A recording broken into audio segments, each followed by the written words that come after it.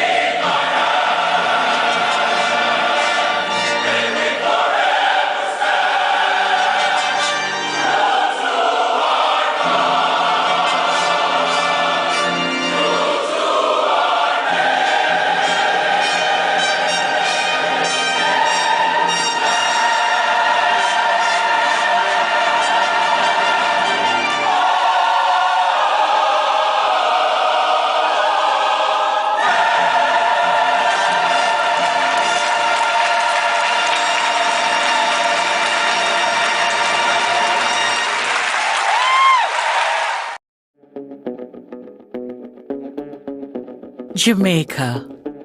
Best decision ever. Feel the sand between your toes and the gentle waves of the sea on your skin. Feel the warm Jamaican breeze lift your spirits and nourish your soul. Escape to exactly what makes your heart beat. You will love every moment.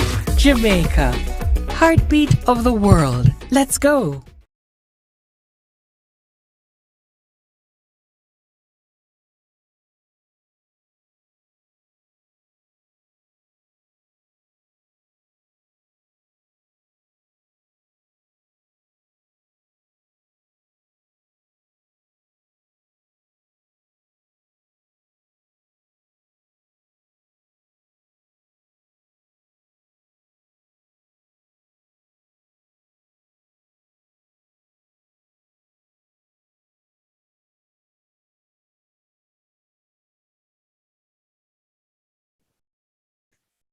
Good morning and welcome to the 26th Annual Multinational Caribbean Business Conference sponsored by the New York Carib News. We are here this morning to have a wonderful panel on the women of power and influence. My name is Jovia Radix and I am so happy to be with you today and so pleased to be with this panel of dynamic women. I want to quickly introduce our panel today. First, we have Glenda Carr, President and CEO and co-founder of Higher Heights of America. She is the center of the national movement to grow Black women's political power from the voting booth to the elected office. In 2011, Carr and Kimberly Pearler Allen co-founded Higher Heights to address the death of organizing resources for politically active Black women and the lack of support for those who were considering seeking elected office. Next, we have Dr. Millicent Comrie. Dr. Comrie is a medical doctor specializing in obstetrics and gynecology. She has over 45 years of experience in the medical field. She focuses specifically on fibroids and abnormal myoclonoptomies. This is why I went to law school and not medical school. She developed techniques that allowed women to keep their uterus and not require hysterectomies. Dr. Comrie is a medical doctor and the founder of Maimonides Brooklyn Heights Center for Women's Health. Lastly, we have Arva Rice. Arva is the president and CEO of the New York Urban League. Prior to joining the New York Urban League, she served as the executive director of Project Enterprise, an organization that provides business loans and technical assistance to entrepreneurs. She is a commissioner for the New York City Equal Employment Practices Commission and a member of the Women's Forum and the Greater New York chapter of the Links Incorporated. We will thank all of them for being here today, and quickly we will go to a video from Ms. Arva Rice. Thank you for that wonderful and warm introduction. Good morning, my sisters. Thank you to Carl and Faye Rodney for organizing this amazing conference this year and the excellence they have shown while they face challenges. Oftentimes, when I introduce myself, I share that I am the second female to lead the New York Urban League in its 100-year history. While that is true, today allow me to introduce myself another way. I am Arva Rice, boss, leader, sister, auntie, daughter, best friend, and surrogate mom. This often leads me to my other roles as confidant, chef, bank, and miracle maker.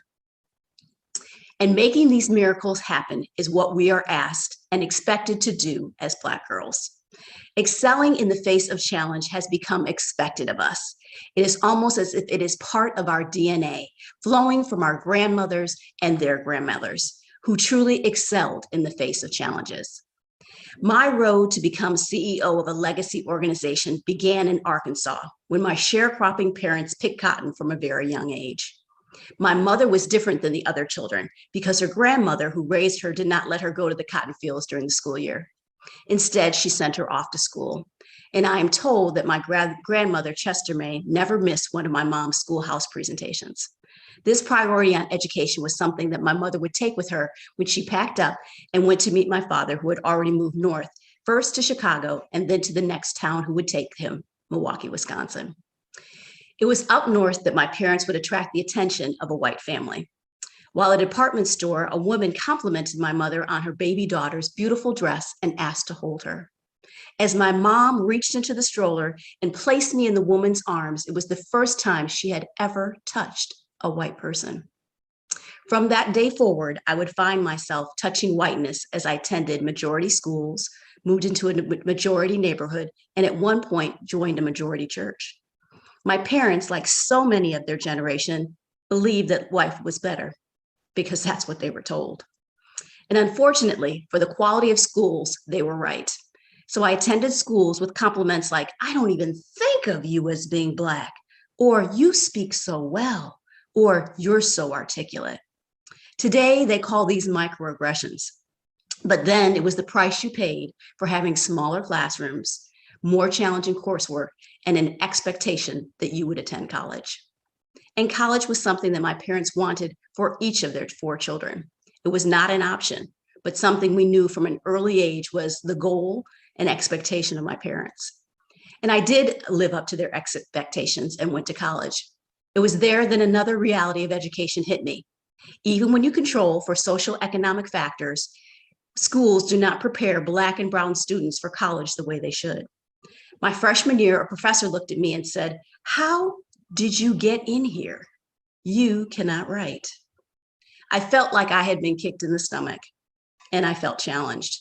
The walk from my classroom back to my dorm on the end of campus seemed miles instead of blocks. I kept pushing myself faster and faster so the inevitable tears would not fall until I safely returned behind my dorm room. But fall they eventually did.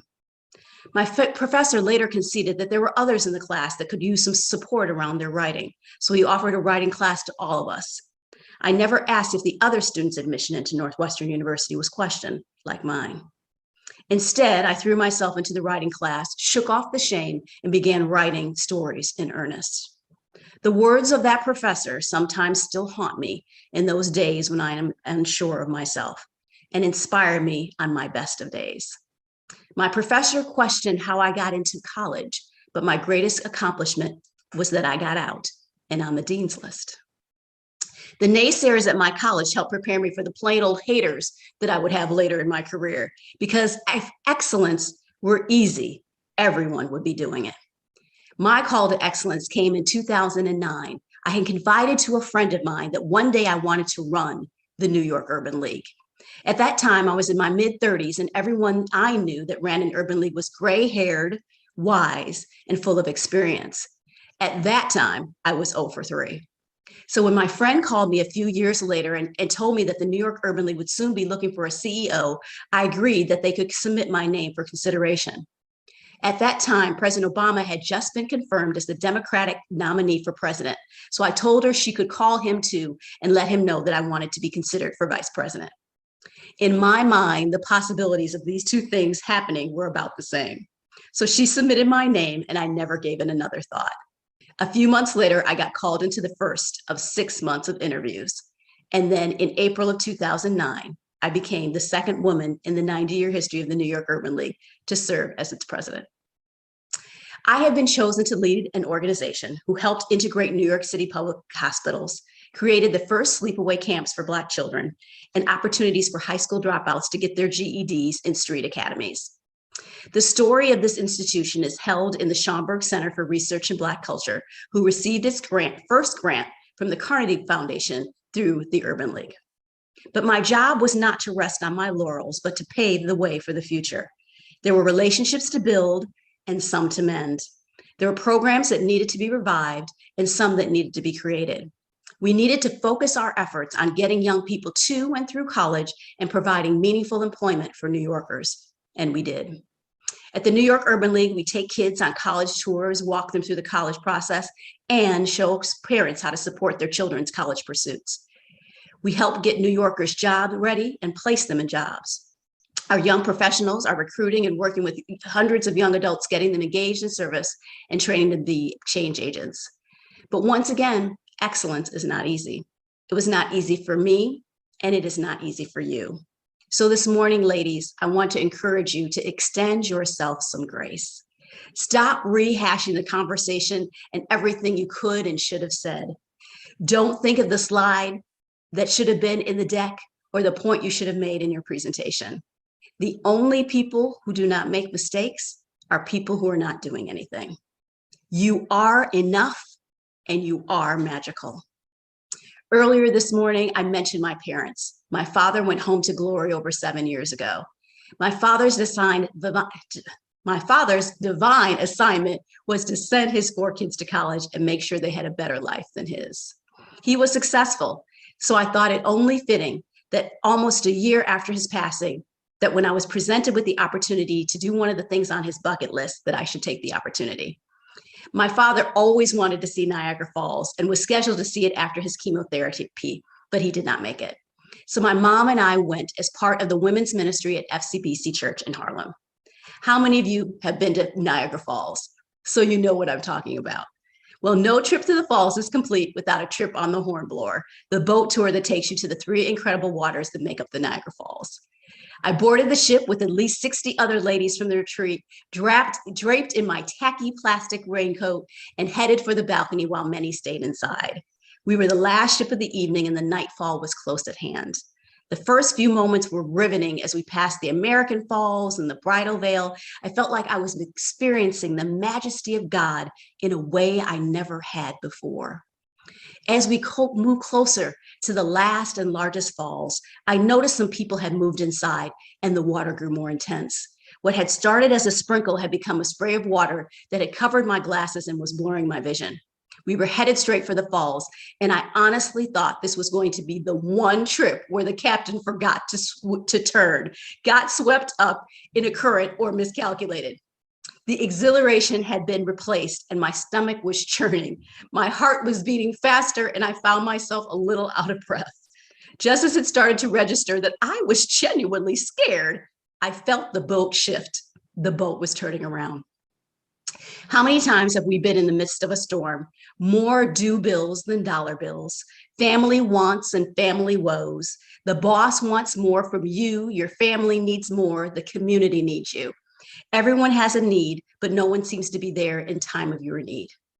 But the truth is that even in our darkest hour, we are blessed beyond all measure. Reach out to a friend, be kind to yourself, remember you are magical, and remember you are enough. Thank you for listening.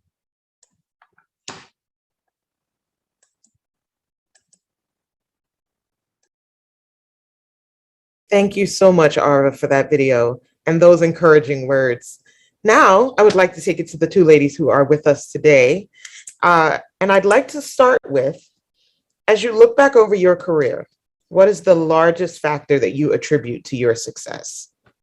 We're going to start on a positive note. And Glenda, we will start with you.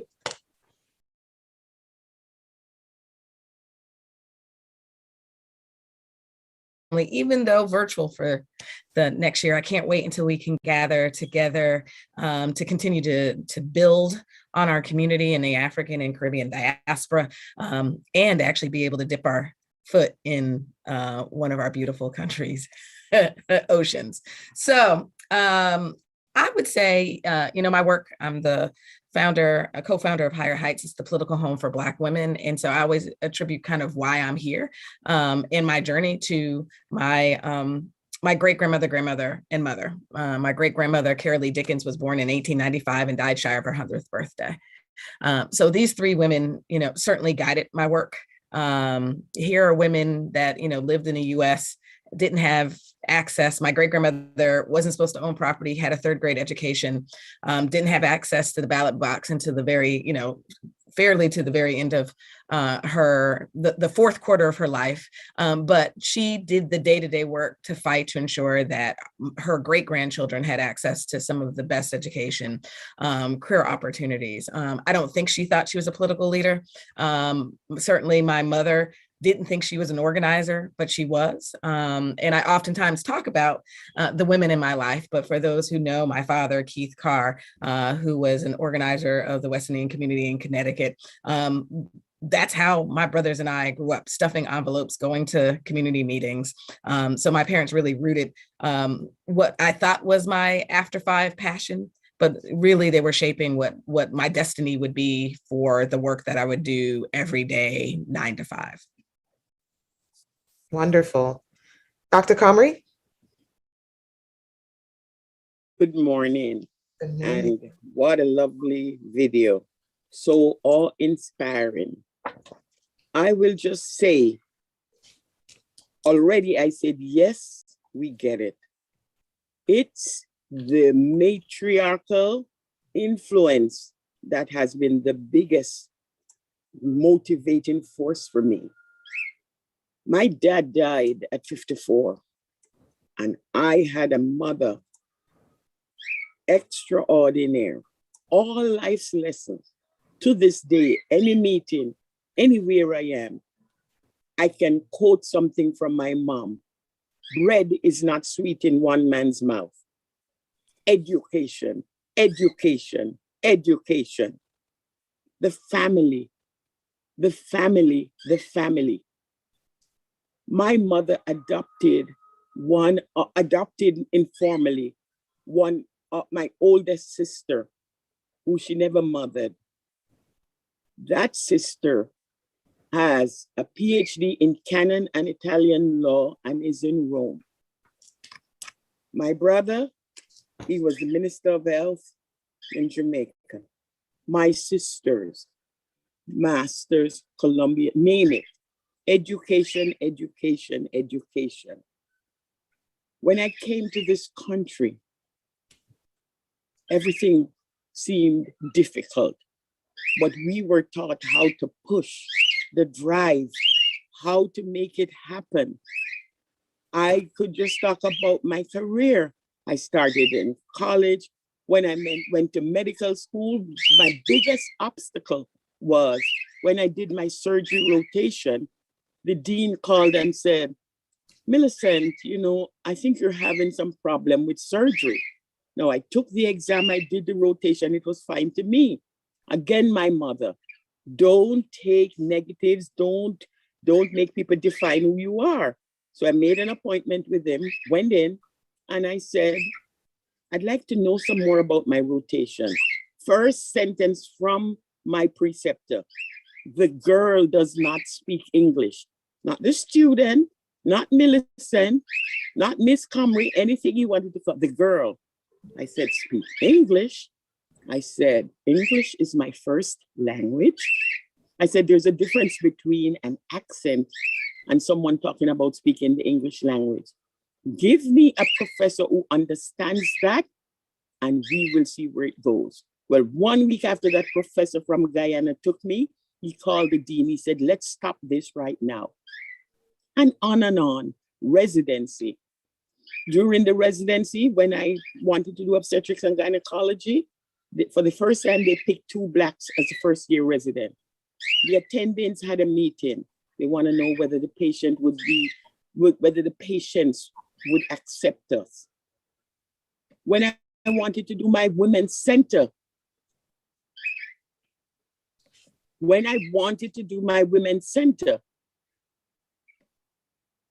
who is going to tell Millicent it's not going to work? I asked for 8,000 square feet so we could have a one-stop shopping center for women. I got 4,000. Within a year, we outgrew the space. In my training as a resident, the one thing that bothered me, women were 40 years old, and African Americans have the fibroids, which I specialize in. I do abdominal myomectomies, and it's saving uteri.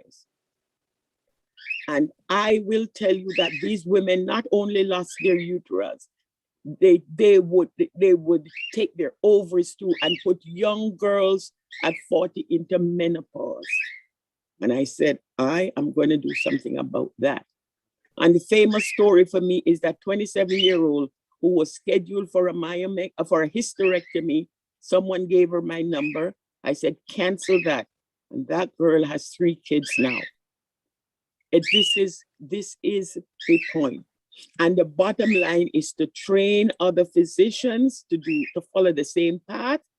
And I got from Trinidad, one of my residents who I trained, sending me a barrage of fibroids that he just took out from a lady. And I said, yes.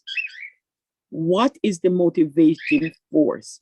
We have to have conferences like these. And I can't say enough about Faye Rodney and Carl Rodney. They are the stalwarts that gives us the exposure to do these wonderful things. When I think of education, you have to fight. Not we have reached a decent point in our lives, and I'm comfortable with saying at 73, I know that I should be in the waning years of my career. I'm still operating, I'm still delivering babies because I'm saving these uteri. And until I don't feel well or if I have a sickness, that's what I plan to do. But you have to fight. We have to, women, we have to hold our family together.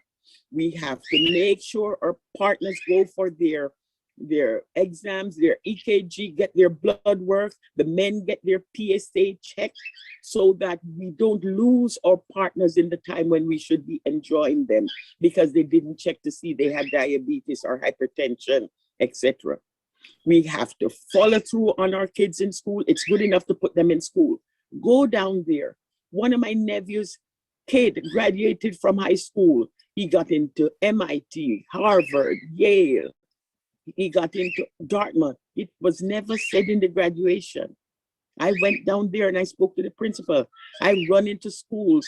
I talked to these teachers that's what I did for my girls.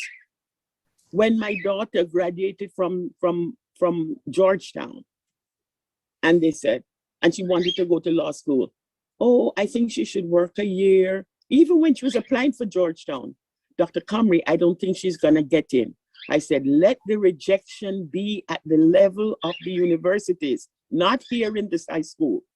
When she got in and we went to the school, oh, here's my Georgetown student. I said, Heavenly Father, guide us.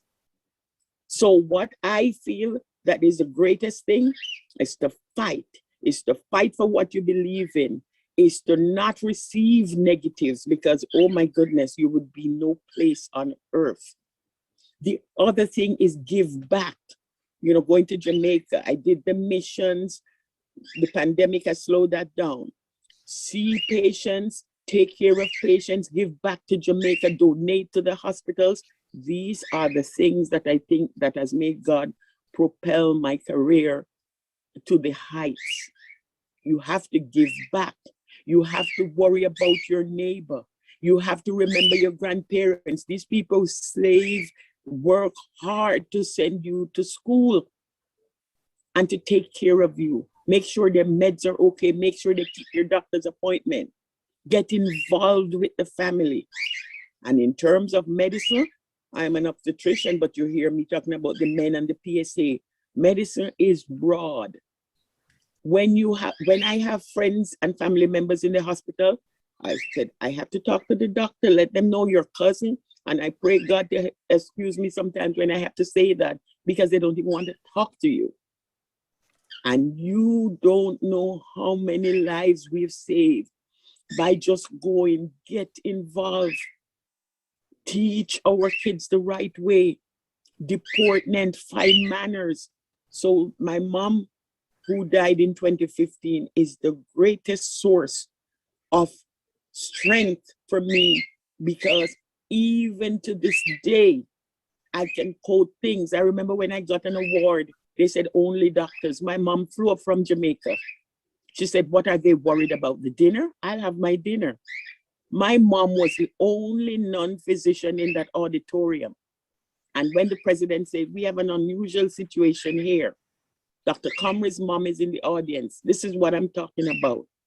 We have to strive to push. We have to support our small business because when we support our business, I was just telling Faye this morning, people cling towards the times of this, they will grab you. I'm not knocking them. But the thing about Carib News, they stay with you. They do interns, they do internships. And I know people in the audience can smile when I talk about internship. Right, Jovia? I surely can. And they encourage the young ones. They network. So your daughter, they know the family, the daughter is doing this. I bring the kids in my office to do internship, to shadow me when I'm going into the operating room, because you have to motivate, you have to care, you have to respect your colleagues, you have to not, how the prejudice just walks down the line, and we, because of our experience, we see it. We have to speak up. We have to say, this is not correct. I'm not a part of this. Because if we don't do that, we only lose. We have to build our generation. Look at Jamaica. My goodness, I saw that teacher who got the $1 million award. It is just amazing. And we can't do enough.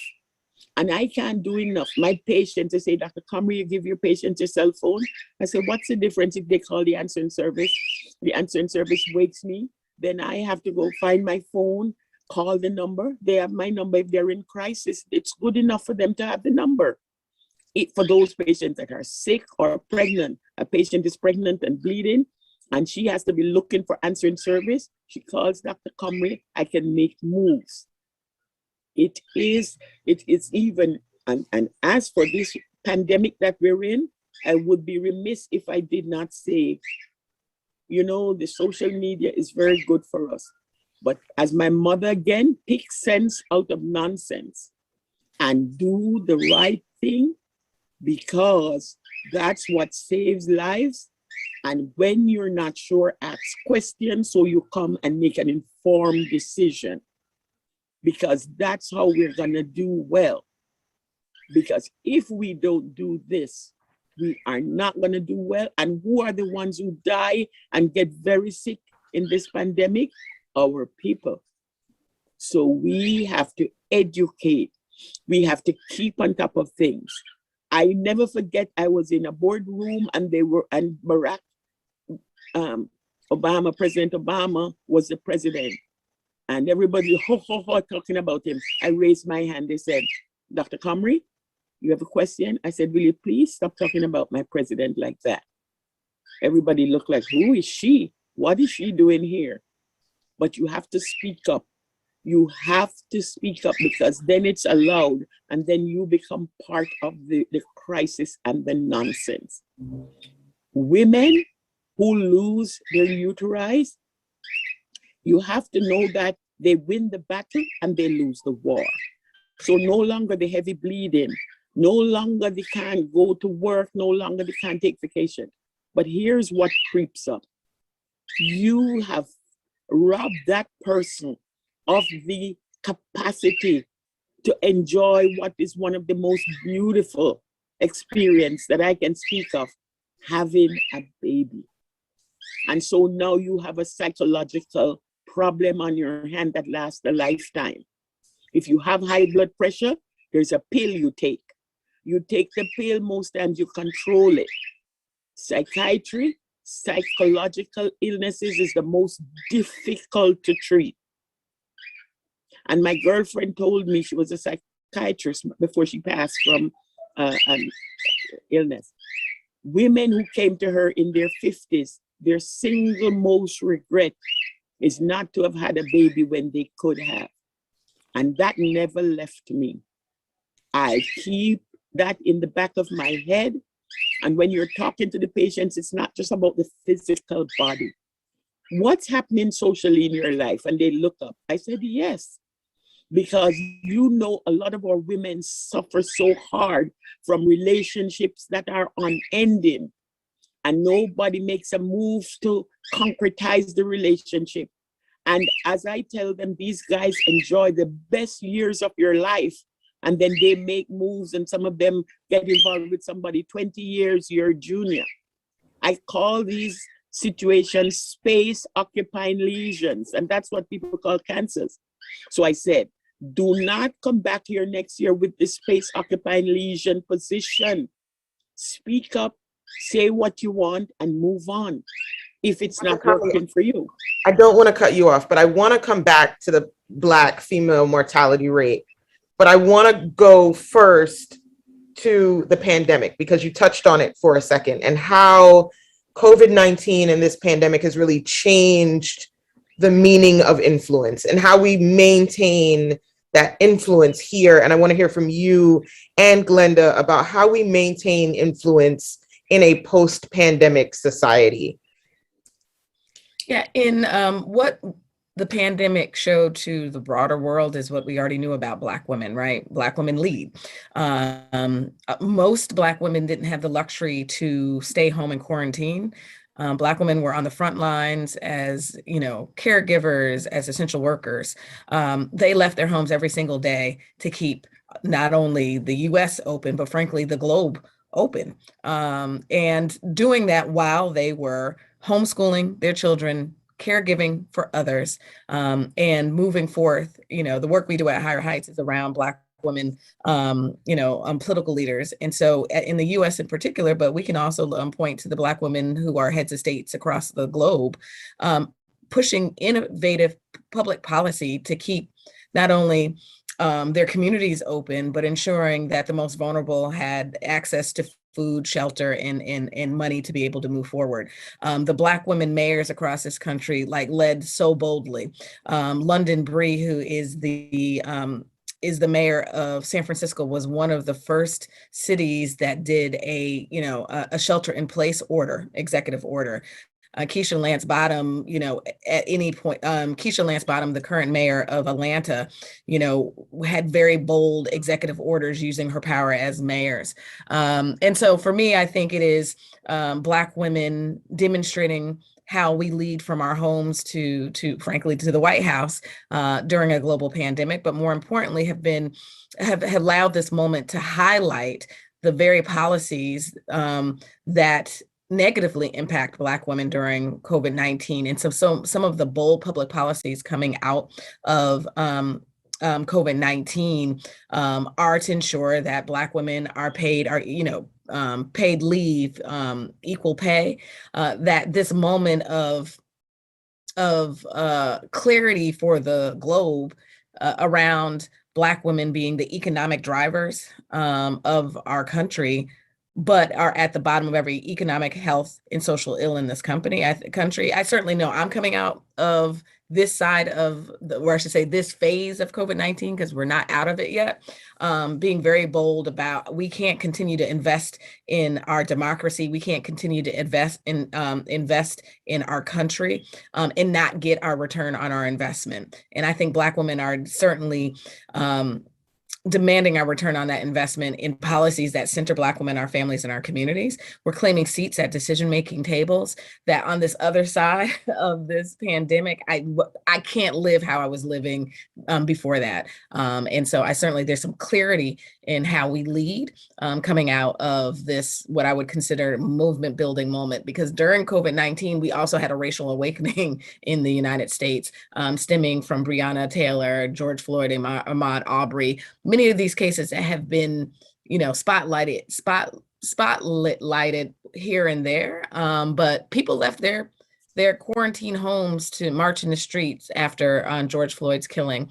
And so I certainly recently was asked by a reporter, what do you say to voters who feel like nothing's happened, nothing's changed since January 19th, when we had a shift in power and all of the organizing power that we did in 2020 to change the face of leadership in this country. And I would say that our very circumstances, I'm a frustrated voter. I'm a frustrated an American, but I certainly think we are living in a time that is the most politically toxic and racially divisive time in our generation, Jovia. But we have to push forward. And in that push forward, I believe that Black women political leaders, and our definition of political leader is literally my great grandmother all the way to a Kamala Harris, that we certainly have a role to play in this pivotal moment, that if Black women, what we want, what our neighbors want, we want economically thriving, educated, healthy, and safe communities.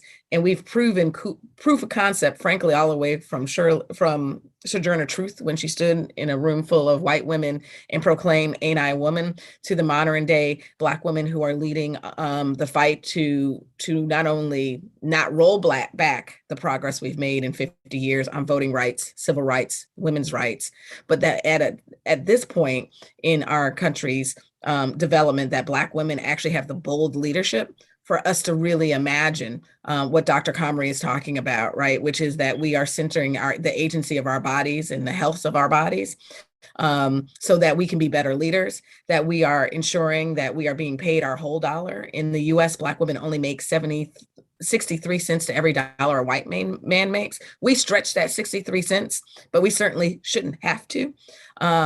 We are ensuring that we are, from the C-suites to the public sector to elected office, that we see ourselves in the leaderships in the very institutions that we rotate trillions of dollars every year.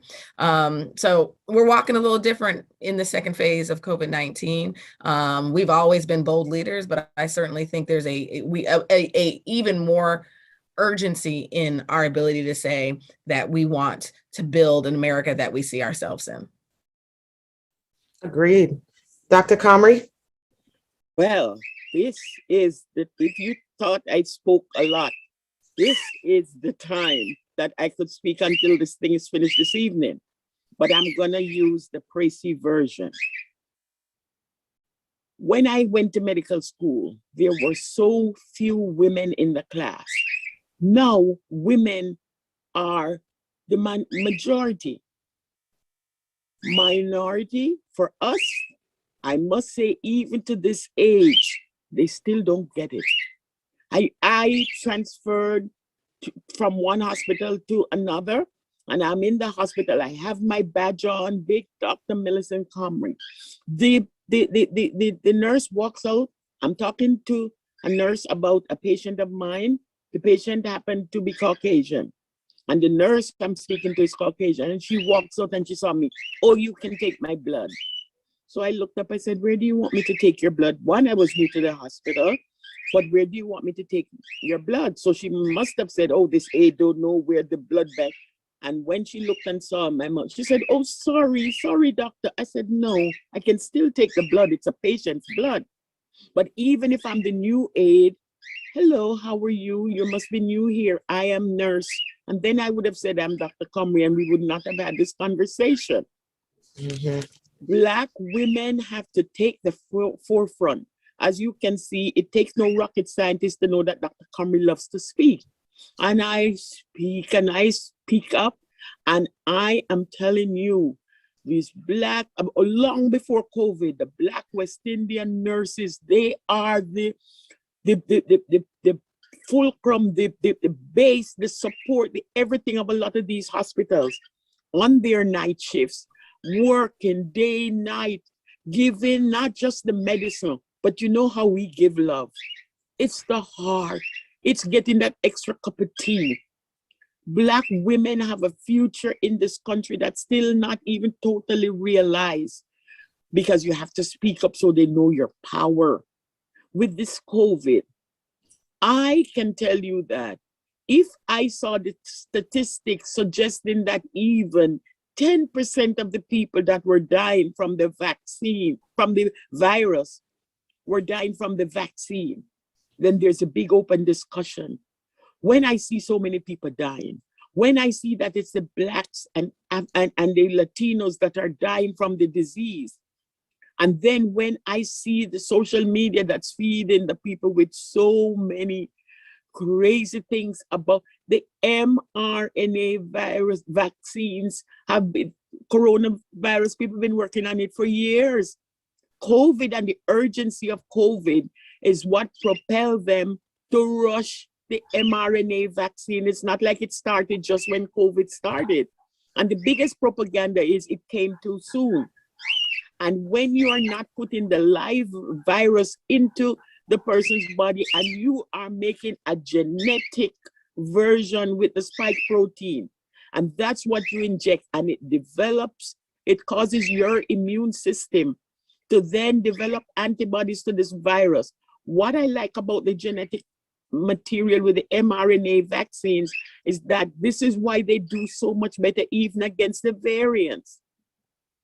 And then when you have the comorbidities, the asthma, the autoimmune diseases, the HIV, if there is one group that will be beaten up with this virus, it's that group. So when I hear chronic asthmatics, oh, I'm not taking the vaccine, I said, just be careful as you make these decisions. Women are on the forefront. We fought the battle. We were out there on the front line, but we can't just go home and sleep. We have to speak up. When people are making decisions, we took our shocked eyes and saw those trucks of bodies outside our hospitals. We have to talk in our churches.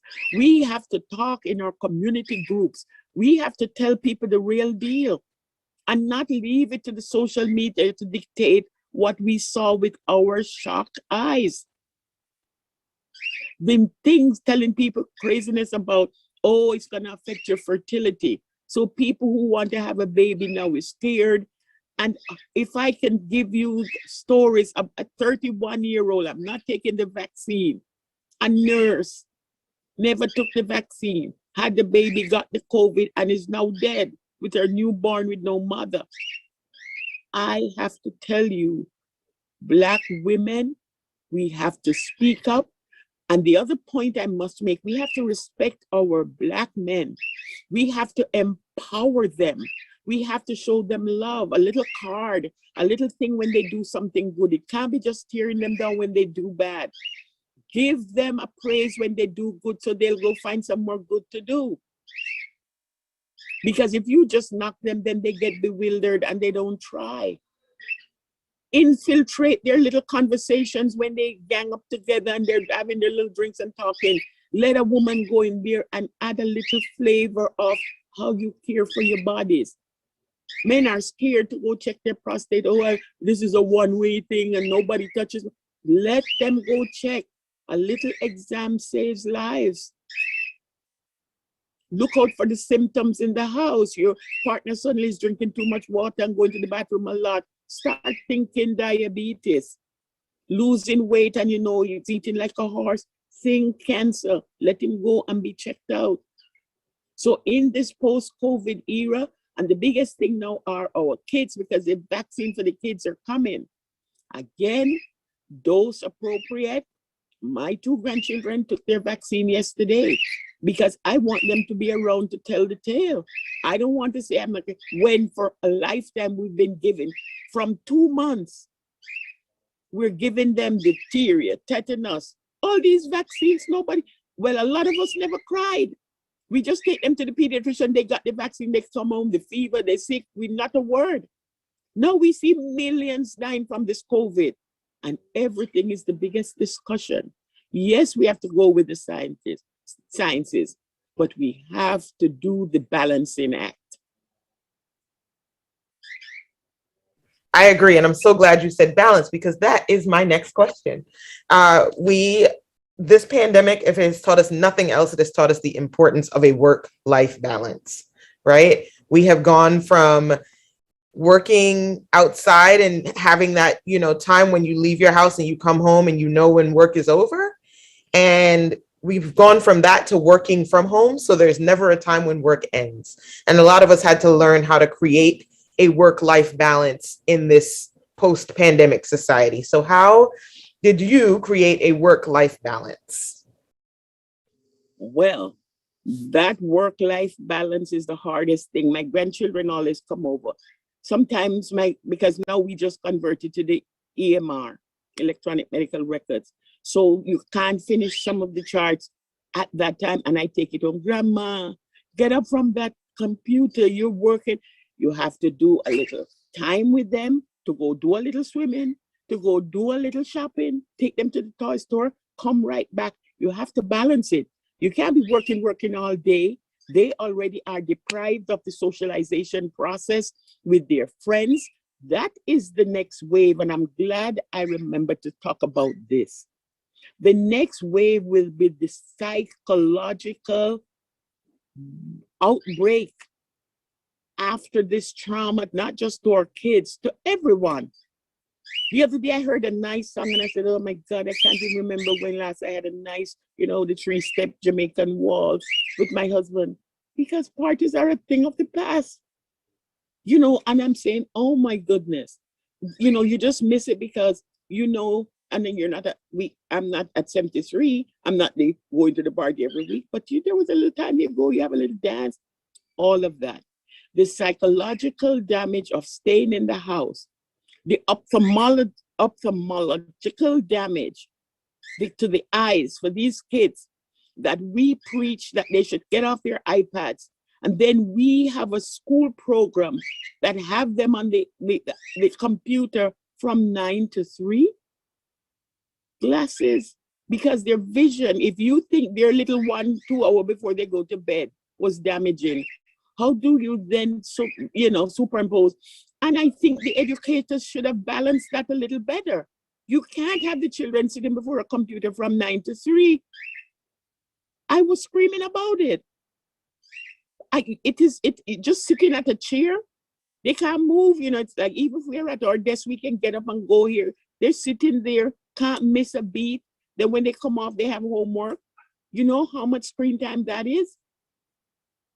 They're not having the socialization process because, truth be told, the kids are the carriers of this virus, and then they come in and they infect the parents and grandparents in the house. And so they were stuck in the house, not going out. You have to take them to the park. Let them run around. It's damaging psychologically to have these kids so totally in the house, can't move. And then our expectations are that they do they do this, they do that. You want to ask them to do, but you better look and see what's happening to them. And even the adults, we are sick too with this in the house. And then for those of us in medicine, when we come out the house, where are we going? To the hospitals? Well, I am not fighting anyone. It's a discussion. But I have taken vaccine number 1, vaccine number 2, and the first day the booster was available. Because I am absolutely sure that at this age, never have you seen somebody so proud to talk about their 73, but at this age, I know that I am at risk for getting this virus. And this virus does not play. The only thing you can say about the virus, it should have never come to our shores because it has taken over. The economy is just upside down. And I will just like to say, because I guess this is, you can really speak up. I am disillusioned with a lot of things that's happening now in Washington. But if you think what is happening now is terrible, reverse it and see and let us go back, and then you will see democracy. Then you will see everything, and then you will know that what our foreparents fought so hard for would totally be wiped out, because we wiped out a lot in the last 4 or 5 years. And I don't know, we need the Rosa Parks and these people to come out and speak up. Because if we don't, we're gonna, all that America, I love this country. It has done a lot for me. As an immigrant and coming here and doing all the things that I have done, I praise this country. It has done a lot for my brother, my sisters. It has done a lot for my children, my grandchildren. But we have to preserve what the factors that allowed us to be like this. I agree. Glenda, what is your work-life balance? Well, we're working on that. I mean, I think, it's the irony of the way we talk about Black women leaders. Oftentimes we say that Black women we put our masks on first. And we used to use the analogy about an airplane, right?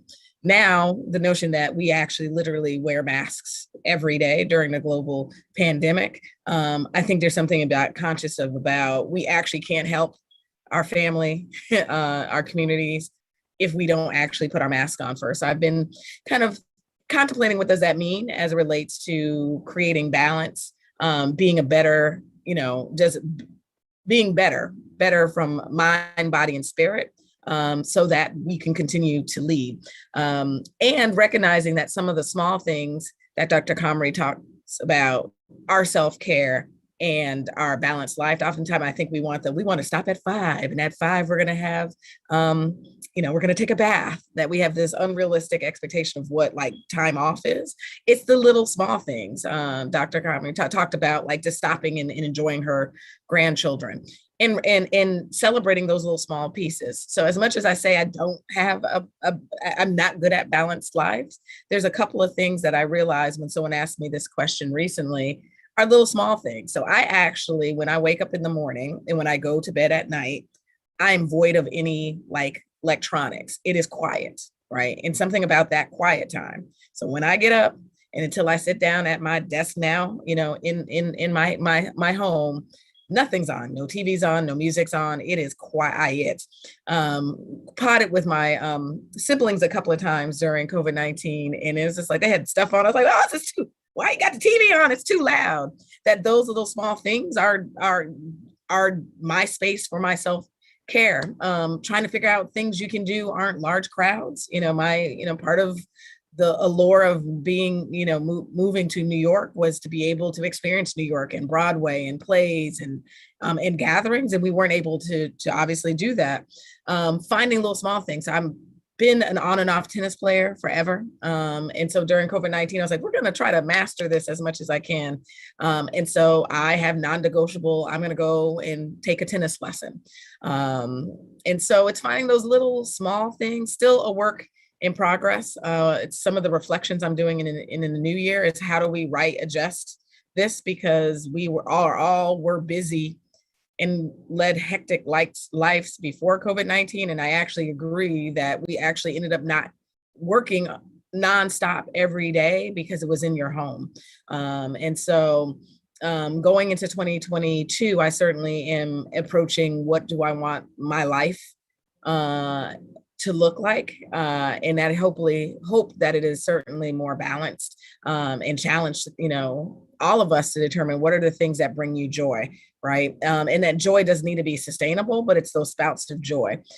We lost a lot of people during COVID-19. And so some of my joy and some of the space I'm making is making sure that I'm making time and calling and talking to folk and just checking in, not for any particular reason, but obviously just saying hi, because tomorrow is not promised.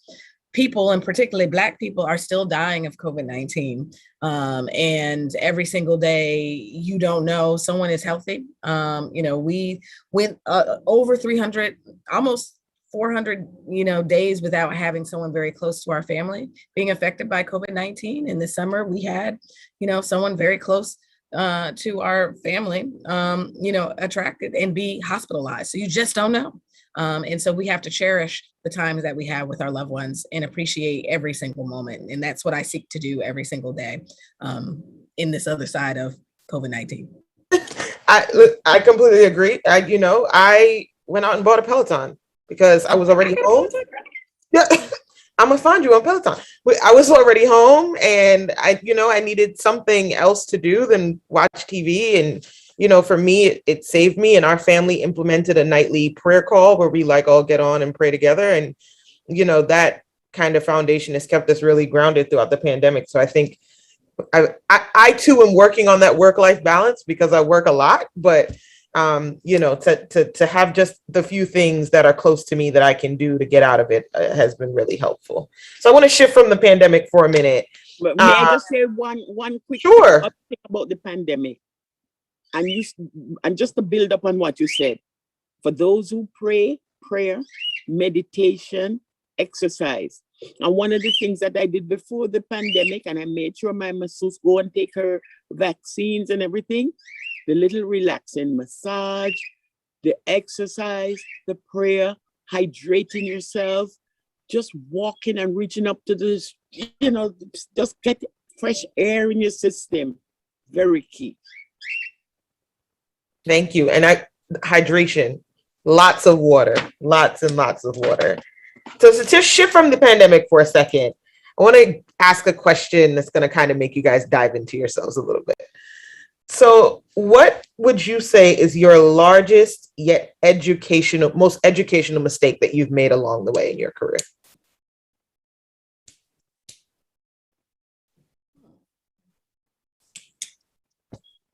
I mean, we know these roads aren't paved with gold and we all stumble. And so what is the largest mistake, but the mistake that taught you the most as you gotten where you've gotten in your career? Ooh, that's a good one. I would the think pause for me, the pause is a good sign. Right. You have to be trying to find this thing. I am struggling. I'm thinking.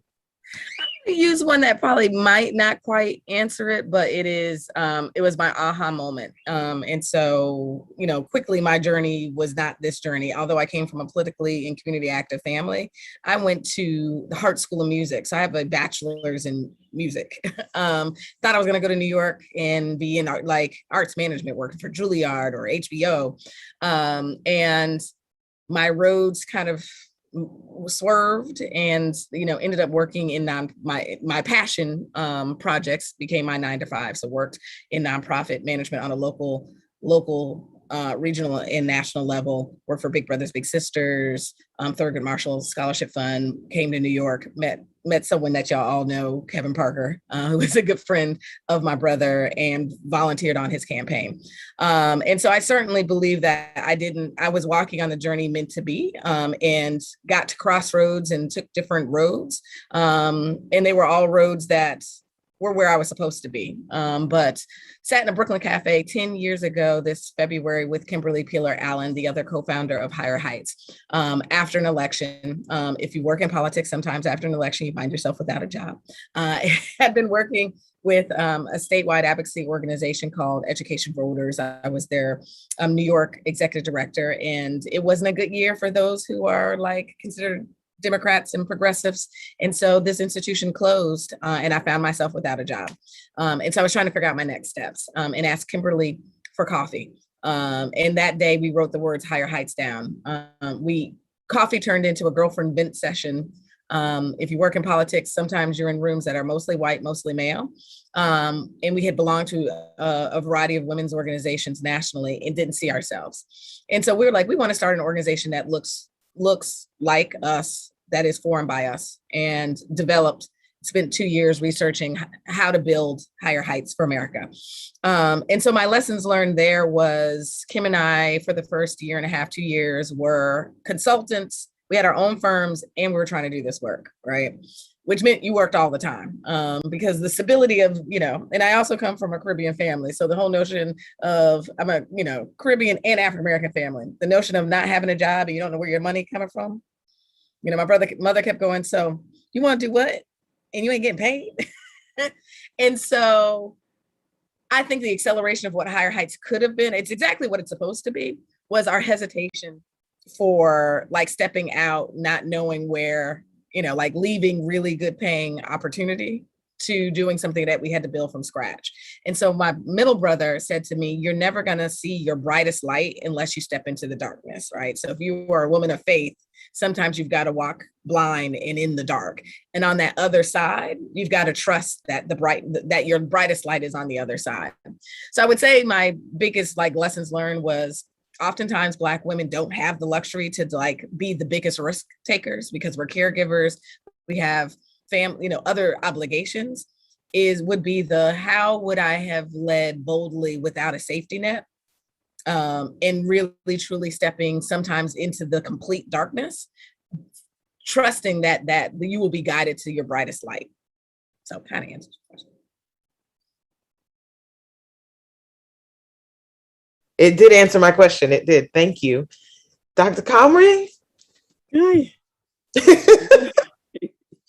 I have made Dr. Comrie speechless. I feel like that is... Yeah, because, I'm really going over it. Some things that I would change, I think maybe one of the things in training other physicians, I think one, as I look back at my career, some of the one particular area that I said maybe a little tweaking would have been better there. You know how you have people that you bring in, they're enthusiastic because they want to be a part of what you do. And then you are enthusiastic because you pick them because you see that they have the qualities to really rise to heights. And I think where I find I am weakest, you can you can bring a person into vogue, trying to give them that training that sets them on the path for goodness. But there also must be still, you must still maintain a line of demarcation. You see, I'm struggling with it between, because I feel that if you oh, I'm the big boss, I'm the this, I think I don't like that approach. I prefer we do this together, we build. Again, I learned that from my mom.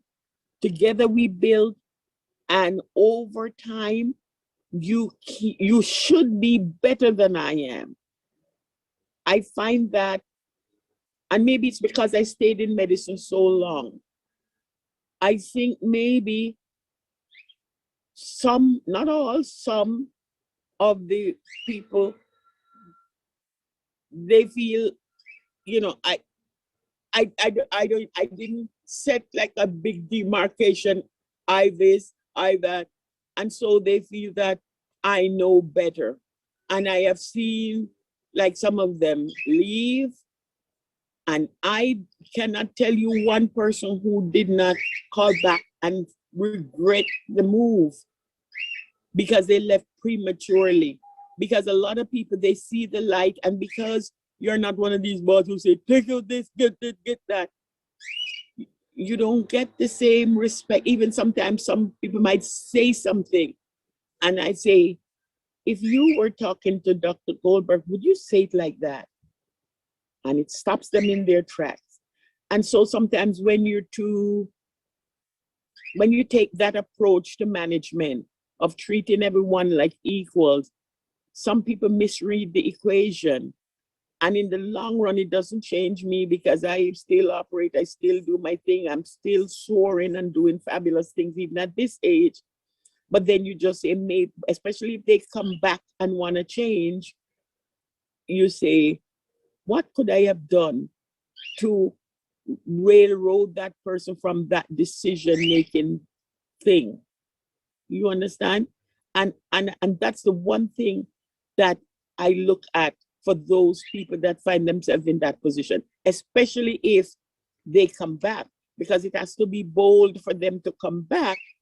So then I say, then maybe I didn't do this right. I should have spend more time in saying, with time. And it's not as if I don't say it, but with time, you are gonna be better than me and should be, because so much more is opening up for you. And that's the biggest criticism I have of my management style. Trying to just make the balance so nice, trying to not treat your juniors like they are your equal, so to speak. And when I say equal in competence, management, because if you get things done but you don't shout, it doesn't mean you're not managing. It just means you're not the rough, make people scared to pass by your door. I never had that. But sometimes people take their kindness and courtesy as a sign of weakness, and it doesn't hurt you because you're solid and you know where you're going. But then if you are a real person, then you say, where did I fail? How did I not catch that before it got to that? And that's what I really think. I feel if I'm criticizing myself in a deep way, that's where it lies. Wow, that is Very, very insightful. So we are coming up on about 10 minutes. So I'm going to give these last two questions, which are kind of, they will fall into each other. And they are, how do we encourage the next generation of civic-minded Black women to join the fight? It is easy to be discouraged. It is easy to kind of sit on the sidelines and watch other people do it, and to decide that it is easier for them to do it than for us to do it. And how do we encourage our next generation of young people, our next generation of women who watch us and watch women like the two of you and encourage them to follow you in the field? And after that question, the last question would be, what would you want your legacy to be?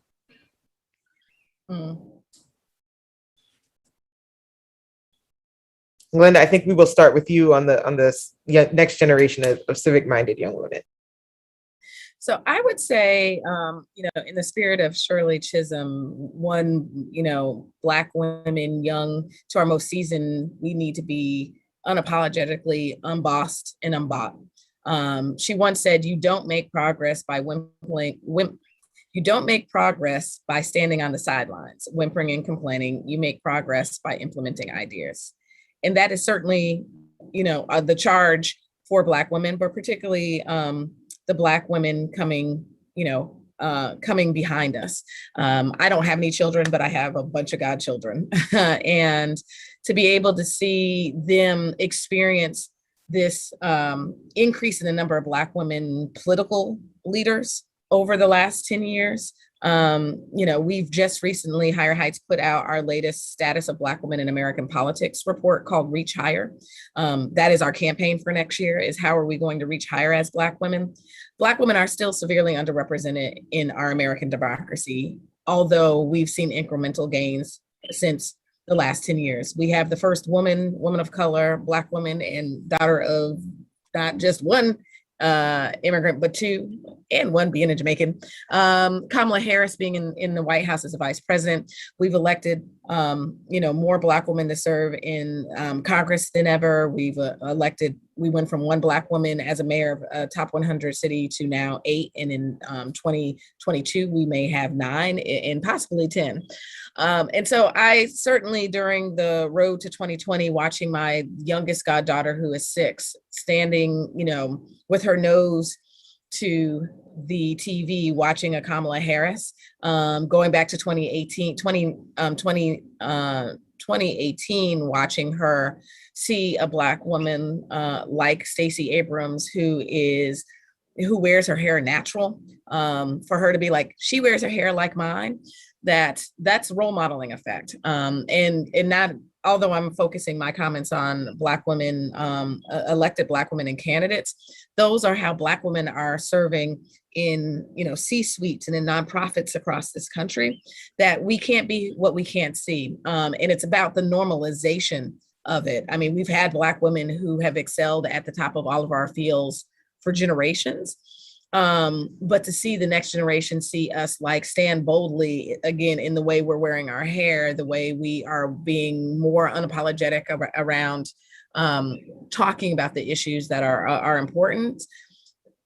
Our little ones are watching and are modeling. And so I certainly believe that our boldest Black women are coming ahead behind us. They are active as they are in the streets, looking for that systemic change and not taking no for an answer. And so that is my legacy, right? The legacy is ensuring that going full circle, going back to my great-grandmother, not wanting her great-granddaughter to be confined by walls, ceilings, and doors, that our work, the legacy is that my godchildren and her children, their children, don't have walls in ceilings that confine them. That is not just that we can dream what we want to be, because we can be everything we want to be. It is the fact that the women have eliminated the barriers and opportunities, right? I always say that Black women leaders have to jump over institutional barriers and man-made obstacles. And each time that we do that, we're moving obstructions out of the way of, out of the pathway for those that are coming before us. So I want, in the spirit of my name, Glinda, the Good Witch of the North from the Wizard of Oz, that yellow brick road is completely clear of those barriers and opportunities. And all that the little Black girls need to do is skip, or in the spirit of the Wiz, like ease on down that road to their full potential without having to fight all the institutional and man-made barriers that we've had to do as Black women for centuries. Great. Dr. Comrie. Yes. One of the most important things that we can do is to keep our children engaged.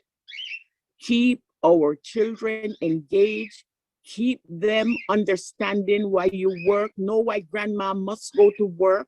Know that grandma is going today to do this work in her community. I am the oldest member on the board of Red Hook Health Initiative. And they know when I'm going there to take care of my kids in Red Hook. Keep them informed when you're doing stuff so they know why you're doing it and have to do it.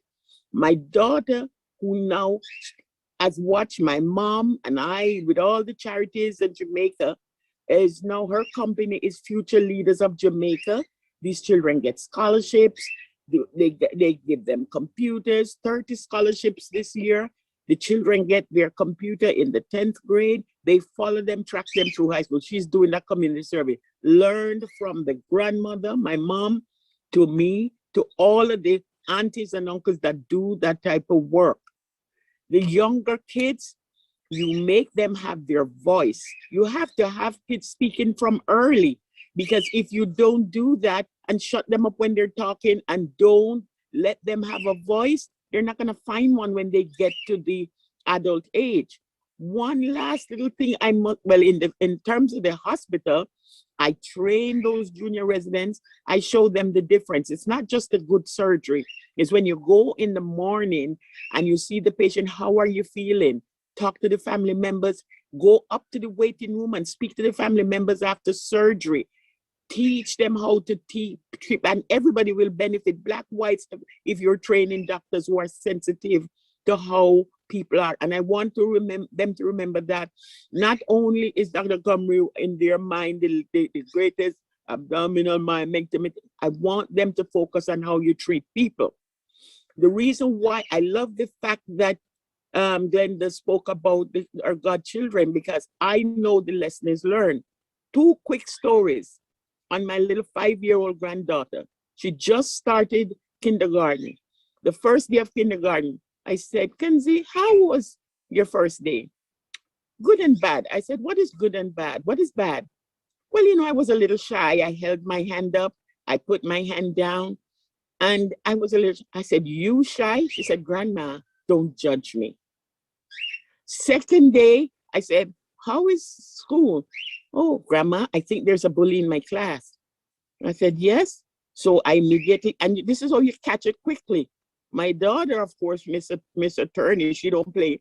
She already spoke to the teacher after she heard that. The next day, I said, how is that bully? Well, Grandma, 5 years old, just turned 5 March. When he just looked at me and started, I just said, you're messing with the wrong person. I said, and what happened? She said, he was so scared. I said, and so she gets her lesson. That's how bullies are. When you run away and cry, they're happy. When you stand up to them, they're sad. Last story, last Thanksgiving, I'm up at the CVS out on Long Island, and we're walking, and she's just walking at 4 years old. Happy holidays, happy holidays. And the people are saying, oh my goodness, how old is she? Then she passed and we went to another store and the lady was checking out and she said, happy holidays. And the lady said, oh my God, I should take you. You are gorgeous. I should have you. I could make money on you. And she flicked her head up like, what? And the lady said, oh my gosh, look how she looked at me. That child said to her brother, who is 8, give me the phone. I said, what phone? They have no phone. She opens the palm of her hand and dials. And I hear, is this the police? There's this lady here, 5 years old, 4 years old. There's this lady here who says she wants to take me. She wants to make money on me. The grandmother, should have said to the lady, you should not speak to him. This is how she did it. Call the police and report in the incident, while big old grandmother stand there in shock to know the lady said that. When we got to the car, here is the 8-year-old, her brother. Grandma, was that a compliment or was it a threat?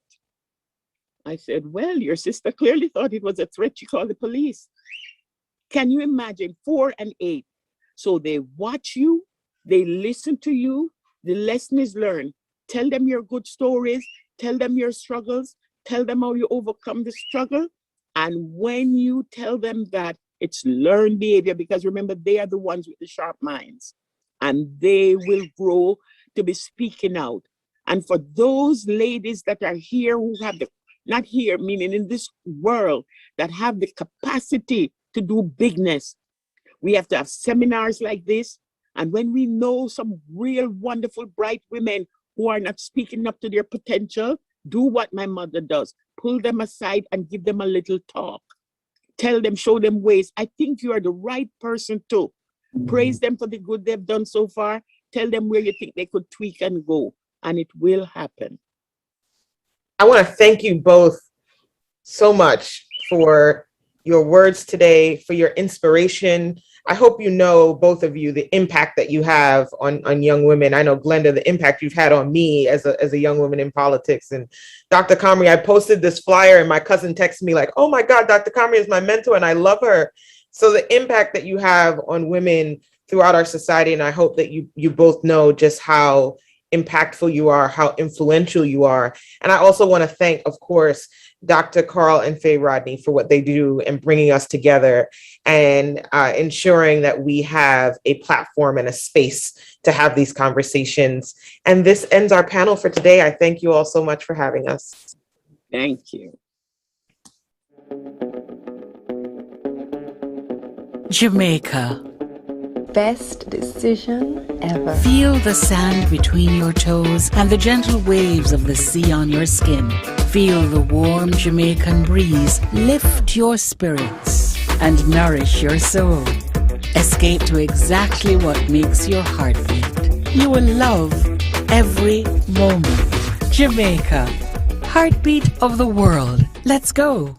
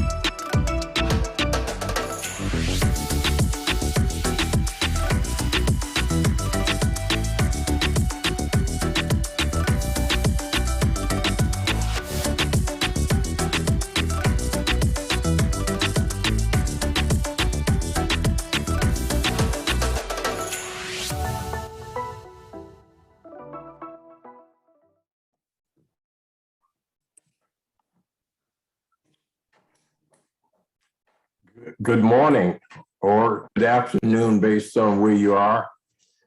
It's an honor to be with you this afternoon as we discuss issues that are of international and national and regional and even local importance. My name is Lloyd Williams. I'm honored to assist in facilitating this session.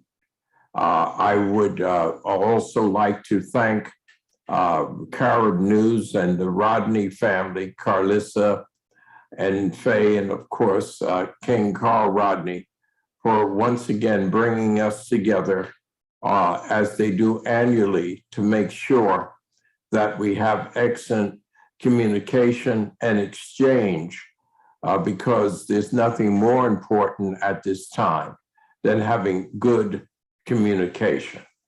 And I am so pleased to have such an extraordinary group of honorary individuals to participate in this process. So as to give more time to hear from our associates, I would like to take this opportunity to ask if the Honorable Carl Hasty would lead off Assemblyman Hasty, Leader Hasty, Speaker Hasty. It's so good to see you. I hope you and the family are doing very, very well. And I would hope that you would give us the opening remarks and give us direction in terms of the priorities that you are seeing that we need to focus on to the distinguished Carl Hasty. Thank you, Lloyd. Good to see you. Hope all is well with you and your family as well. All is well in Harlem, where I see we got the Lieutenant Governor and Senator Parker here as well. And always, a special shout out and thank you always has to go to Mr. and Mrs. Rodney, who they could be doing a lot of other things, but they want to make sure that the Caribbean community and the larger African American community is represented, has its equity, has its involvement, has its political awareness.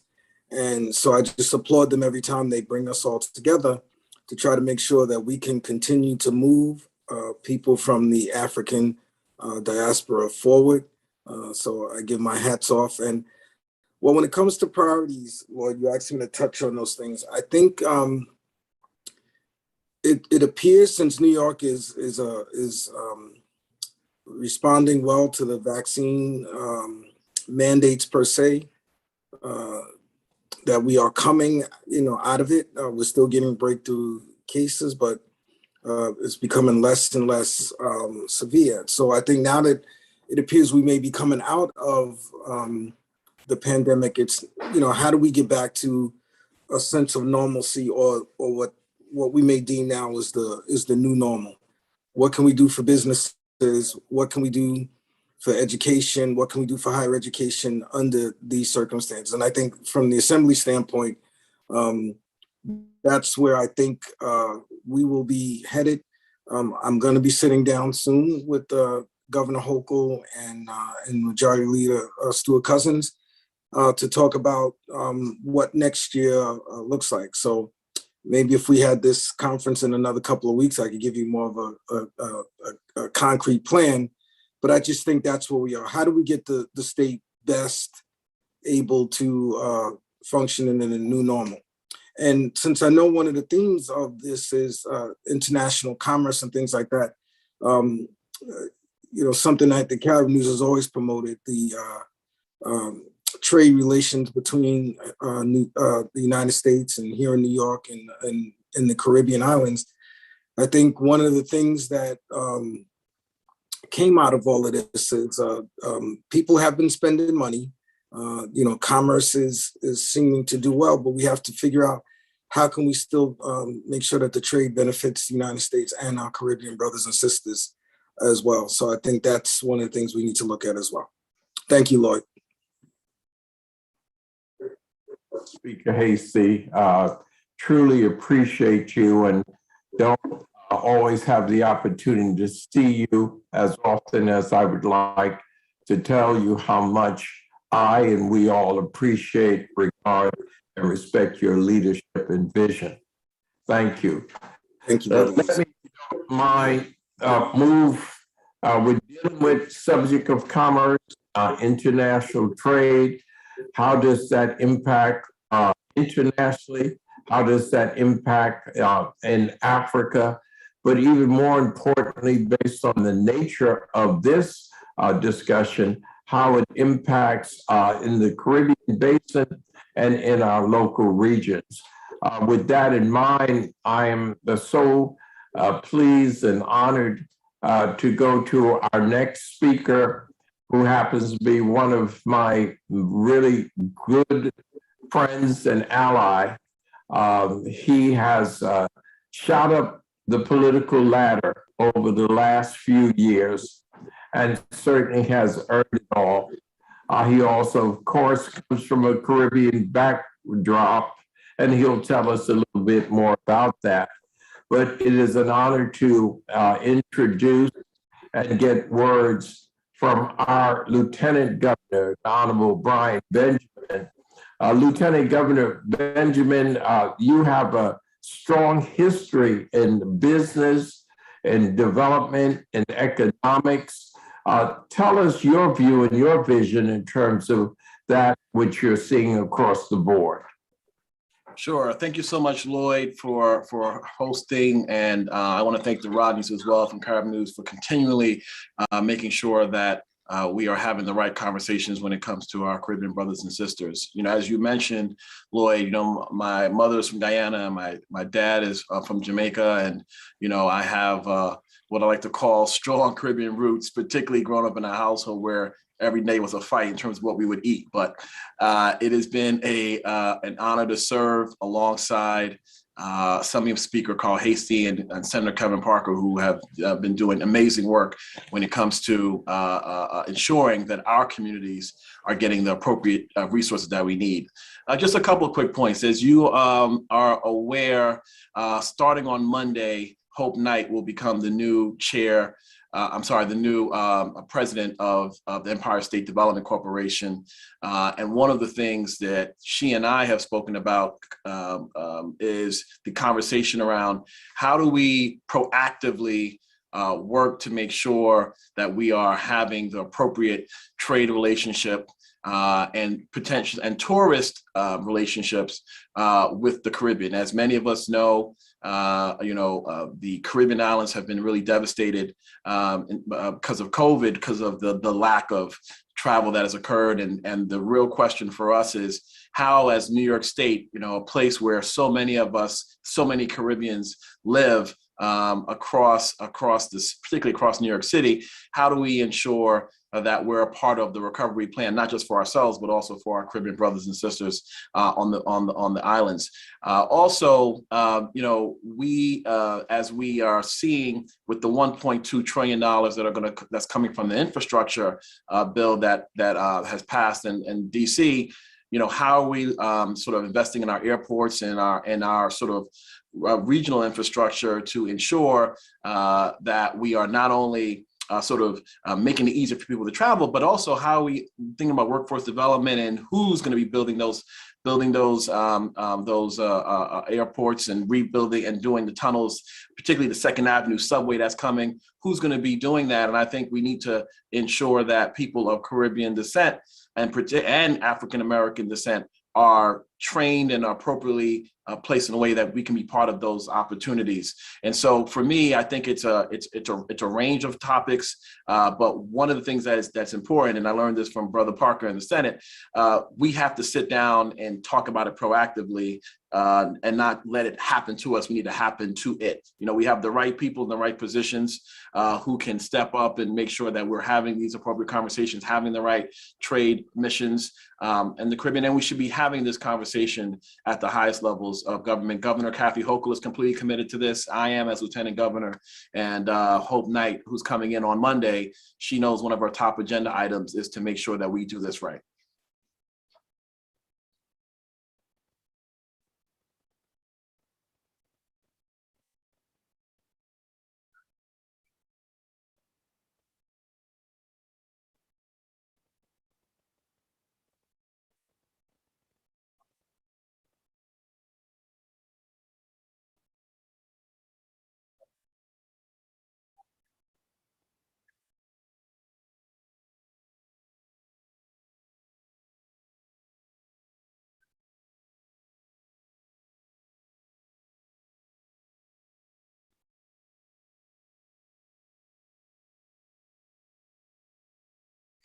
Real quick, Lloyd, before you go, because one of the things that you did, was you brought a contingency to Cuba, and really, particularly from Harlem, and really was trying to sort of bring, sort of folks together, bring commerce together.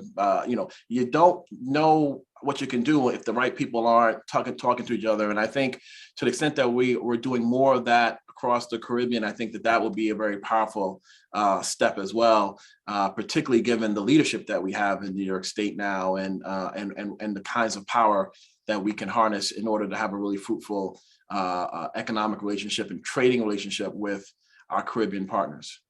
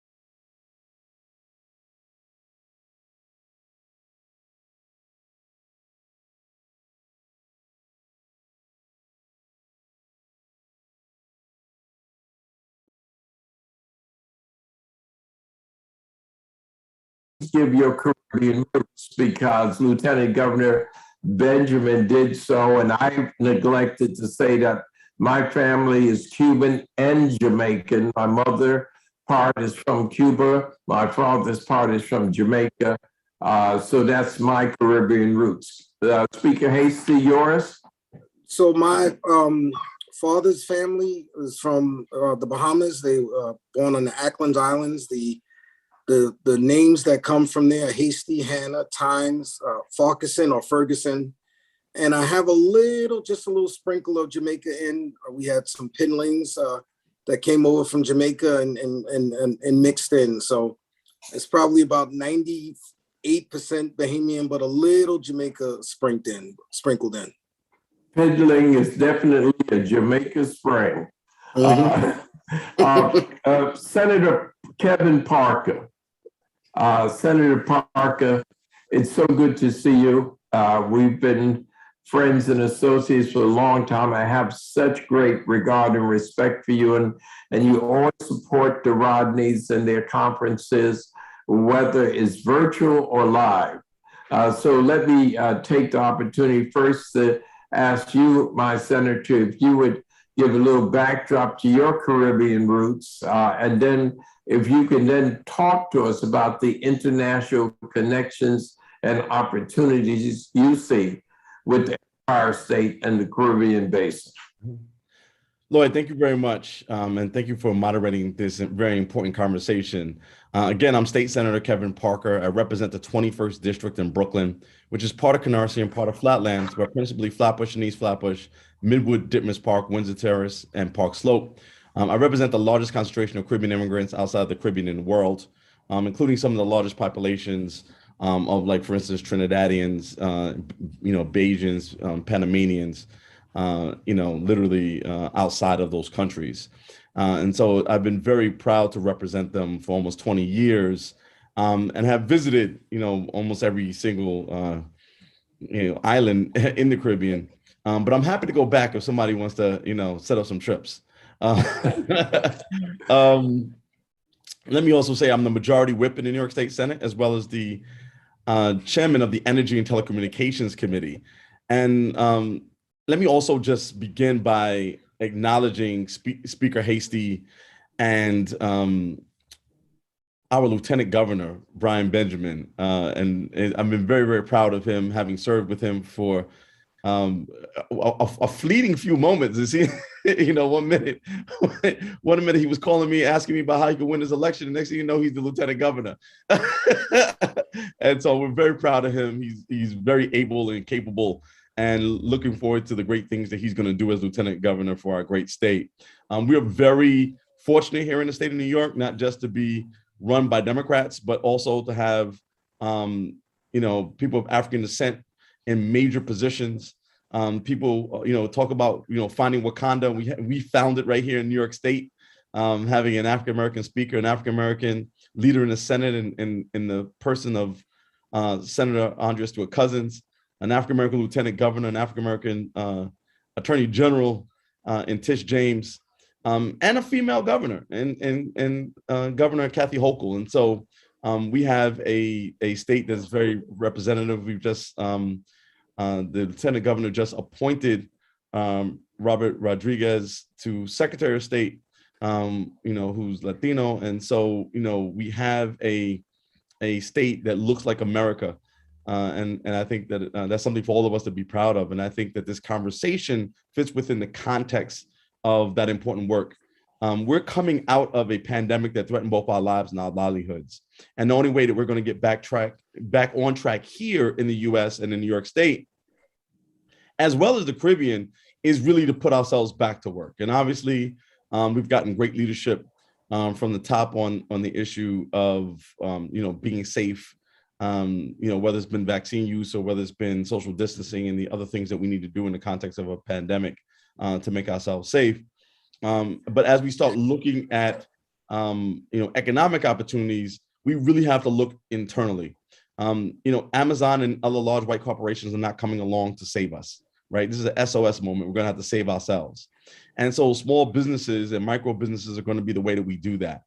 And so one of the things that we have to all work together, myself, the lieutenant governor, the speaker, is providing both access to capital through organizations like the Empire State Development Corporation, right, as well as some of the other agencies, but then also making sure that there's also technical assistance for folks. And again, the Empire State Development Corporation has been the sharp end of the sword as it relates to doing much of that work here in the state.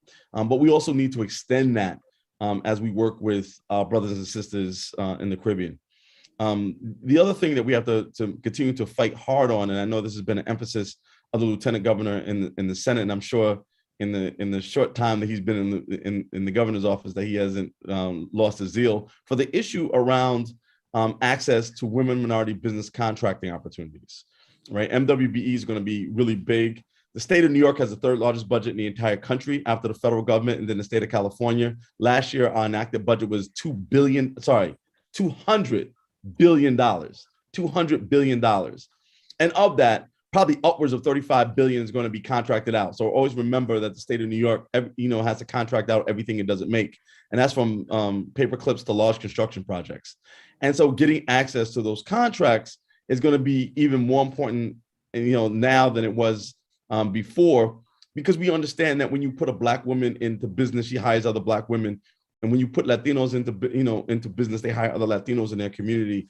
And so that's the way that we're going to have to take ourselves kind of out of this quagmire. So any entrepreneurial ideas that people have had, now is the time. It takes you the same amount of time to start that business as it does to look for that quality job, right? And if you have a job and you have an entrepreneurial idea, on your time off, on your lunch break, after work, on the weekends, build your business, because it's really the building of those businesses that are going to be absolutely critical to resurrect our communities. And then there are lots of other things that we could be doing. And just again, because we have three people from state government here, let me just talk about a couple of things we should be doing more of. One, we really need to be building better real connections and relationships between the state university system and the University of West Indies and other university systems in the Caribbean, right? And that's a great opportunity both to help people's skill levels get raised on both sides of the water, right? But also we can exchange professors, we can exchange research, right? We can work on agricultural projects. People don't know we have campuses like Morrisville, which is part of the State University of New York, that does nothing but agricultural work. And so that, those kind of relationships with, countries like Jamaica or Barbados can really help them in terms of their agricultural production and make them less dependent, especially now a place like Barbados, which is now finally, after 300 years, breaking away from England and Great Britain. And so it's, there are lots of ways that we can build partnerships. And let me, as I close, also talk about the fact that we really should be thinking, Mr. Lieutenant Governor, about putting a Empire State Development Corporation in the Caribbean. The Empire State Development Corporation has actually 29 satellite offices around the world, right? And I don't think there is one in the Caribbean. And we ought to think about putting one in the Caribbean so that we can expand our economic relationship between our citizens and the work that they're doing and what's happening in the Caribbean. It also certainly in places in New York State where we have, food deserts, certainly increases another option for us in terms of our ability to, for instance, get agricultural supplies, which is just one thing, right? But those are kind of two things that we could be doing right now to strengthen our relationship with the Caribbean and produce economic opportunities for both New York State and the Caribbean region. Let me say to you, Senator, you are making sure that we connect the dots with the theme of being international connections and opportunities in the Empire State to put a office of the New York State Empire State Development Corp in the Caribbean Basin, recognizing that we have many, many, many millions of Caribbean New Yorkers. Just makes a world of sense. And also with Lieutenant Governor Brian Benjamin, when he was state senator, as well as yourself, Senator Parker, you both worked closely with the Honorable H. Carl McCall, who at that time served as chairman of the SUNY system, State University of New York. And they established a strong partnership with the University of the West Indies, also in concert with New York Carib News. So thank you for bringing up those excellent points. I would ask if the technical control person can let us know who ZR2 is and ZR3 is, so that as we get to them, we know who those persons' names are. We just see the codes, okay? Let me then move on to Honorable Luke Edwards. Could you share with us your thoughts in terms of the Empire State and how it can establish international connections and opportunities? Okay, I'm trying to catch up with the boxes. So I assume therefore go to Marcus Lee Folk. And any assistance we can get with know who is in other boxes will allow us to be a little more effective.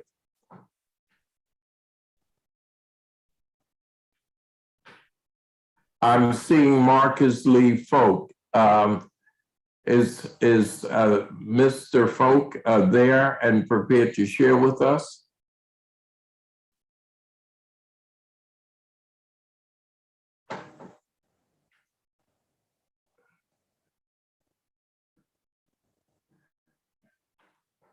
That is fine. Now I know how to operate. Thank you so much. Actually, it's even more effective because now we can have a excellent exchange between our speaker, Carl Hastie, Lieutenant Governor Brian Benjamin, and Senator Kevin Parker. So, gentlemen, I open up the floor for your expansion. As Senator Parker just stated, the New York State budget is in excess of 200 billion plus. But more importantly, as it relates to the Caribbeans, the New York State government, New York City, Buffalo, Rochester, where there are strong Caribbean populations, there's so much that we can do together to really build on the business opportunities.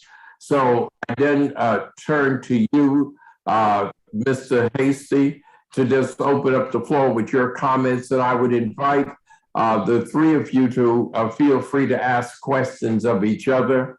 This should be a great exchange. So I actually think Kevin's suggestion is a good suggestion, because I know the New York State does have an office in Puerto Rico, so I think it would be good to be representative of the Caribbean islands. And one of the other things that I've begun to have discussions, or the staff's been having discussions, and Brian, it's good that you're on this.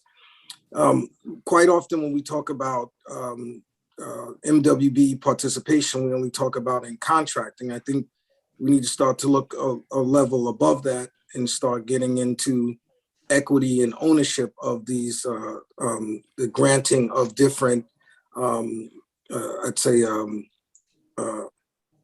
opportunities, as in gaming and the like. Sometimes written into these proposals is just the MWB in terms of contracting, but we need to start having people of color as equity owners in some of these. So that's one of the things. So Brian, is good, and I'd love to talk to you about that so that we can begin to expand these things. Now, also as Brian mentioned, many of the Caribbean islands, a big part of their economy is tourism. And so as soon as we can, we should still start to go back and visit the Caribbean islands. But until then, I do think the idea that Kevin mentioned of having an office in one of the Caribbean islands that can kind of be the satellite for all the other Caribbean islands, I think is an excellent idea, particularly since there's going to be a lot of money to be spent in the state under last year's budget. And I think going forward, knowing that many people, and since Kevin mentioned his bragging rights, I'm gonna mention my bragging rights, that I represent the most Jamaicans outside of Jamaica in my assembly district. And so I do think that we have to do all we can to strengthen those ties to make sure that the Caribbean islands are as successful as we are as we move this economy forward. Yeah, and one of the things, and I think Carl is absolutely right.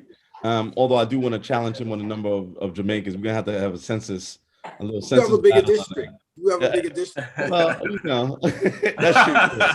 That's true. Bigger is better. What can I say? But anyway, I think one thing we have to do is look at, like, how many people we have with t-shirt businesses, right? How many people we know in apparel? How many people we know in fashion, right? And we're sending most of our fashion work now to China as opposed to the Caribbean. And really, and I get that it's obviously cheaper to manufacture offshore, but you have great manufacturing facilities offshore in places like Haiti, for instance, that does a ton of manufacturing. A lot of people don't know that. And I understand that Haiti's having some issues right now, but it really, like, that kind of thing should be the kind of relationships that we're trying to build. And it might be even something, Brian, that we can even start trying to look at for Harlem Fashion Week next year. Is like, how do we connect with manufacturing facilities in the Caribbean? Haiti's just off the top of my head, because I've been to manufacturing facilities in Haiti before and seen how they've operated, but literally kind of making those connections. And when it's good to go to Haiti again, maybe even taking a delegation of fashion designers and fashion houses to Haiti to start developing those kind of relationships. But I certainly know that one of the things we should be doing at minimum is we should be looking at food sources in the Caribbean that, again, at minimum, that even Caribbean people just like, that they can't get here, right? And just figuring out, like, breadfruit and jackfruit and, there's things that you can't get anyplace else.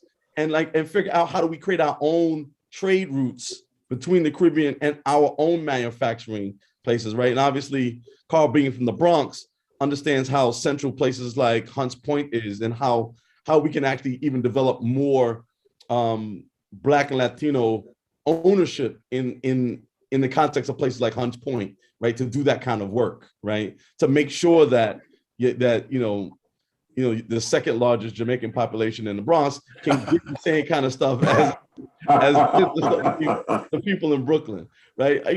We should just I just think that those are opportunities that right now are not being looked at hard enough, and they're not sexy, right? A lot of times people want to get into things that look sexy, and it's not sexy, but it certainly can be profitable. Yeah, no, I think, first of all, I think those are very, very good points. And, I think of the fact that I love sugarcane and I don't know where I can get it from here, right? And I think there's a very good point around that, Kevin.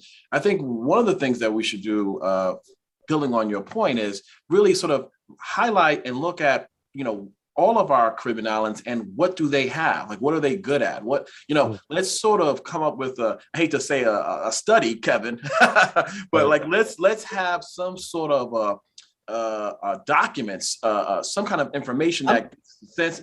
And then, go ahead, Kevin, you want to cut me off? I'm sure CARICOM has some of that stuff. We should probably need to connect with CARICOM in a more significant way. That's part of why that Empire State Development Corporation office would be helpful in terms of coordinating with CARICOM. But you're making the absolute right point. No, you're absolutely right. And so it's good that you're mentioning, we're all having this conversation because I'm meeting with Hope early next week. She comes in on Monday and we're meeting very quickly thereafter because she wants me to be very tight in what they're doing. And I want to make sure that we're doing this right. And so I really think these points are very powerful. I also think you raised a really good point around the educational piece, right? Because I can say to you,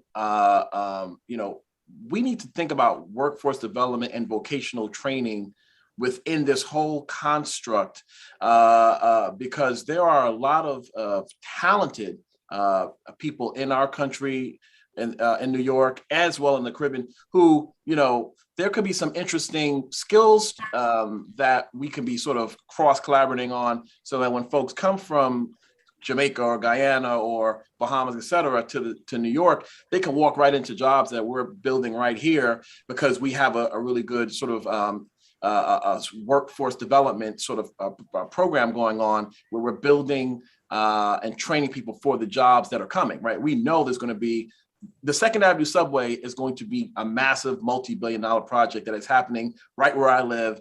And if we don't have people going like us building that train station coming right through, building those tunnels, shame on us, right? And so, how do we make sure that as we look at just talking about the government opportunities that are coming along the lines, you mentioned $35 billion in the state budget. There's also all this federal money coming in. On top of that, infrastructure and whatever's coming from reconciliation, we have to be very targeted and sharp around how we make sure not only that people here from our communities get those jobs, but that, by extension, our brothers and sisters in the Caribbean. And then that also helps strengthen the ties so that we can do some of the things that we've been talking about here. With the Caribbean focus, let me just mention, this is such a unique moment in history. We have three branches of government on this panel discussion. We have the executive branch led by our Lieutenant Governor, obviously the Senate by Senator Parker, and the Assembly by Carl Hastie. So let me ask each of you, what is your take on the economics that should stem from the cannabis legislation that has been passed in New York State, and how it can impact best on the development, business, and creation of jobs in communities of color in New York? Well, let me just start, because our majority leader, Crystal People-Stokes from Buffalo, it was her legislation, and she was actually our point person on this. And we wanted to make sure that there were three phases, and we wanted to make sure that those who were harmed the most by the criminalization of marijuana should be the ones who should benefit the most. So there's the wealth aspect, then there's the also the equity aspect of how make sure that the communities are able to benefit from it. We want to also make sure that Black and Latino people have the ability to be in all levels of, whether it's distribution, retail, manufacturing. So we wrote those things in, and I believe we have the highest percentage of minority inclusion written into the legislation of any cannabis legislation in the country. Senator Parker, what's your thoughts? So first of all, I'm back to this thing of like, sometimes my mother used to tell me all the time, everything that glitters ain't gold. And I think when we look at— it's a Prince song too, Kevin, by the way. It is. It is. Me and the speaker are both big Prince fans.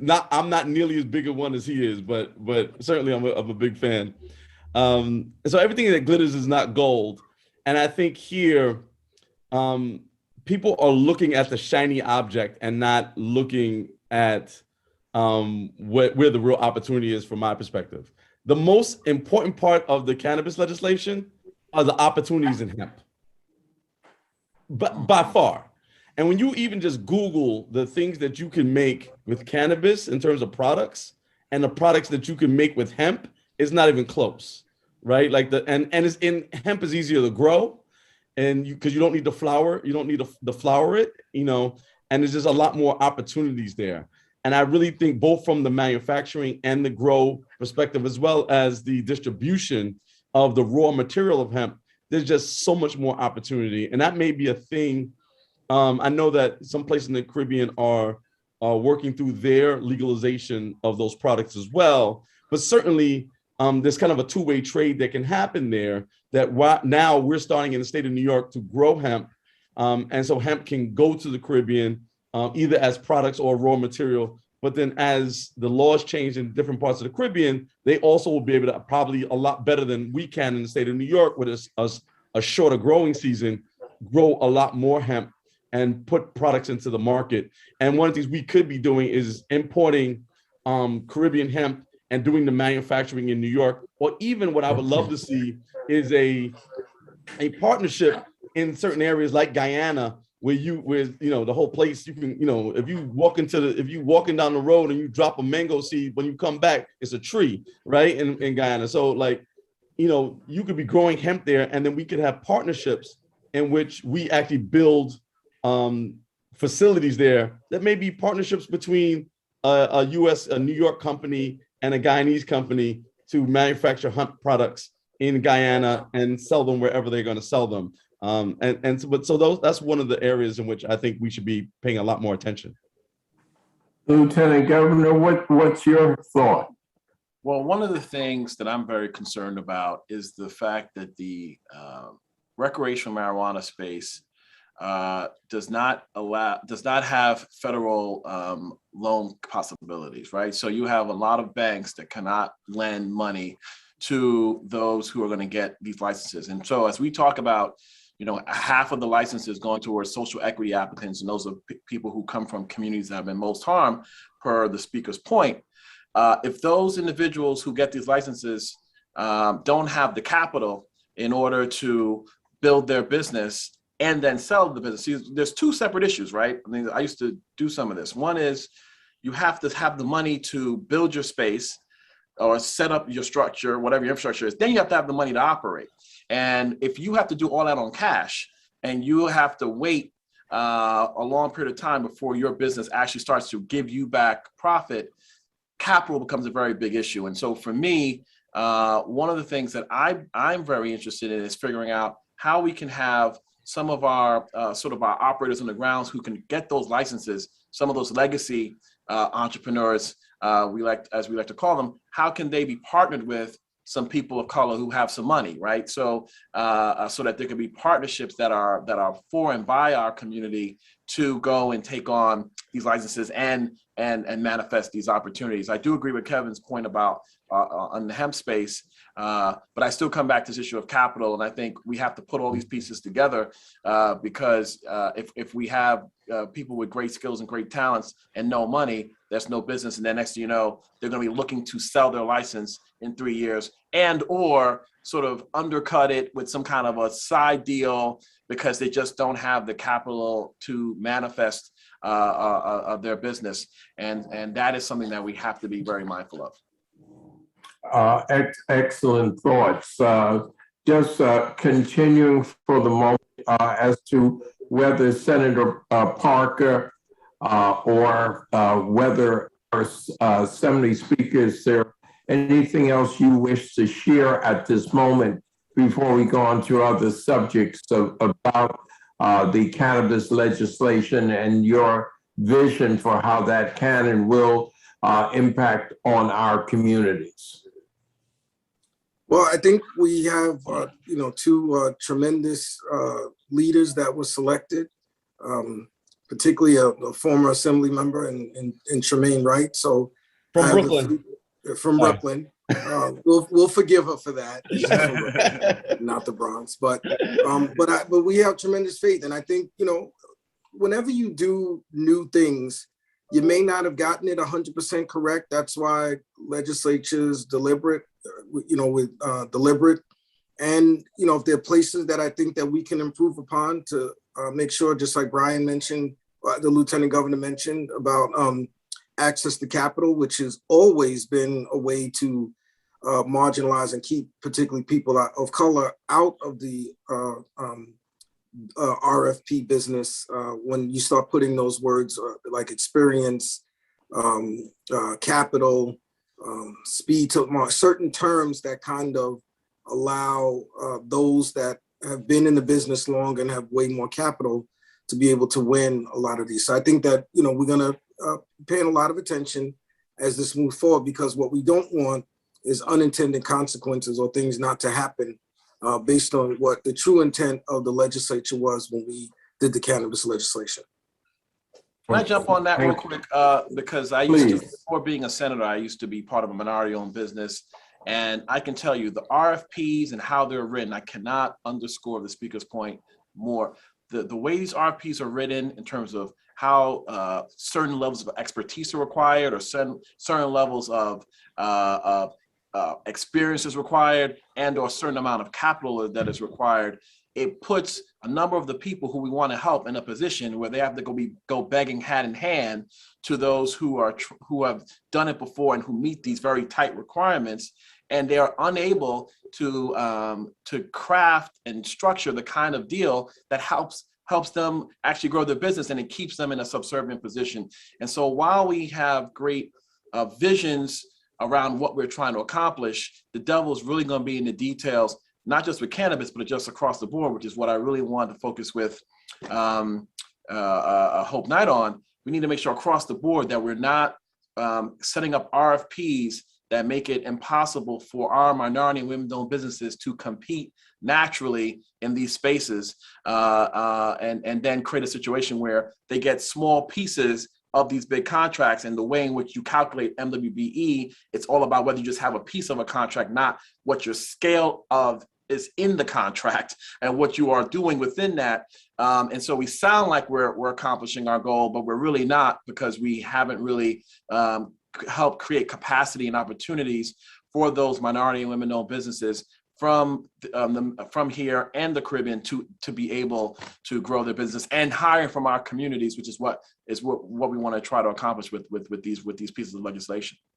Thank you so much. So now I am very pleased because we have now been joined by a new member for our panel, one of our distinguished assembly members. And the fact that she is a woman of color just breaks up this panel of men just talking to each other. So let me then ask our assembly member, please do introduce yourself. We did ask what your Caribbean roots might be, and if you would just introduce yourself and share that with us.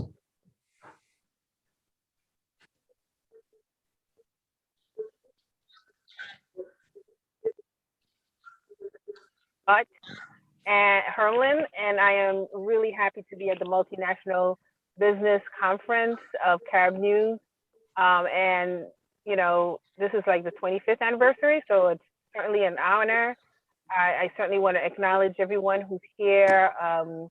Rodney and Carl Fay, Lloyd Williams, who's the CEO of the Greater Harlem Chamber of Commerce. I see that my speaker is here, Carl Hasty, who's from Bahamas. And I see we have also the Lieutenant Governor, Brian Benjamin, who's Guyanese. And we have Senator Kevin Parker, who is an honorary Haitian. And Trinidadian too. Yeah. So my roots are, I'm Haitian American, and I'm very proud. And I'm also the chair of the Minority and Women Business Enterprise. And I just kind of came in and I heard that you were talking about cannabis and economic justice and equity. And so that I spent a large part of my legislative years focusing on economic justice. The speaker, Carl, has been very instrumental in helping us push a lot of leading legislation that Kevin Parker and myself have sponsored, and Brian Benjamin when he was a senator, in terms of lifting those barriers so that more minority-owned and more women-owned businesses have a fair share. And when we break down these percentages, not many of these Black businesses are people of Caribbean roots, by the way, and because there's also another layer of getting into communities, immigrant communities, and letting them know the resources here.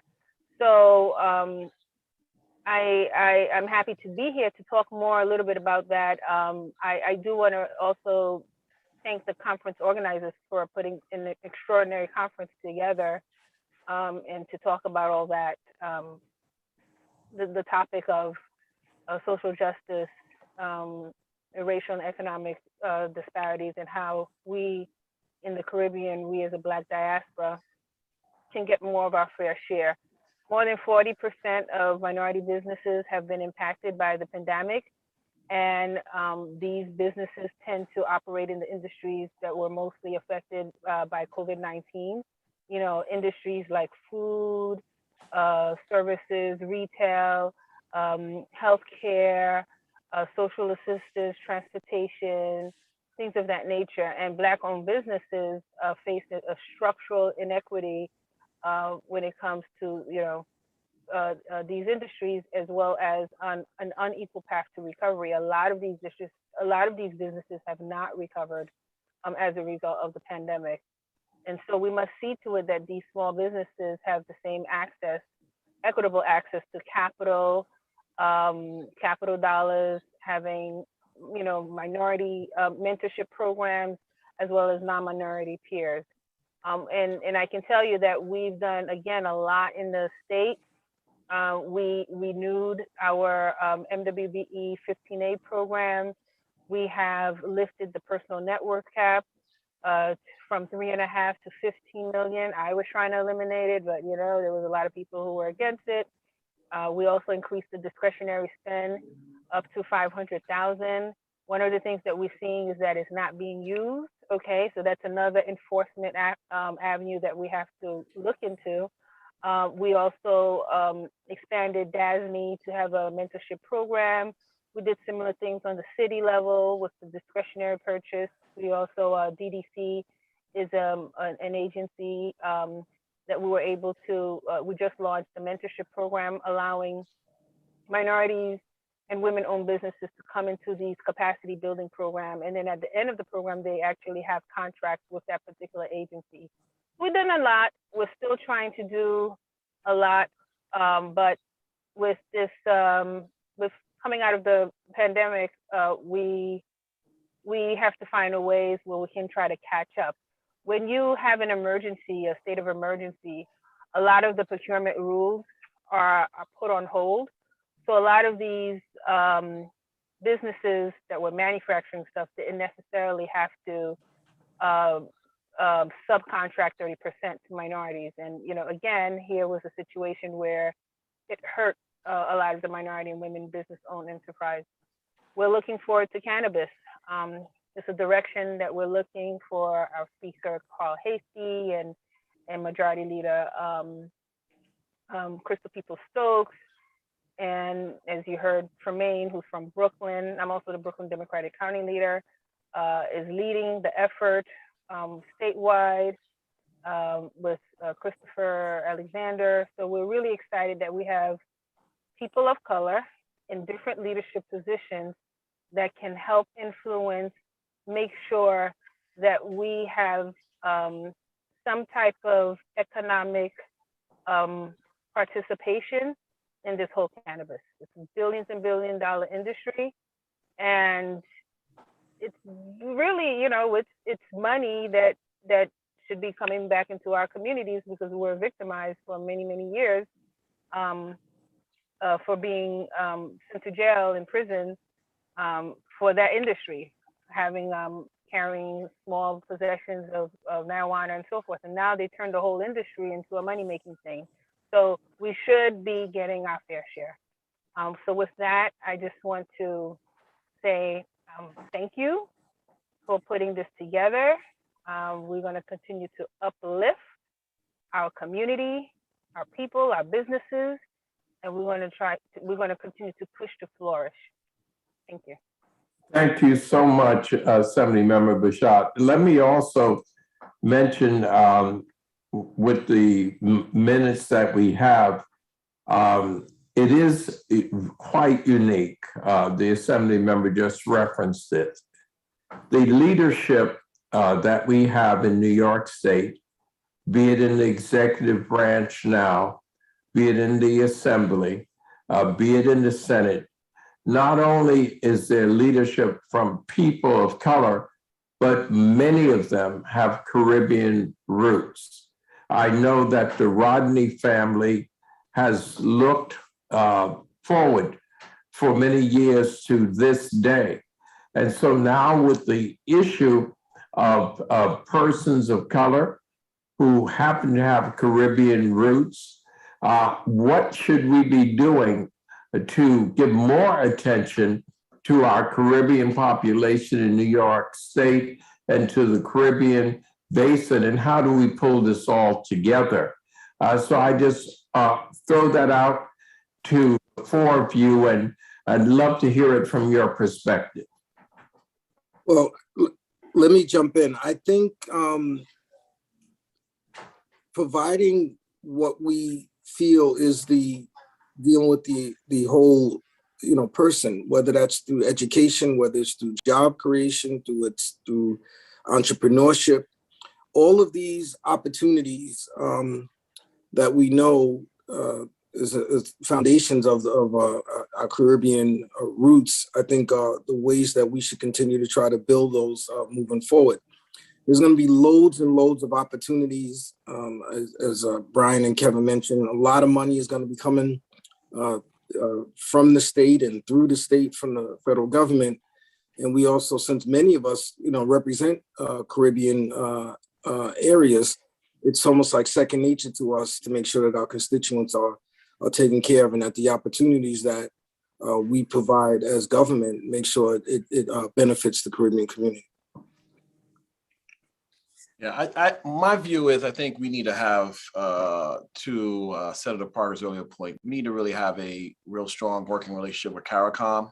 I am going to reach out on my end. I need to sit down with CARICOM anyway as the new Lieutenant Governor and talk about how we can really build sort of a working process for how we communicate information, at least at the executive level, to ensure that we're putting all the pieces together in the right way. And I know in the legislature, there's a lot of conversations around whether it's some kind of a task force or some kind of effort around how those of Caribbean descent sort of come together to try to deal with issues. I know whenever hurricanes and natural disasters have occurred, we have come together. I know the speaker led us on a delegation trip to the Virgin Islands, and we come together in times of crisis. I think the question is, can we create something that makes sense proactively, focused on economics and economic development and bringing our communities together with us as obvious connection points given our backgrounds. I think that's a good next step to really try to move this thing forward.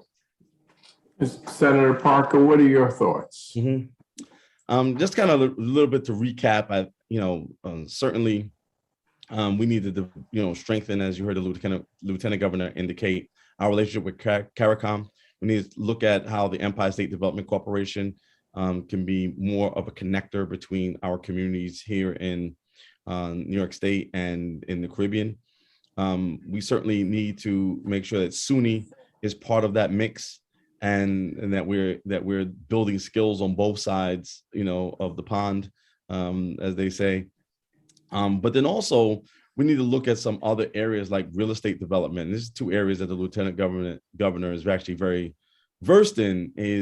There's all kinds of ways that we can actually build sustainable partnerships, economic equity partnerships between Caribbean communities here in New York State and in the Caribbean around building housing, around if there's a tourist industry and they're going to build new hotels, why aren't we involved in some of the ownership of and the construction of those hotels, of looking at Airbnbs, which are going up all the time. So those are things that we really ought to be more involved, and then simultaneously developing opportunities to build affordable housing, again, which our Lieutenant Governor is very versed in. We need it here, but I certainly need it in the Caribbean as well. And there's a financial opportunity there for people both in the Caribbean and here in New York to do that kind of work. And we really ought to be having more conversations about that. But then also lastly, the back end financial services area is already being done. We're just not capitalizing in it. Right? Like places like the Cayman Islands is renowned for some of the back end financial work that they're doing. Again, the Lieutenant Governor has been involved in some of that and knows some of that. And New York being the financial center literally of the world, we really ought to be having more of a relationship. And to the degree that we have people in the Caribbean who are involved in financial services, why aren't we developing more of a link and developing more of those equity markets and fixed income markets in places like the Caribbean? And those could be ways that, again, both New Yorkers and the Caribbean would benefit from those partnerships and those moving. And that would also, Brian, address some of the issues around cannabis that you're talking about and hemp markets and just what we need to do to undergird our community. So I think there's a lot to be done. There's a lot to be done. The good news is that we have a lot of talent and a lot of people in positions that can help facilitate those things. So I just want to let people know that going forward, if there's any problems, anything that we can do here in New York to help with this stuff, please call the speaker or call the Lieutenant Governor. If you guys have any celebrations, June is Caribbean Heritage Month here, any kind of things like that, carnivals in your country, crop over, please call my office and I'm happy to be an emissary to travel to the Caribbean to make sure that your tourist locations are appropriate and that people can have fun in your country. So that's how we're gonna I think divide the work up here. And Ratnesh will do a little bit of both. Thank you for the equitable division of assignments. I noticed that yours was a little more on the cultural side of the equation. Yes. So Lloyd, don't go to Yes, dinner sir. with Kevin and have him hand you the check. So Assembly Member Bashak, what would you like to share with us in terms of how you think we can best pull things together and be mutually supportive of that which is taking place in New York State, particularly with communities of color, and even more particularly with communities with significant Caribbean populations and with our Caribbean base? Yeah, so I agree with a lot of the things that Senator Parker said, and thank you, Senator Parker, for giving me half and half. um, I do so from a grassroots and ground level. A lot of times, most of our businesses are like the mom and pop shops and so forth. And a lot of times these opportunities are not well known to them. And so I kind of have the belief of working on the grassroots level, working with our like CBOs like Ataki, or Caribbean American Chamber of Networks, which kind of composes of a number of different businesses, Haitian American Business Network, Chamber of Commerce, working with entities that can help not only bring them the resources, help them with, let's say, application process, RFP process. These nonprofits can partner with the state agencies, state. They can, pretty much, do some type of like government contracting where they're also lending their hands in doing the outreach, so that the smaller business in our community can participate in whatever cannabis is, doing, or whatever we're doing overall on a procurement level, and how we can take partnership. So, for me, it's really like, how do we get the people here, first? I know we're trying to reach to the different countries to participate, but we need to also help our small businesses here who are, struggling, and they also have connections to their respective islands. So, that's where I would probably want to start with. Thank you so much. Let me in the last few minutes, just throw a question out to everyone. And I invite, by the way, those who are participating in this conference virtually to go to the chat box and be free to state your questions or your recommendations in the chat box, and the conference will get back to you with timely responses. So let me throw this. MWBE. When we hear about that, and we hear about how well New York State is doing in reaching its goals of about 30%, you guys can correct me if I'm inaccurate.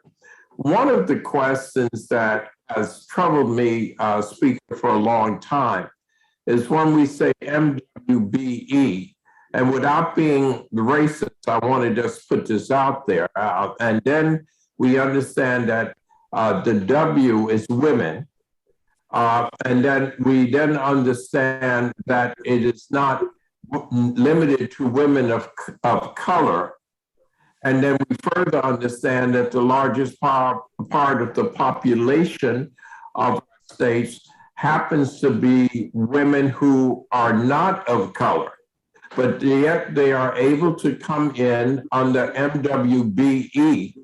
And sometimes it appears that the statistics may be skewed in a certain way, that the people who the legislation was originally put into place to benefit may not, in fact, be the major beneficiaries. So I'm sure you all understand what I'm saying, and I just want to just throw that out because it is something that none of us oftentimes wants to address, but just like to get your feelings in terms of how do we make more of the MWBE, not all of it, but more of the MWBE be focused on people of color. I open it up. I would like to chime in first, if you don't mind. That has been a measure that we've been monitoring. Typically, as you mentioned, when we get these contracts that are awarded, we look to see what's the percentage of that small percentage that's going to MWBE. And to your point, a large percent of that goes to women, white women, and then there's also another bucket. It goes to Asians, right? In the city of New York, when they did a disparity study many years ago, they found that white women were, I guess, meeting the threshold. And there was a point also when they saw Asians were meeting the threshold. And as a result of that, they took away white women from the program. Asians were taken away from the program for some time. And then another disparity study was done, and they saw that there weren't enough Asians. So then they put them back in the program. So that's been a difficulty, because even within the MBEs, Blacks are not doing well. They're like about maybe 10% of the pie, and Hispanics about 16%. So you have 25% that's only going to MBEs, and the rest is going to white women and Asians. So, Asians are considered MBEs, but when we talk about Black and Hispanic, so we're still considered as the underrepresented, and that is a concern that we're still dealing with. You constitutionally, you really cannot finagle with the numbers. You can't say, well, we only want to give to Black or Hispanic, because that can be challenged in court.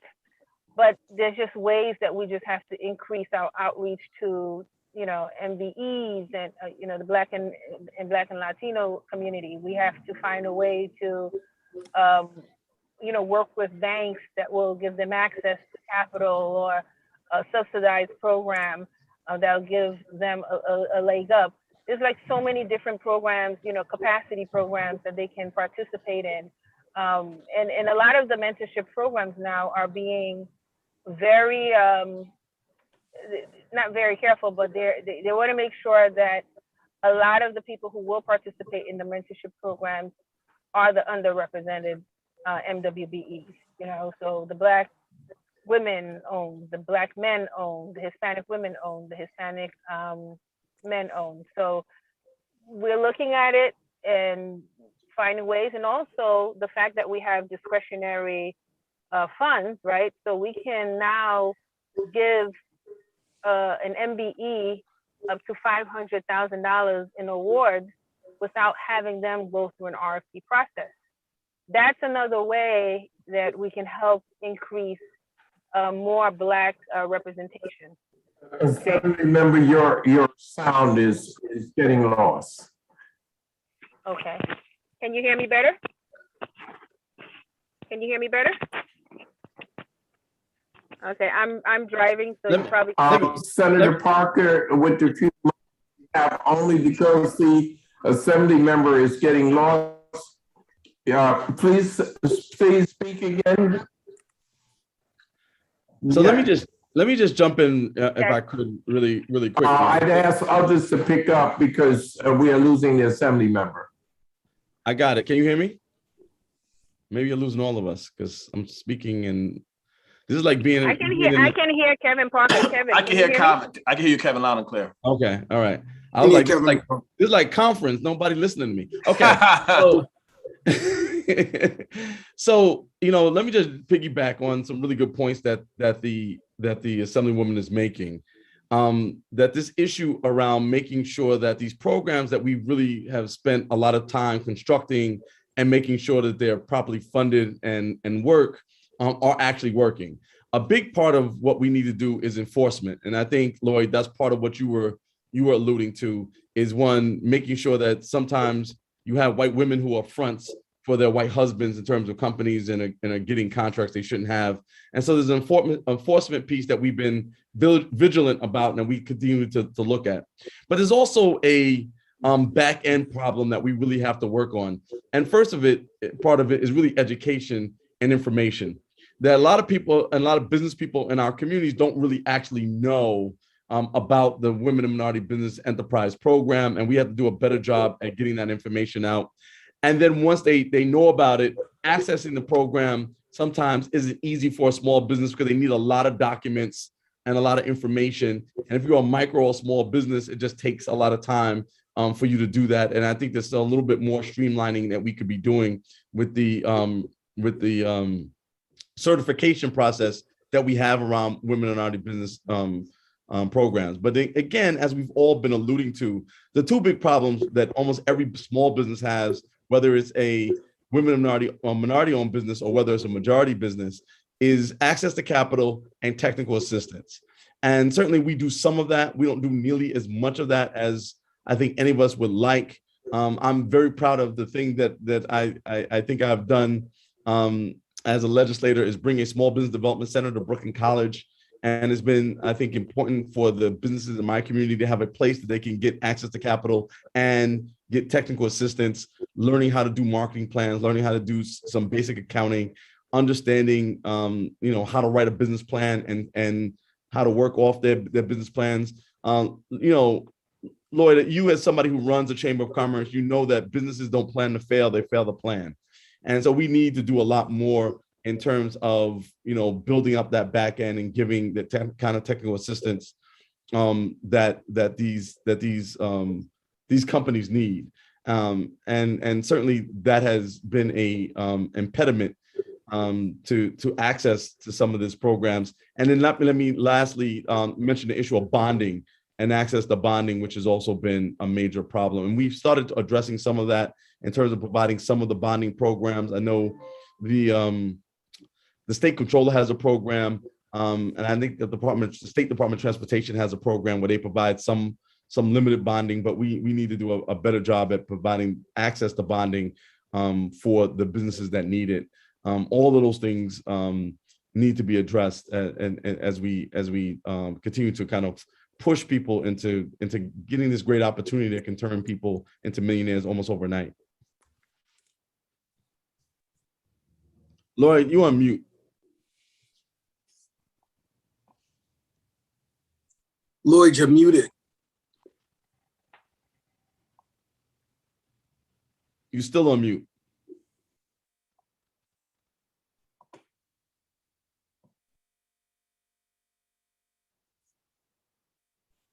All right, I have a lot of things to say about Lloyd Williams. I've been waiting for this opportunity where he couldn't respond to me.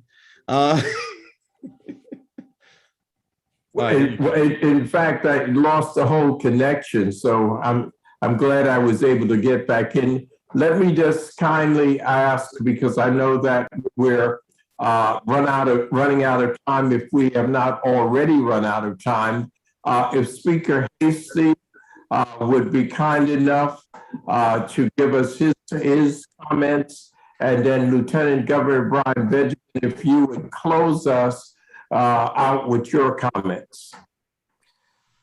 So, Rodney's touched on a few things that I would have mentioned, and so did Kevin. I do think that the intended purpose, as Kevin said, is not to have people to allow someone to really allow people who need that opportunity for the program not to be taken advantage of, not to have, as Kevin mentioned, having a front person. But I don't know if there's any one thing that we can do. Like Kevin and Rodney's mentioned, it's multiple things. We have to make sure that more people of color are taking advantage of the opportunities. We have to help them be able to take advantage of those opportunities. And I think as the legislature, and particularly since these are the things that the Lieutenant Governor is going to be looking at, is we have to manage and make sure that these programs are producing the outcomes that we would like to see. We want the program to benefit women, and we want the program to benefit people of color. And so that we have to just continue to monitor these things, educate people, open opportunities, and streamline them. I know when I was in Somos, actually not in Somos, as a matter of fact, and I was at Stony Brook. I'm an alumni of Stony Brook, and they renovated the Unity Cultural Center, and the architect was a Black firm, and he said he just can't get a response back in terms of him trying to be put on the list. So we're trying to help him. So I think we have to be able to not make it so cumbersome for people to access the program. Sure. First of all, Thank you, sir. I want to almost piggyback on everything that Rodney, Kevin, and the speaker mentioned.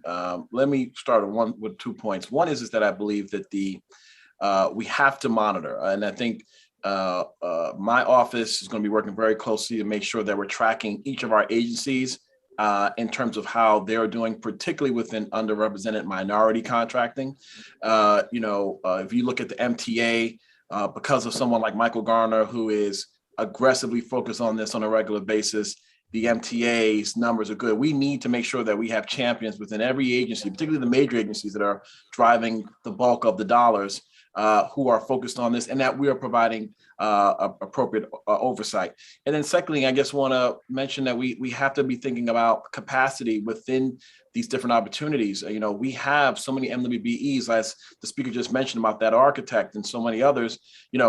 What is their capacity? Where are the contracts that are coming out? And we need to make sure that the RFPs that we're writing, okay, that they have access points for particularly MWBEs, but more specifically the underrepresented MBEs, who we really are trying to make sure that they have their adequate share and access to opportunity. This is not about handouts. This is about making sure that talented and qualified firms are getting the opportunities that they have historically been shut out of receiving through the course of American history, right? So we are trying to do this right. We want to make this happen in the right way. We've got to provide adequate oversight, monitoring, and ensure that there is access to capital and access to opportunities that are appropriate for the MBEs and MWBEs that are out there and available right now. And let me just last point out certifications. There are a number of MBEs that are complaining about the difficulty in getting certified in New York State vis-a-vis versus how it is to get it certified in New York City. We have to figure out a system that is sort of applicable for all. It shouldn't be way more complicated to get a state certification than it is to get a city certification. What are the issues there? We got to focus on that. And those are the kinds of things that Hope Knight will be focused on when she starts on Monday. Thank you so much. Let me take this opportunity to thank our distinguished panel. Our Assembly Member Bashat, thank you so much for your continued leadership. To Senator Kevin Parker, I have admired you for many years, and I continue to be in your corner and will always be any way we can help. Carl Hasty, you have become a legend in this state and beyond. No, absolutely you have become. And we are so proud of you, even if there is a question about the size of your Jamaican population. We are proud of you. Lieutenant Governor Brian Benjamin, thank you for all that you have done, whether it is with the community boards or whether it's the state senate, and now in the executive branches, our lieutenant governor. And I give a final thanks to the Rodneys, to Carlissa Rodney, to Faye Rodney, and to the gentleman I call King Carl Rodney, for keeping us together over these decades. We appreciate you. We love you. And thanks everyone who have participated in this panel discussion. It's been exciting. Much has been shared. And we hope that you each have a great day. But do reach out to Carl Hasty's office or Lieutenant Governor Benjamin's office or Assembly Member Bashat's office or Senator Parker's office as we continue to find ways of servicing you. And of course, if I can be of any value, you can always reach out to my office. I hope everyone has a great day. Thank you so much for your attention.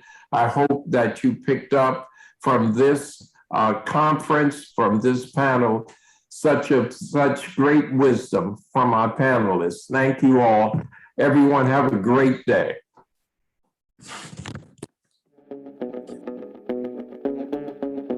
Jamaica. Best decision ever. Feel the sand between your toes and the gentle waves of the sea on your skin. Feel the warm Jamaican breeze lift your spirits and nourish your soul. Escape to exactly what makes your heart beat. You will love every moment. Jamaica, heartbeat of the world. Let's go.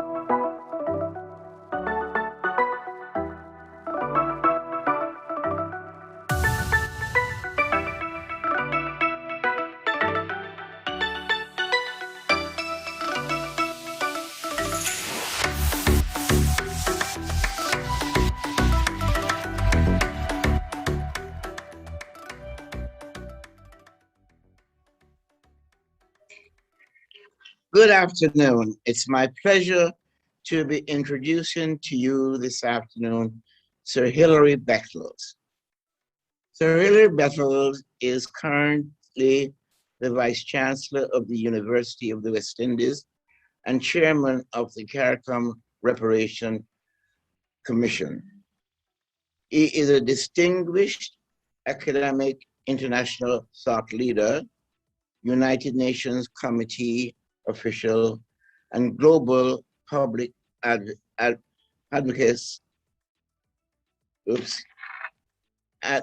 activist in the field of social justice and minority empowerment. So Hilary is the typical or the true Renaissance man. He has guided the university to be recognized as one of the finest and first-class educational institutions globally. Please welcome Sir Hilary Beckles. It truly is a tremendous honor and pleasure to participate in this conversation with you and to express solidarity with the role that you, our colleagues, have played within the context of the North American diaspora, but taking responsibility also for some of the challenges that are facing the Caribbean world. I am very appreciative of the request to speak a little bit about the University of the West Indies as the premier institution of higher learning and research in the Caribbean, and how we proceed on the basis of taking responsibility for that status and using the capacity of the university to push forward with the development and transformation of the Caribbean region. This is a remit we take very, very seriously. We take it seriously because we know who we are, and we know what our role has to be and what we must do in giving life and energy to that role. Question is always asked of us: how have we in the University of the West Indies, which is now approaching in 2 years' time its 75th anniversary, how have we been able to produce and to develop one of the finest universities in the world?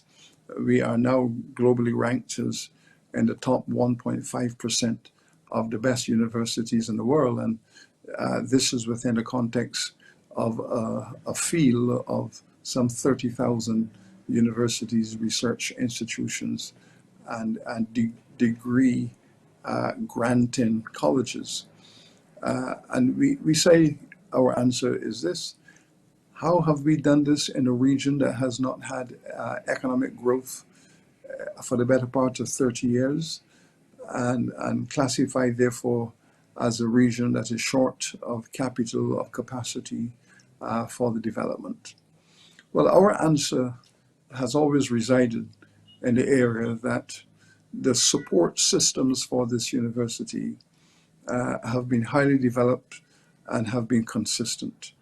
Our communities across the region, our diasporas in the world, have all recognized that this university is an engine of growth.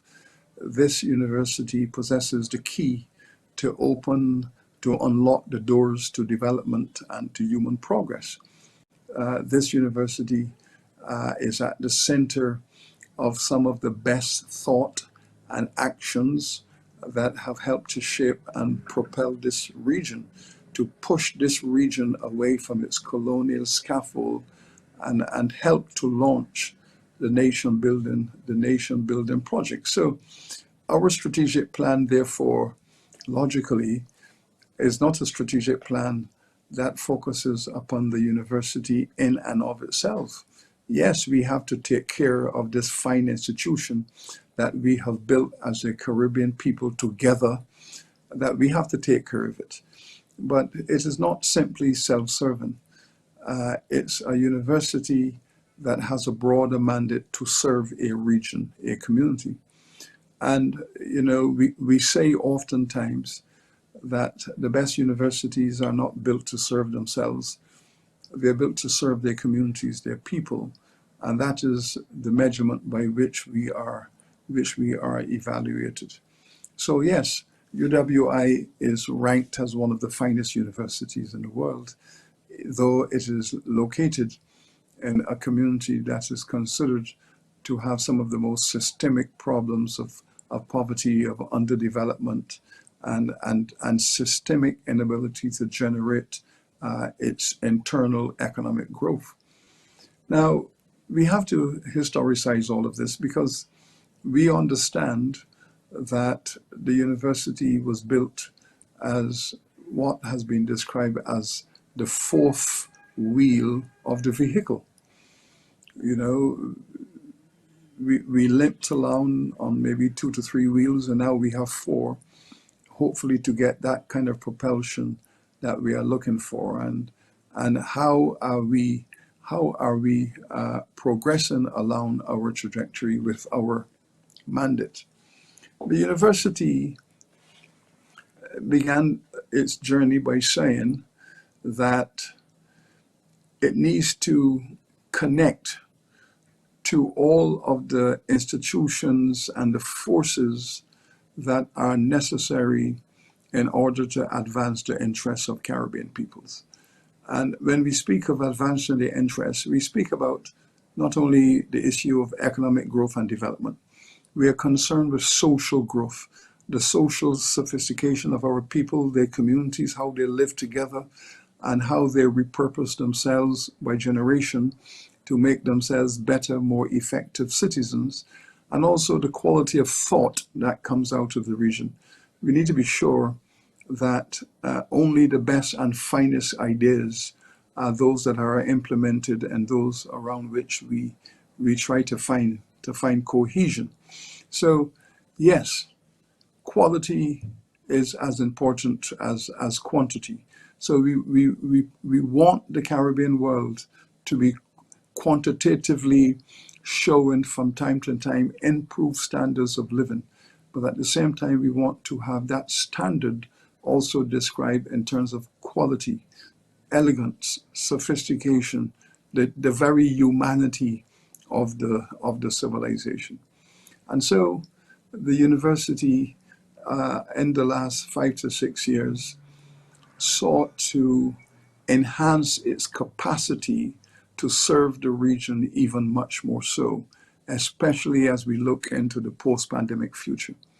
And we have said the university must launch an internal reputation revolution, that the University of the People of the West Indies must be globally respected for its activities, not only in the laboratories and the classrooms and the online teaching spaces, but the reputation in the global world for its support for important global issues, the Sustainable Development Goals of the United Nations. How do we domesticate those goals and help our region to participate in achieving those objectives? So that is what we call an activist university. An activist university is one that identifies, let us say, the 10 biggest issues in your society and be active in the pursuit of achieving specific goals. Poverty elimination, economic growth, social justice, climate change sustainability, digital technological transformation, all of these big issues that are facing your society, the UWI has identified them, and we are very activists around these many points of view. And this is why we have achieved phenomenal reputation boosts, because in each of these big issues, you can see the footprint of the university. You can see that the UWI is there with its sleeves rolled up, pushing forward on these big issues. Thus, we have received significant global recognition on many of these issues. The world has just come from discussing the climate change issues and the summit in Glasgow, and Scotland. And in the middle of all of those conversations was the footprint and the voice of the University of the West Indies, because we have one of the finest records of research around climate change. For 4 decades, we have been talking about rising sea levels. We have been speaking about rising sea temperatures. We have seen the impact on fisheries. We have seen the impact on beaches, on marine communities, the marine industry, the impact, negative impact on tourism in some islands. We've been speaking about these things for decades. We were among the first whistleblowers, and we are very pleased that the world has now caught up with where we are and is now prepared to listen to what we have been saying for many decades. We have been speaking also about the question of inequality within the Caribbean economy, the way in which our economies have tended to focus around the competitive advantage in one sector. We have been speaking also about how wealth and private wealth is consolidated in the hands of minorities and is not democratized. So we've been speaking about the need to democratize access to economic capacity, economic wealth creation. These are issues that we have been very activist around for decades. We have been speaking about social inequality, the fact that still far too many of our people are living in environments that are not fit for purpose. In 1962, when Jamaica and Trinidad and Tobago launched the independence movement in our region, the biggest item on the table at that time was slum clearance and affordable housing. We have not progressed very well on that front. Indeed, we're still living with an inner city culture and rural communities that are still trapped in abject poverty. So these are matters that have been in the vanguard of university research and advocacy. And now, importantly, we have to now speak more effectively about entrepreneurship, economic transformation, and how these are connected to the process of digital transformation in order to make sectors of our economy far more competitive than they have been in the past.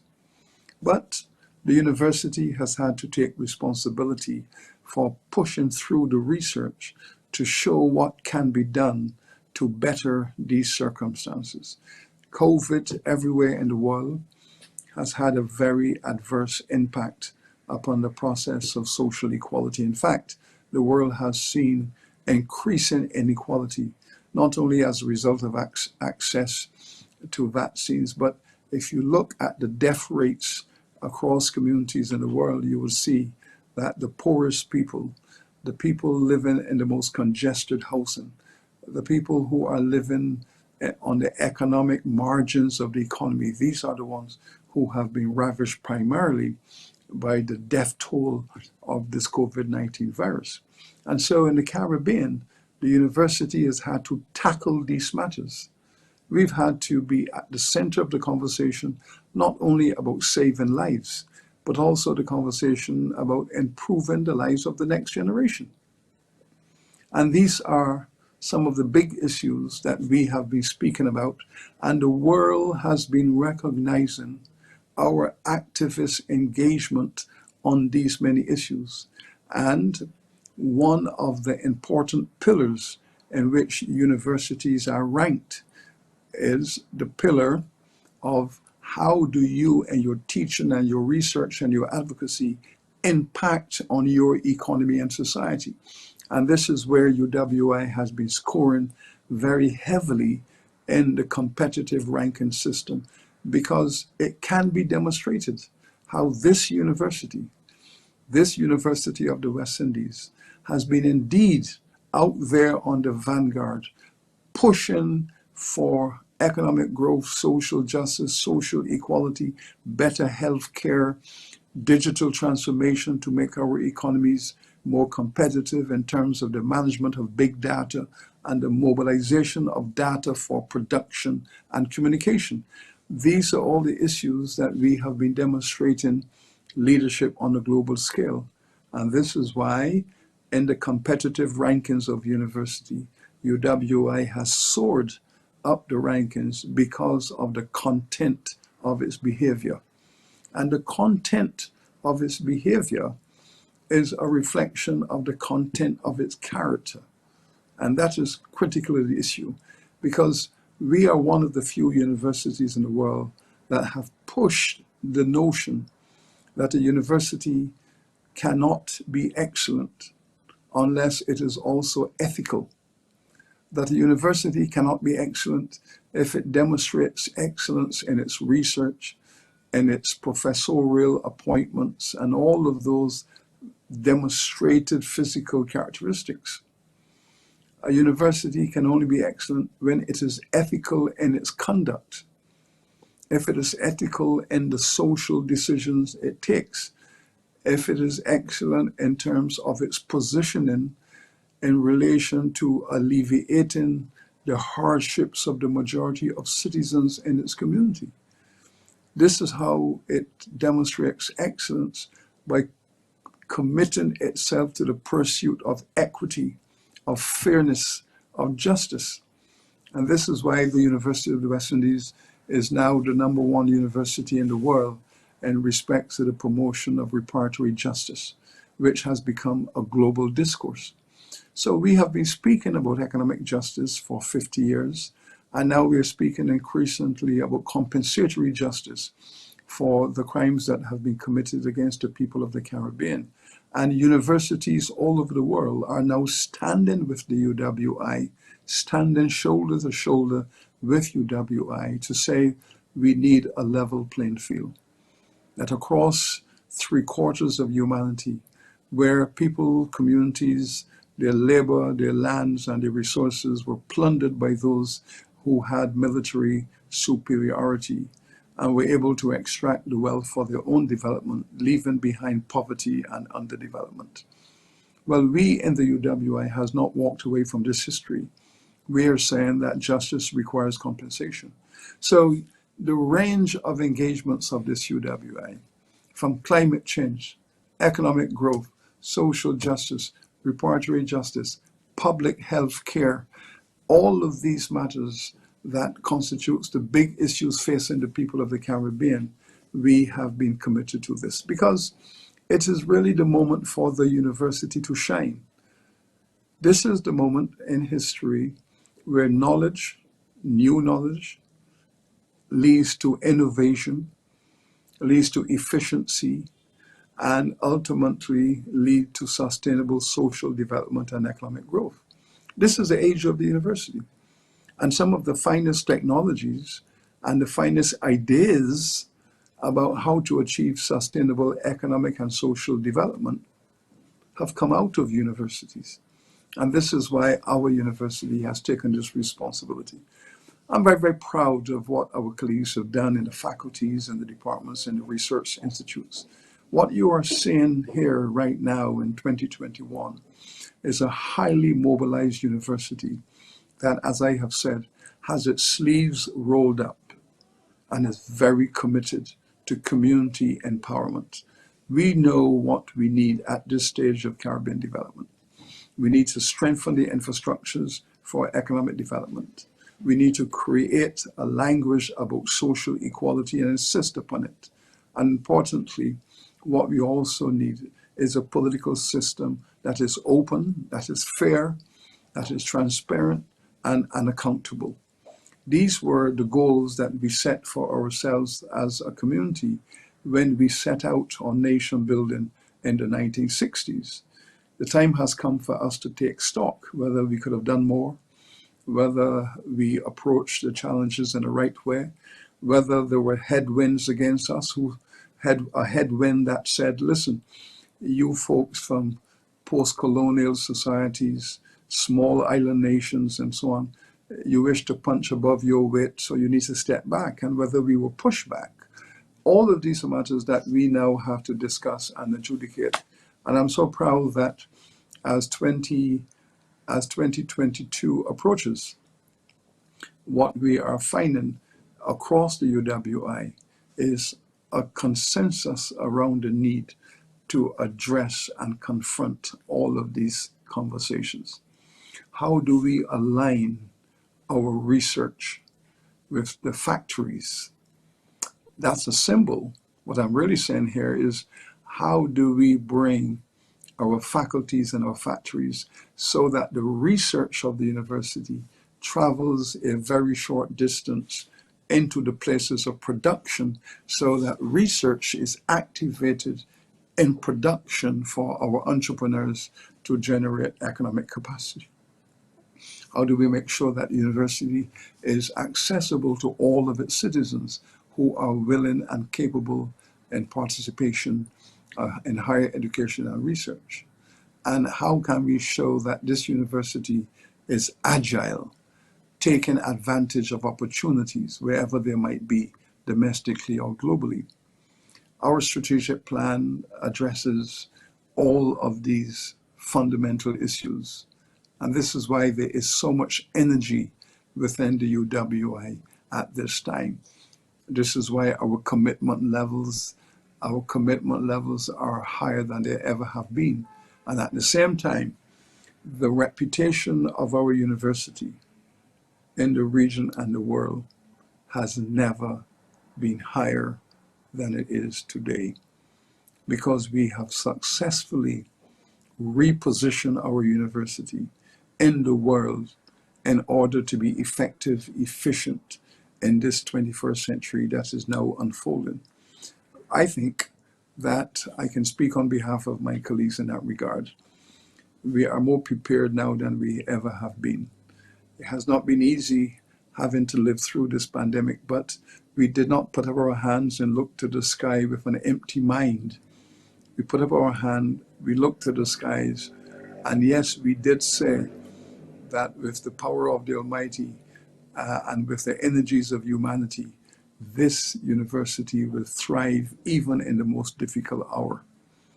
And I could say, in the last 24 months, we can classify those 24 months as arguably the UWI's finest hour.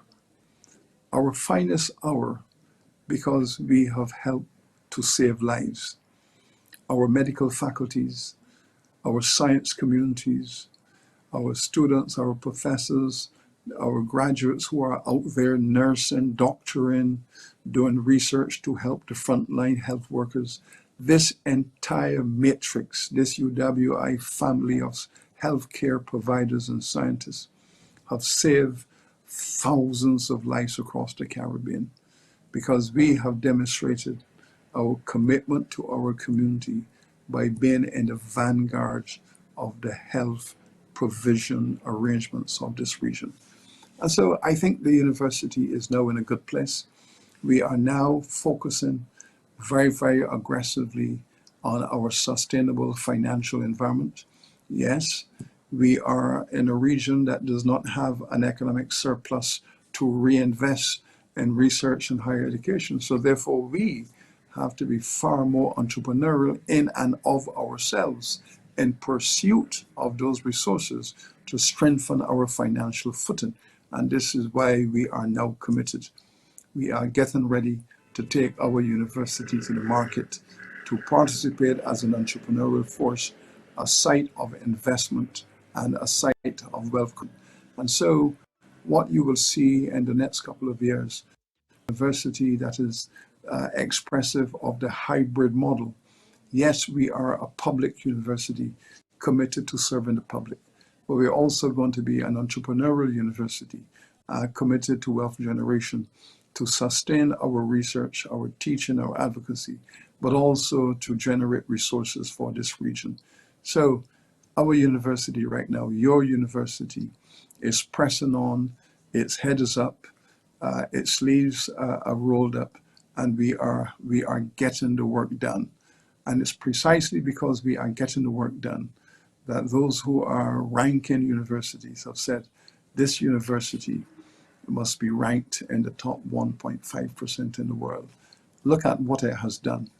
Look at what it is doing. Look at what it proposes to do. It really is a fine university dedicated to the people of the Caribbean, and it is unwavering in that dedication. Thank you so very much.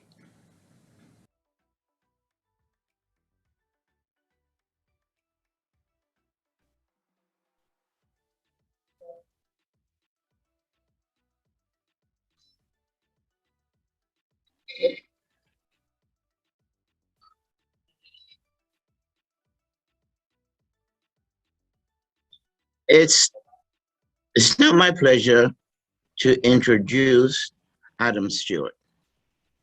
Adam Stewart is the chairman of the Caribbean-based resort company Sandals International and ATL, a Jamaican automotive and commercial enterprise.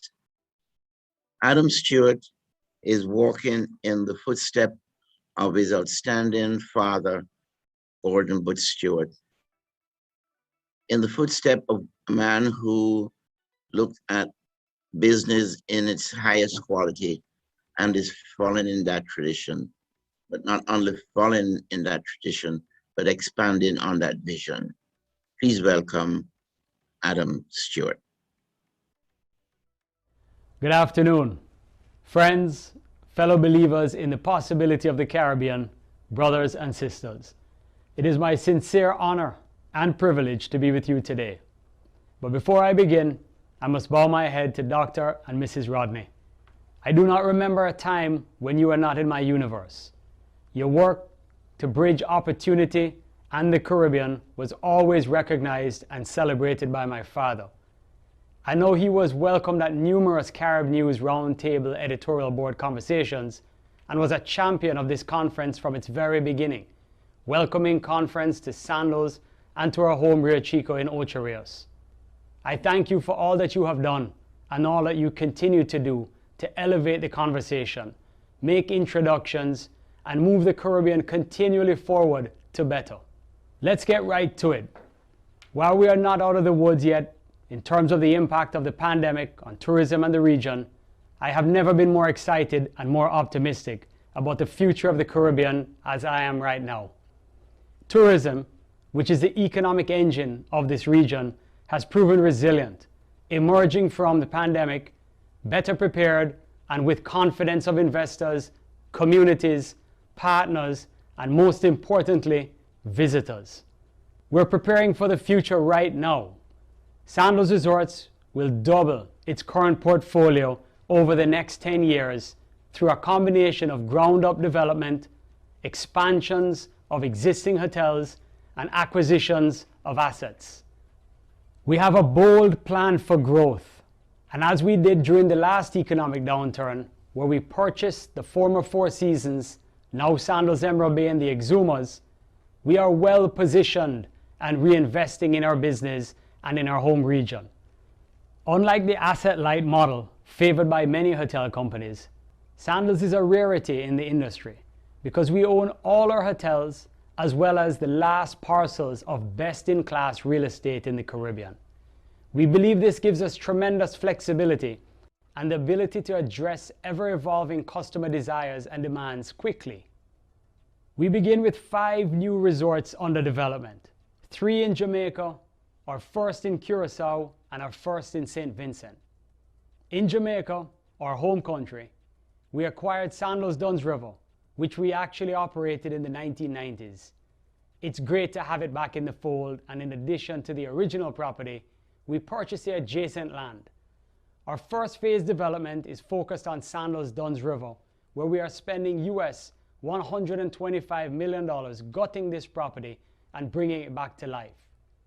Phase 2 will introduce Sandals Royal Dunn's River, a US $200 million investment that will operate very much like our sister hotels in Barbados, side-by-side resorts with complimentary services and amenities, and more restaurant concepts and bars for guests to enjoy. And last but not least, we're building our third beaches resort in Jamaica, Beaches Runaway Bay. In total, these 3 hotels represent more than US $500 million in investment.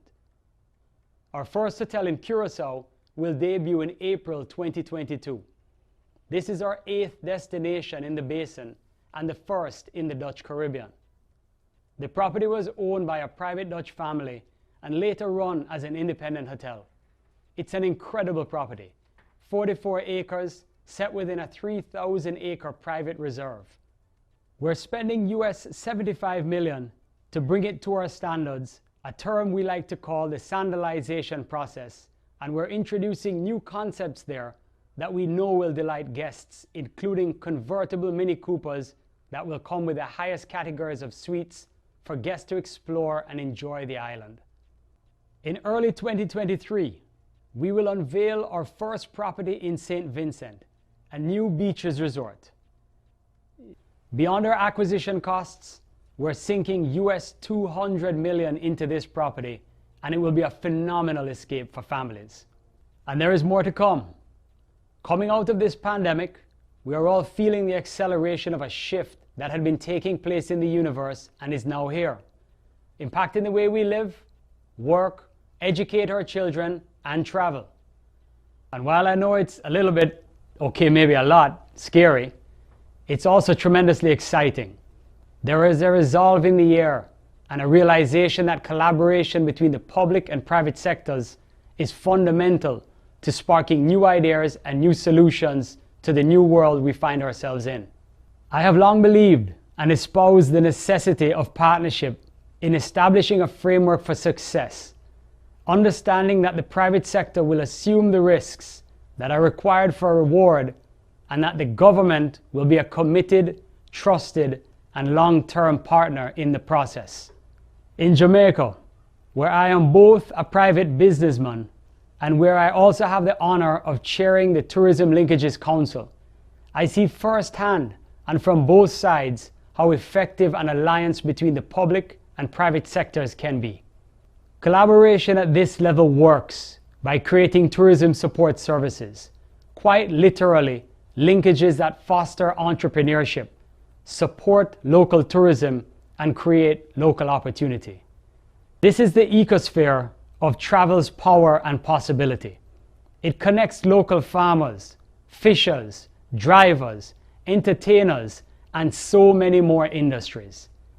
I envision a system that fosters these linkages and supports small business owners to join in travel's promise. I see what it takes to develop the entrepreneur and give them the respect of opportunity so that they can provide for their loved ones. As we say in Jamaica, one cocoa full basket. Step by step, incrementally, when public and private sectors work together successfully, there will be no empty baskets. This is why I am here today, and why this work and this conference is so important. We understand that our power and our value proposition is the Caribbean. We must value what is uniquely ours, because we know if we don't, the market will surely move to the destinations that do. People are searching to find travel products that offer deeper, more authentic experiences. This is what led me to create Island Roots Caribbean Adventures, which takes visitors beyond the gates of their resorts to experience places and people in the Caribbean they may have missed or did not know even existed. There is so much diversity in our expansive archipelago. Social media is filled with images of people swimming with pigs in Exuma, dancing at Moonsplash in Anguilla, and hiking St. Lucia's Pitons. The truth is, we know that people do come to the Caribbean for its natural resources. Sun, sand, and sea are the region's hallmarks, and they sell. But when treated as a commodity, consumers will go where they can get those resources more conveniently and less expensively. To encourage visitors, we must highlight the elements and, most importantly, the people that distinguish our region from anywhere else on Earth. We must, while fiercely protecting our natural environment, monetize our uniqueness and expertise and share it. My dad would have loved to have been a part of this conversation and part of our way forward. As you know, this has been a year of tremendous emotion for me and the entire Stewart and Greater Sandals family. We lost my dad just as we were about to celebrate a milestone he put into motion, the 40th anniversary of Sandals Resorts. And so, I've been thinking a lot about him, his drive, the things I've learned from him that I carry with me and that I believe resonate with all people driven to something more, greater, bigger, and better than themselves. My dad understood necessity. He was a consummate salesperson who insisted that the customer come first and always aimed to exceed expectations. Even when, as Caribbean people, we know those expectations and that bar are higher. He believed in people and in teamwork, and he dreamed bigger than anyone I have ever known. For the industry, he showed hoteliers that perhaps there were new ways to delight guests. The same way may not be the best way. Innovation was his hallmark, and he taught generations of Caribbean people that what is developed, built, and brought to life in the Caribbean can compete as successfully as any innovation coming from anywhere in the world.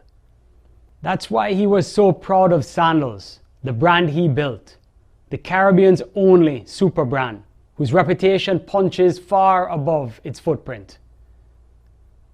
Sandals proved that the Caribbean can stand on the world stage, a symbol of excellence. He believed the brand gave people in the region the confidence to roll the dice, to act on their own dreams, and to never settle. He was always most delighted when in any restaurant or hotel in the world, London, New York, Miami, and an employee would see him and come over and say, "Thank you. I got my start at Sandals Resorts." And now, we're making the start he gave to thousands even richer with the announcement of the construction of the Gordon Butch Stewart International School of Tourism at the University of the West Indies, and in conjunction with Florida International's Chaplin School of Hospitality Tourism Management.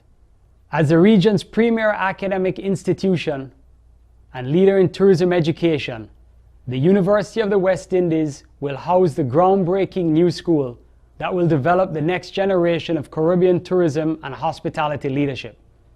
Funded by a multi-million-dollar investment, the new school will be located at the western campus of the University of the West Indies in the Caribbean's tourism capital of Montego Bay. Commitment to education, a certainty that progress and prosperity are possible and that the way forward must come from robust collaboration between public and private sectors.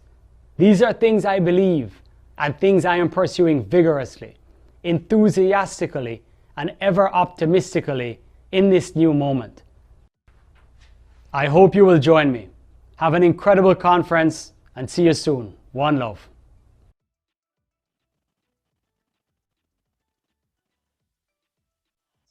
It's now my pleasure to introduce Olivia Babsy Grange, Minister of Culture, Gender, Entertainment, and Sports.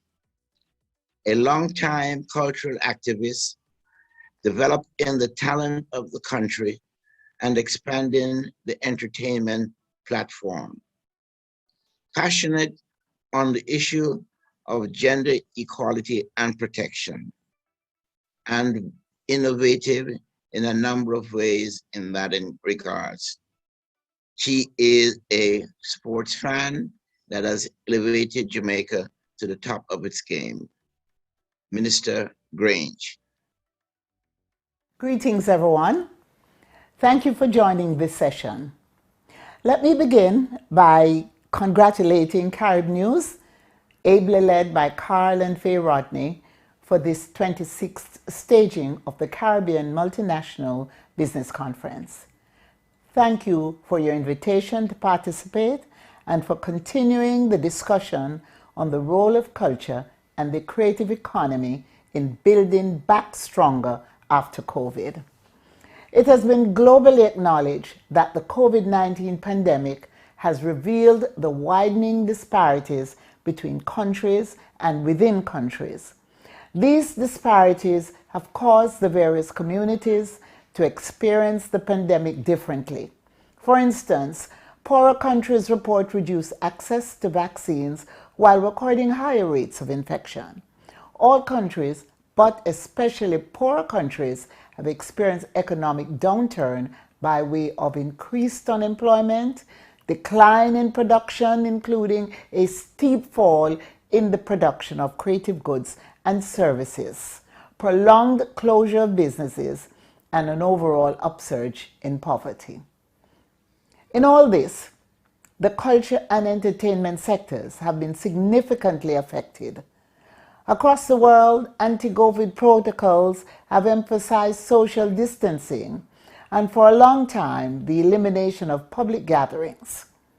Since the development and administration of vaccines, things are changing, but the entertainment sector remains largely shuttered because many entertainment activities require large, often massive, in-person or person-to-person gatherings. Several events, festivals, concerts, and tours, the bedrock of the successful creative economy, have had to be cancelled. And there is the legitimate fear that certain entertainment businesses may never reopen. And yet, this situation has finally caused many people to see the value of the creative sectors to our lives. They promote recreation, they contribute significantly to national economies, and they help to improve our quality of life. Many people are finally coming to grips with the fact that there can be no sustainable economic development without culture and the creative industries. This opens up today's dialogue as we envision the post-pandemic era.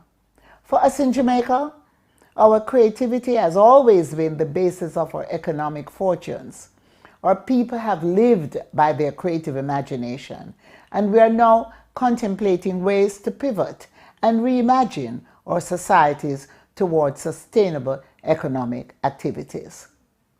Among the elements that have emerged through the pandemic is the potential of the virtual in the development of the creative economy.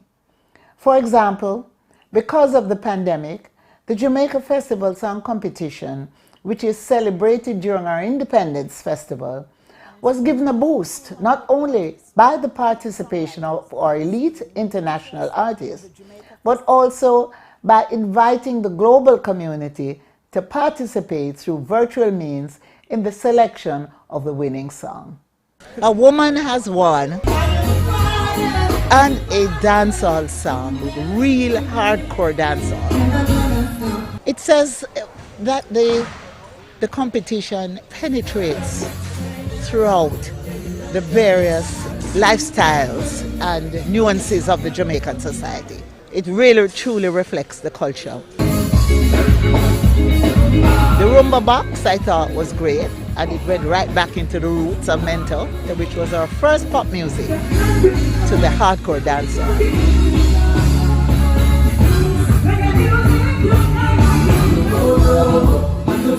In that journey, you ended up with some young, promising talent, and you ended up also with the old-timer. So we were able to reach out to Jamaicans and the diversity of the Jamaican society. I would say Festival Song is back.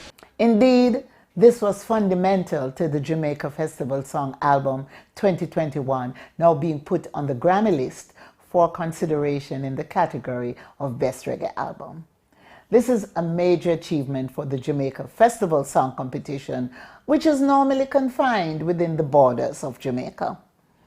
Jamaica has benefited from the digital exposure of our song competition on the iTunes, Amazon, Deezer, and other music services. We were forced to find markets. We were forced to expand our reach. And what that has done is help us to build back stronger.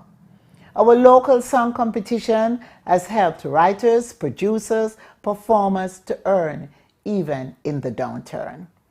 Also, during this time, we're able to create opportunities for visual artists, especially our muralists. We were able to bring the city of Kingston alive with beautiful murals. We're building back stronger by facilitating these opportunities. So I'm here at Cement Company today to look at this landmark mural that is being done by a lead muralist out of Mexico, supported by Jamaican muralists. And this is a collaboration between the government of Jamaica and Cement Company with the support of the Mexican embassy.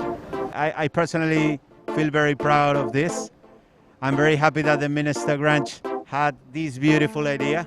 At the beginning was a little bit strange for us. We are good producing cement, but we are not that good, in producing art. But after seeing the result, I must say that the idea was excellent. During this pandemic, we have been able to create work for our creative people by doing these murals. And I want to thank Cement Company for coming on board and for making available their silo as a canvas. We were able to partner with Mexico. Their top muralists came to Jamaica to work with our local teams. We have broadened our horizons and deepened our connections because of COVID. It has forced us to engage a global market. We have reached millions more and are able to build back stronger. Going forward, my ministry, the Ministry of Culture, Gender, Entertainment and Sport, looks forward to conducting a more global festival of the performing, visual, culinary and literary arts. In this regard, the Jamaica Cultural Development Commission is expected to expand its entries in these competitions to include people in the diaspora by way of virtual connections. The end product will be the internationalization of the National Festival of the Arts. Additionally, my ministry will seek to strengthen the nexus between the entertainment, cultural and creative sectors and other productive sectors such as tourism.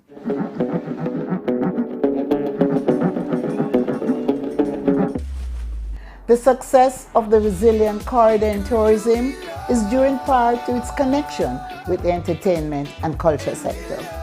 Therefore, in rebuilding our tourism, which was shuttered at the height of the pandemic, we have an opportunity to deepen the linkages between tourism and the creative sectors. It will be to our greater advantage that every tourist is assured a taste of all things Jamaican. I'm happy with how Jamaica was showcased in the new James Bond film, No Time to Die. The film has really promoted Destination Jamaica, Location Jamaica, the culture of Jamaica, its warmth, its people, its vibes, its music, its swag. It's just wonderful. The film, parts of which were shot in Portland, was due to be released in April 2020, but was delayed because of the COVID-19 pandemic. It took a collaborative effort to get Bond back to Jamaica. And as we seek to emerge from this pandemic stronger than ever, the government would continue to push Jamaica as the perfect location to make films. Jamaica is the best destination in the world. And I just want to encourage other filmmakers to continue to come to Jamaica. Make your films here. We have all that you need. We have the required skills and we have the beautiful locations and the warmth of our people. My ministry will promote a more robust partnership between the national media landscape to expand local programming. The immediate impact of this will be employment for Jamaican creatives and enhancement of the national offerings as we seek to promote higher levels of cultural identity, consolidation among our people. We have a beautiful country, but what really makes us Jamaica is the culture. Our food, the way we walk, the way we talk, our vibes, our tenacity and resilience, that is what being Jamaican is all about.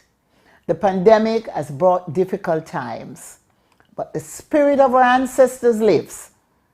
We will use that defiant spirit to build the new Jamaica in which we will successfully address the disparities that exist in our society.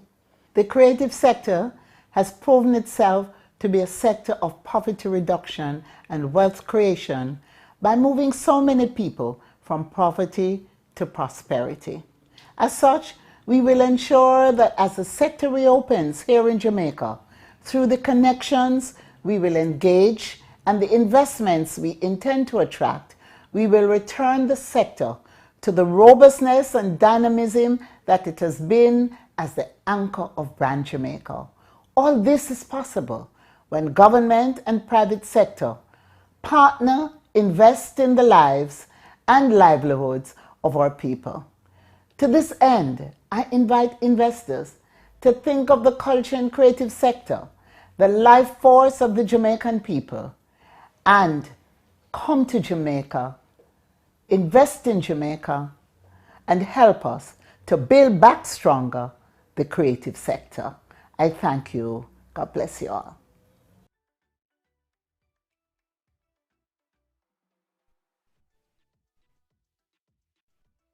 It's my pleasure to welcome Donnie Dawson, who serves as Deputy Director of Tourism and Sales USA for Jamaica. Donnie has been instrumental in organizing several major events in Jamaica, especially golf events. He is a seasoned tourism professional, well known throughout the industry, and it's our pleasure to have him with us this afternoon. Donnie Dawson. Thank you, Mr. Rodney. How are you, sir? It's nice to see you again. Thank you all. Good afternoon, everybody. And I'm actually pinch hitting this afternoon for our Director of Tourism, Mr. Donovan White. And, although I'm visiting with you all virtually, I wish I had you all in Jamaica with us. And so to really experience true Jamaica. Well, before I speak to you about my beloved country and how we're planning to return tourism back to its pre-pandemic success and beyond, I want to take a time to walk you through some of the current marketplace trends and that indicate the direction the U.S. consumer sentiment towards travel, as well as where we are, tourism stands now in Jamaica. Of course, with the U.S. being our number one source market for visitors to Jamaica and most of the Caribbean, this is where we need to focus first. Accordingly to a study directed by Destination Analysis during the last week of October, the findings overwhelmingly point to a shift in consumer sentiment to optimism. Let me present you with a few key findings. Nearly 70% of consumers are excited to travel now, stating that they would be somewhat to extremely excited to go if a close friend or family member asks them to take a getaway vacation.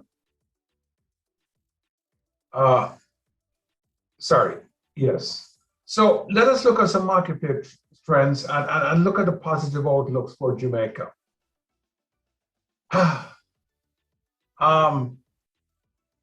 Trends pivoting to optimism. Here's what I'm excited about. People are excited to travel now. People want to get out. The hibernation is over and people want to get out. And imagine that a good friend or close family will ask you to take a weekend getaway with them sometime in the next month. 18% are extremely excited. So it continues that people are excited to get back out and start to travel again. Travel state of mind. When it comes to getting back out and traveling, which best current state of mind? I'm already traveling. 28% people are already traveling. 22%, I'm ready to travel with no hesitation.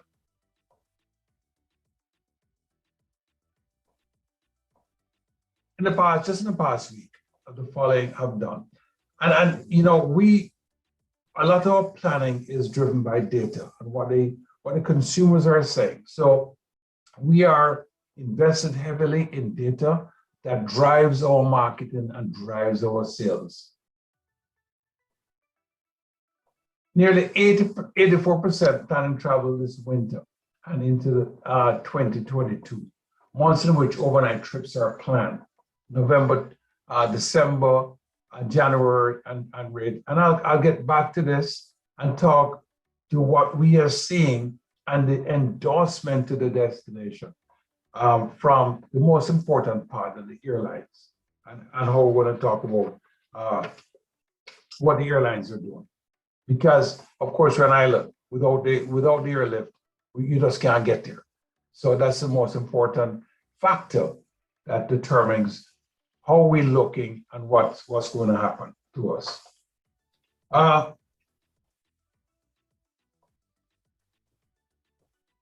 Important changes in travel with the pandemic.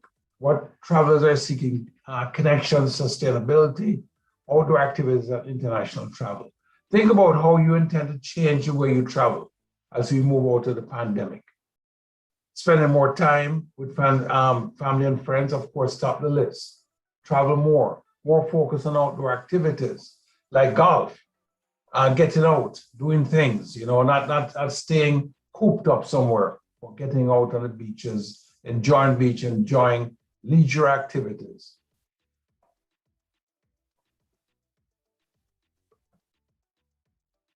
Some of these key thoughts. Many of us are looking at lifestyle changes centered on transforming your relationship with your family and work more mindful wellness. Travelers are looking to take more trips.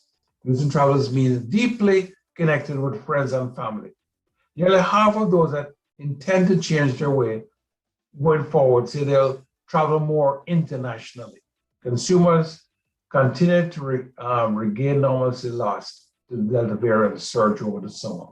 Now, what we're seeing is, as we sort of, and still is there, drift away from the pandemic, more and more people are saying, listen, we now need to get out and get going with life.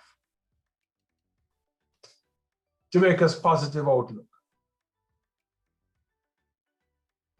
Jamaica's already seen the impact of positive consumer trends, as is well on its way to strong recovery. 2021 air stopover arrivals are up 41% year over year. Yes, we came off of 2020 and we took our borders open back in June of 2020 and we never closed.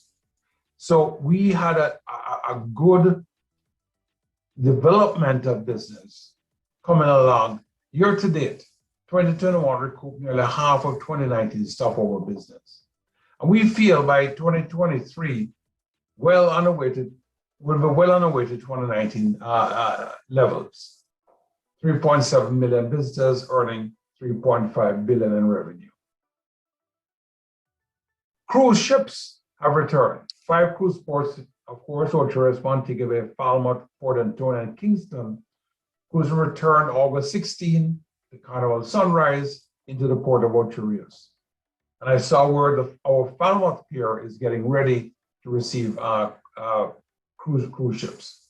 Carnival targets more than 110 visits through April of 2022. Royal Caribbean resuming this month. Here is what I think is the most important development. As we continue to grow, and when we looked at our legacy carriers and our low-cost carriers, we have over, from December through the end of April, from the United States alone, nearly 1 million airline seats. From all the legacy carriers, whether it's American, Delta, United, the low-cost JetBlues, Frontier just started, Southwest Airlines, of course. So all of these airlines are ramped up back. Frontier is new. Started a new service out of Miami, started out of Orlando, and service out of Atlanta. They're going to start out of Newark later in the year. Product investment, 90% of pre-pandemic investment projects remain in place. More than a dozen hotel development projects in process. 5,000 additional rooms. New build accommodations, Hard Rock Casino, 1,700 rooms, Harmony Cove over in Falmouth, the Hotel Grand A View Montego Bay, Oceans by H10 in Trelawney. The phase 2 has just opened with 444 rooms. Oyster Bay, additional 12 luxury suites at Excellence. The Princess Hotel in the Grill, 2,000 rooms. Phase 1 is 1,000. New build accommodations, ROK Kingston, 168 rooms. Sandals in the Grill, additional 75 rooms. Sandals White House, Sandals Royal Caribbean, and so on. Terra Nova Mixed Use Kingston, 30 rooms. Wyndham Kingston, 300 rooms. Opportunities for the way forward. Capitalizing on trends and niches well known for culture, of course, music, food, diverse natural product from the beach to the mountains and beyond to appeal to travelers. Focus on product diversification and differentiation to create a deeper connection between sought after by today's visitor. You want to see a different visitor going forward. The visitor you're going to see going forward is one that is looking for safety. Well, how safe is your destination? Looking for activities, looking to dive into the culture of where they're going to visit, whatever country they're going to visit, dive into more. And Jamaica is just full of culture and just full of that vibrancy through our music and through our food.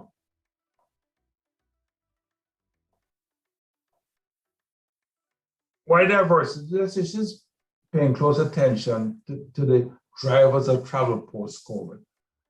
As I said early on, what are travelers going to be looking for? Including health and wellness, attention and sustainability, and rejuvenation of self. Opportunity, development of niche markets. We feel that a more affluent traveler, so our more luxury product will be on display.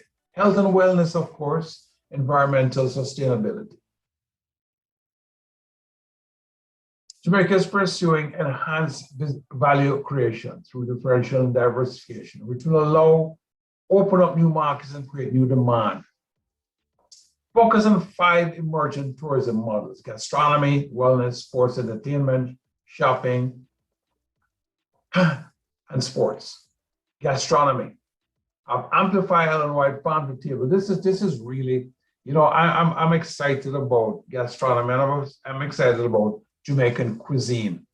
I think we have the most diverse cuisine anywhere in the Caribbean, and I would put us up against anywhere in the world. From what makes our cuisine so diverse is our diversity of people and culture. From curries to jerk, and on we go. Encourage connection between local farmers and tourist experience. Imagine going in and eating a farm to table, fresh produce, fresh fruits and vegetables, gastronomy. This is a part that I really do enjoy talking about. Leveraging Jamaica's melting pot of culinary influences. Focus on Jamaica's world-class center of gastronomy. I said this before. This is really hitting at everything. Health and wellness. Today's travelers are seeking rewards and rejuvenation. Coming out of the hibernation, and I call it the hibernation of the pandemic. You want to see people are looking to rejuvenate themselves. Healing hot springs, diving, hiking, waterfalls. Jamaica has it all. Sports and entertainment, facilitate outdoor community space and local performance, product live music, and local foods and drink, going back to gastronomy again. What activities, outdoor activities, with the Reggae Marathon, the Treasure Beach Triathlon, Discover Jamaica by Bike, and golf tournaments at Jamaica Open, the Jamaica Pro-Am event that's happening in a couple of weeks, next week.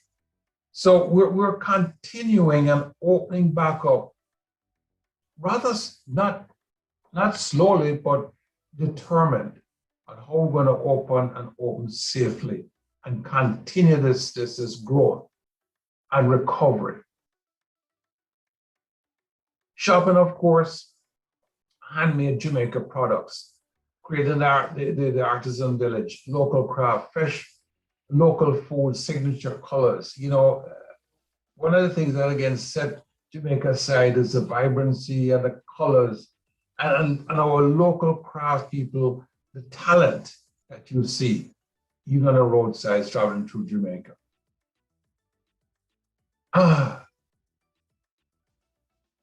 Packaging of the destination on the internet channel is critical to draw the knowledge towards attention long enough to entice them. Use of augmented reality, 360 image, virtual walking tours, farm tours, etc. Social media and rich media are the new resource of current hungry consumer looking for tangible evidence the outside experience promises by the destination. This is what we call about diversification. Jamaica is so diverse and what we offer. So, in essence, we have what it takes on island through accommodations, the diversity of accommodations, the activities on island, the gastronomy. We have what it takes, really do. But the most important thing, we can get you from your destination in the US to Jamaica hassle-free. Hassle-free. We have the airlift to take you from any city in the US to Jamaica within 12 hours. Thank you all very much. It was a certain pleasure chatting with you today. And I'm here, Mr. Rodney, any questions?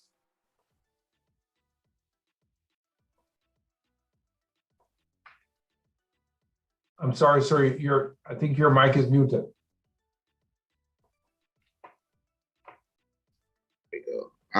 Here we go. Thank you very much. And we want to extend congratulations to you and Jamaica for the several awards of the World Travel meeting recently. It was really special to see Jamaica so featured. What do you see as the special attraction that brought about these awards to Jamaica? Well, we won as best destination in the Caribbean. That's a given, you know. We also, I think, won the one of the best cruise ports. And look at the diversification of cruise ports. They have a port in Montego Bay, Falmouth, Ocho Rios, Kingston, Port Antonio. So, you know, Mr. Rodder, we're so excited about opening back up and this whole recovery process that the diversification of what we have, we feel proud of. What we have done within to protect and make people feel safe, most important, what we have established with our protocols. We have established from day one what we call a resilient corridor. It's our bubble that stretches from along the entire North Coast, from the Grill to Port Antonio in the east, all the way along the South Coast and into the capital city of Kingston.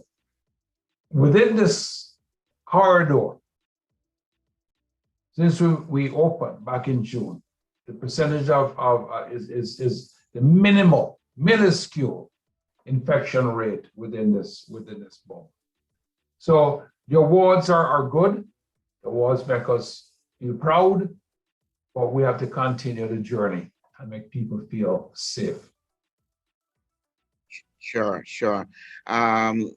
There's a comment or question in the chat and the person agrees with you with respect to the food of Jamaica, but also want to suggest that Jamaica and Jamaican food as the original ital, the vegetarian dish, and with the variety, as they put it, of Jamaican vegetarian dish, that this should probably be more emphasized in the Jamaican offering, because the vegan diets are so popular now, and Jamaica has been such a leader in the forefront of that.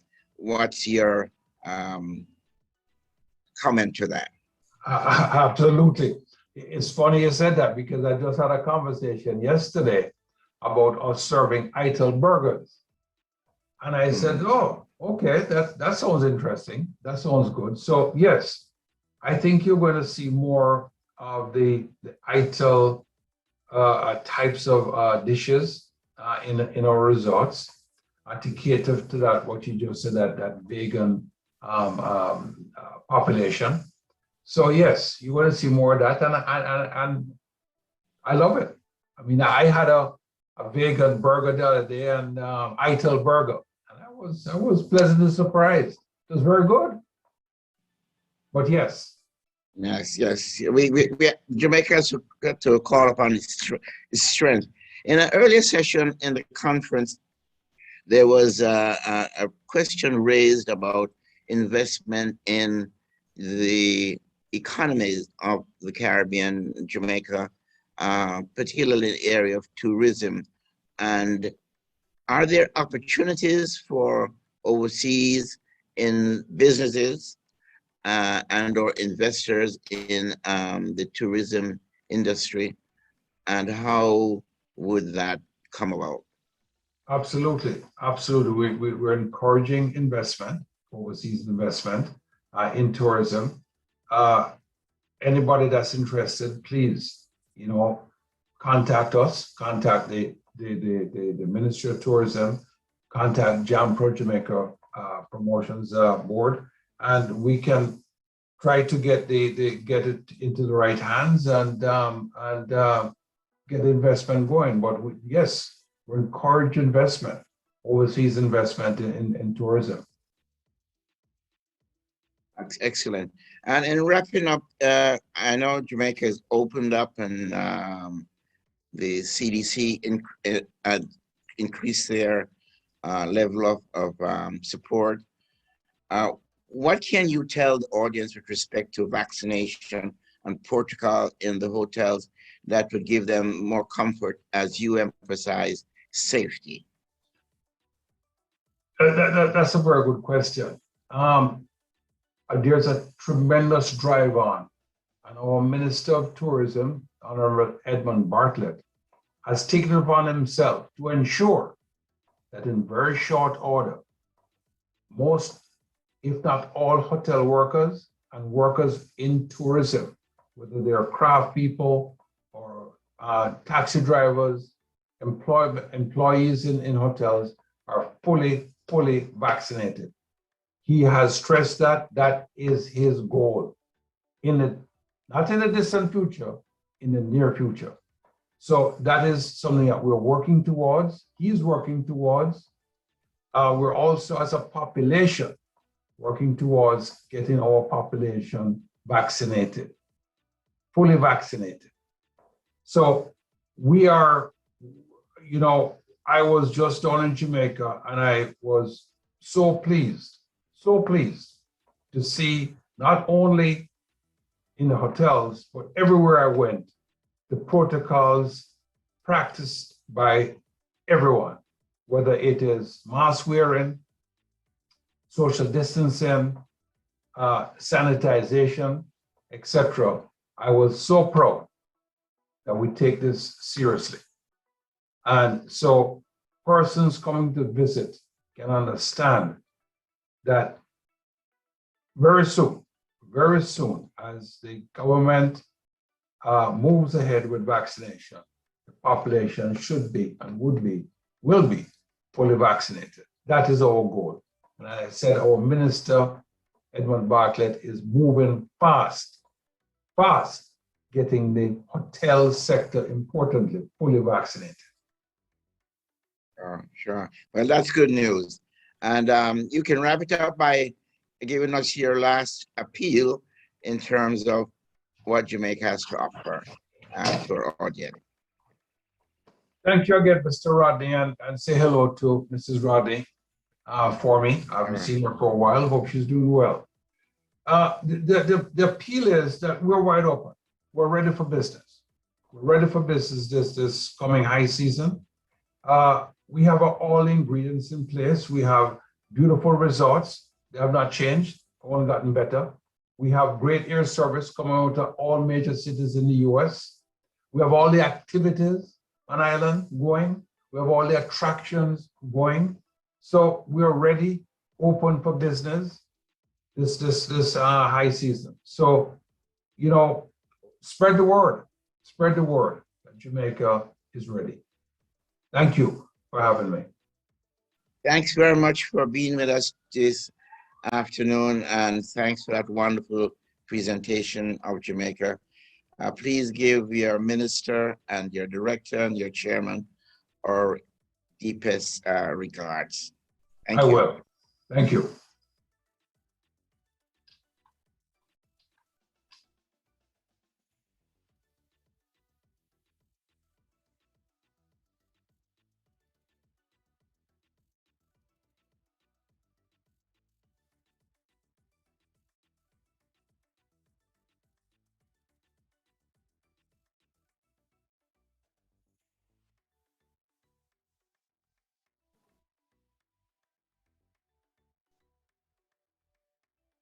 Look, that's just run it, okay?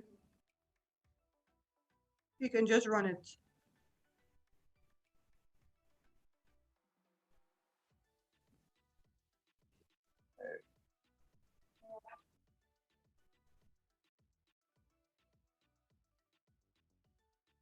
Daniel D. Miller, Deputy Executive Director at the $10 billion New York City Board of Education Retirement System, where he's been for nearly 2 decades and has the responsibility for managing investment programs.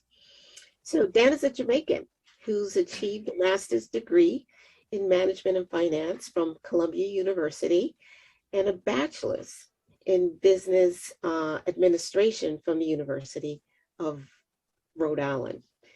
So with that, Dan, welcome. Thank you. Happy to have you. So talk to us, Dan, about who the beneficiaries of your pension funds are, and tell us about the role you played in building out a fully funded retirement plan for these members. Sure. So who our members are all the people in the school building that keep the school functioning that are not full-time teachers and principals. School age, the lunch helpers, the crossing guards, the custodians, the cooks, loaders and handlers, all those frontline workers that were there during COVID, those are BERS members. Majority women and majority people of color. So very different pension funding, a lot out there. Now, you asked what my role was building out this fully funded plan. As of 9/30, we are 113% funded. Not many pension funds can say that across the country. When we started thinking about our investment program, what we wanted to do, we saw our asset allocation and we weren't meeting the targets that we needed to hit. So that was increasing our risk because it wasn't to plan. So we looked at this, the structure of working with NYC Control's office, and said, let's take a best of both world approach, that we build out an internal investment team in-house at BERS. So I had to sell that vision to our board of trustees on what BERS could be. I sold them on a plan, how we could execute that plan, and what the results would be. And I pitched them people, processes, and systems. I said earlier, with an in-house team of diverse people like our members. We hired new consultants that focus on our agenda. We studied other modern pension funds to develop processes on how you want to conduct business and to have a robust and unimpeachable process. We acquired new systems.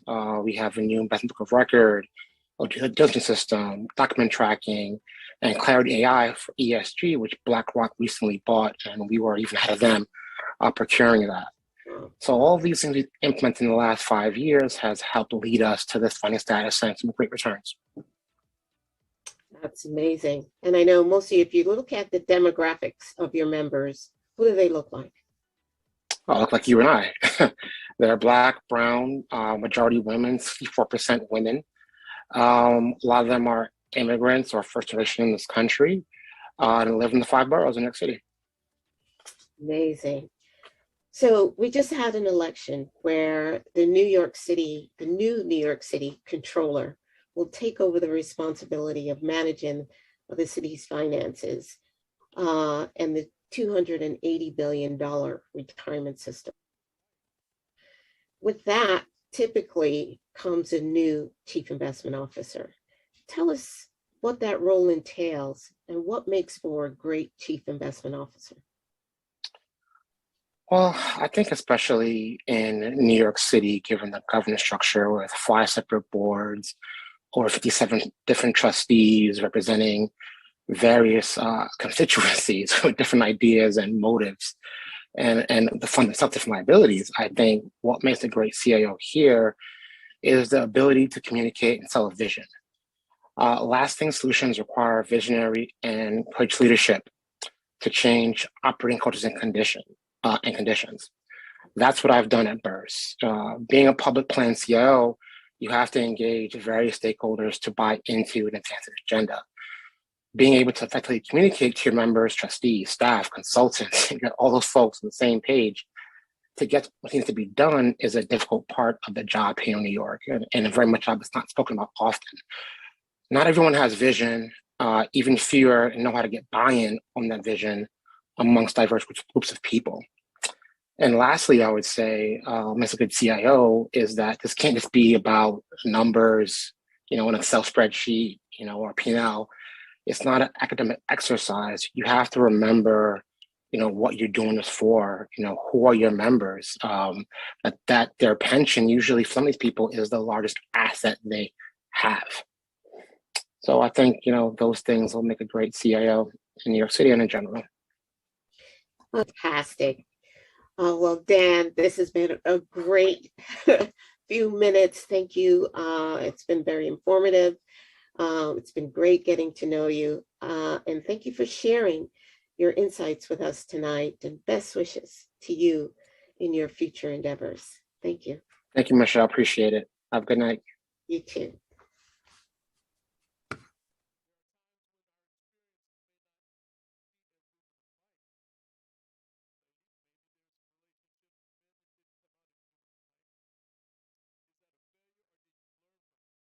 Guys, I know we had plenty of those relationships, and I'm sure we all learned from it.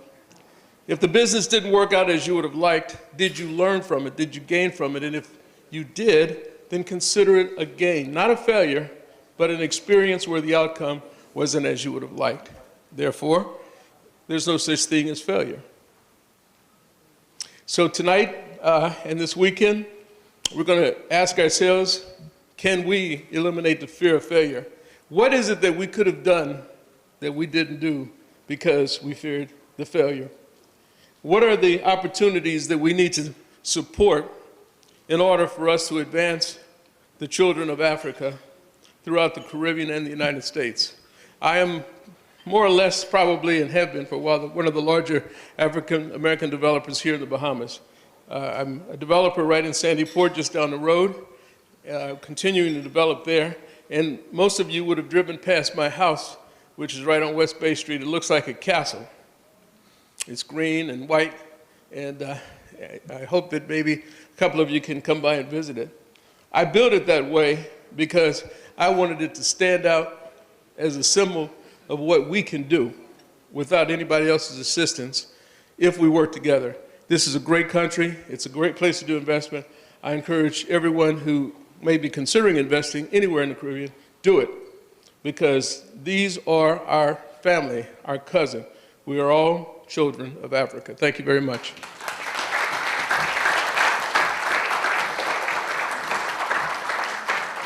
I thought about how I started and the influence that we can have on people. And, you know, our influence could either be positive or negative as we walk this road. And it is so very significant that we try to understand and make sure that our influences are positive. My influence started on my mother's knee.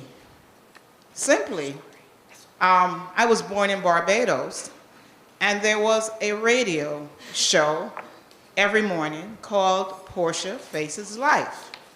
And my mother, who had never gone to law school, was petrified about even stepping into a courtroom, sat every morning and listened to this program. Because the woman in this program, Portia, that was facing life, was an attorney. And she was an attorney who won every case that in this program that she undertook.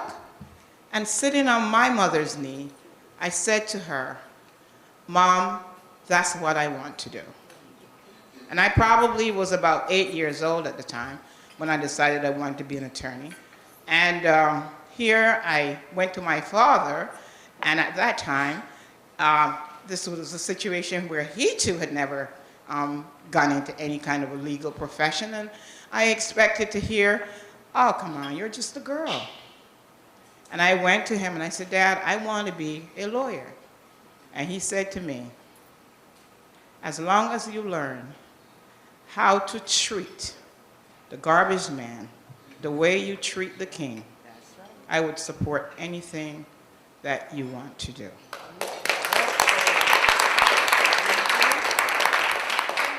And so I think that is the road that got me to where I am.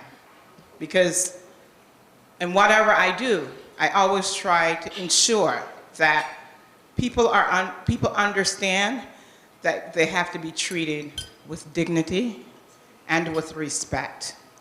And anybody who works for me, and I would like to say work with me, because I have been in positions where I started out in a labor union, and then I ended up on the bench, and then I ended up as the administrative judge running all of the courts in Brooklyn. So I like to say that people who work with me always understood that although, I guess, heavy is the head, wears the crown, that anyone who came in to any place that I was supposed to be the leader had to be treated the way I expected them to be treated.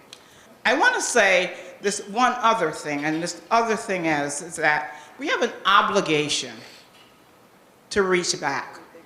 Not just to ask an individual or someone else to come along with us, but we have an obligation to ensure that we reach back and we bring them along and we make sure that they are successful. Because if they fail at what they do, then we have failed. So I say to kids all the time, if the kid sitting next to you in that classroom is getting an F, and you're getting an A, and you're laughing because you're getting an A, he's getting an F, you have ultimately failed because you are your brother's keeper. To be short, yesterday was a tragic day for the black, the brown, and the poor people in the United States. The election of Donald Trump, in my judgment, places us as a black people way behind the 8 ball. We're living in some dangerous times.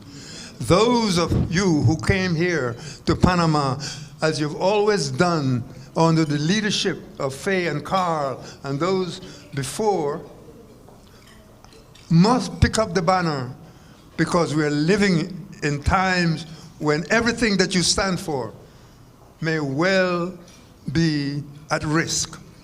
That is not hyperbole.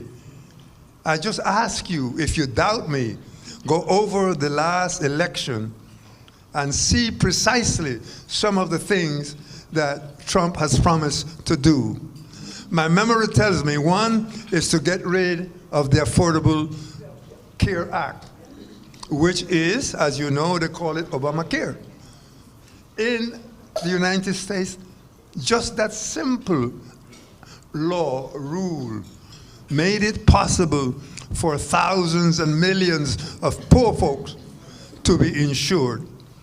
If all of us who have lived in the so-called ghettos of the United States know how difficult it was to get insurance and how so many had to use the emergency rooms to get insurance.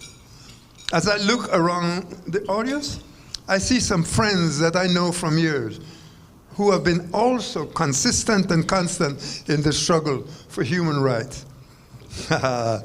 Lloyd, Kevin Parker, Senator Carter. So you know small this world. He was a football player with my son on the same team, a white receiver. And his mother worked in the division that I chaired at Brooklyn College. And he is the state senator of New York, Brooklyn, New York. Okay? Reality. When we started Black Solidarity Day, there was Lloyd. Okay? It was celebrated the day before yesterday. But those who know me, I would take the phone and talk to whoever. So I just want to thank you for your kindness and your wonder and saying, La luta continua. The struggle continues. We cannot give it up. And sometimes we take it for granted. We are not living in a post-racial society. Muchas gracias. Thank you. I went to this fundraiser, and this 11-year-old at it's a new charter school, and they're building one in Harlem. And he goes, the best thing my teacher taught me was that the only option is to rise to the top because the bottom is crowded. And that is what, by an 11-year-old. I was like, damn, that's good. And I have that up at my desk, because I'm like, if an 11-year-old knows it, I should know it. And that motivates me. So it's what we each need to do for ourselves to get to that point that you can't slack off. There's some time for it. I like that. Yeah, I like that too. At 11. I do think about working. I think there needs to be a balance of working home and working, because I think I've seen laziness become like when you're working just from home, where you don't have to ever get up and go somewhere, or you don't ever have to go and interact with anybody. You kind of come complacent in your comfort zone. And I think when you have to get up, get out the house, present yourself, sit in a meeting face to face with someone, you have to actually, there's some type of like, okay, well, I'm doing something. I'm not just complacent. But you start seeing other people like, oh, that person just did all this stuff. Okay, well, obviously I can't just keep doing what I've been doing for the past year. So for me, like, yeah, I can work from home. Luckily, I've been blessed enough to have an office where I've decorated enough where it's like my home. But for me, I have to go to the office, because for me, it's like, yeah, my father does instill that, you wake up, you get dressed, because you never know who you'll meet that day, or you'll never know who might just walk by the office and be like, what does this do? Because from his biggest deal his first big deal came from just sitting in the office and someone asking, what do you guys do? And that created his whole start of what he was doing, where he was just sitting there, trying to come up with some idea. Someone came and asked him a question. So he felt like, if you're just stuck in your house, who are you gonna see? Who are you gonna see? Who's gonna ever know what you do? And dressing for the part. So when I wake up and get dressed, yeah, I'm going to an office where it's my office. I mean, anybody who's working there is working for me. So could I be late? Yeah, but I also realized I have to create myself a schedule where I know I have to be in the office at this time. I need to do something, because that discipline and the whole motivation to keep moving. I know for me, I'm too creative of a human being to be working at home, because anything that like flashes by, and like, oh, well, now I'm thinking about this, and then I'm on, oh, well, I thought about doing this, and then I'll start talking, then someone will call, and I'll be like, oh, yeah, I can talk for now, because I'm not doing anything. And because for IBM, we worked at home all the time, which was, sometimes I would just leave my computer on and walk around the house, do other things, get other stuff done, come back when I heard like a chirp on the computer, and like, oh, type up a few things.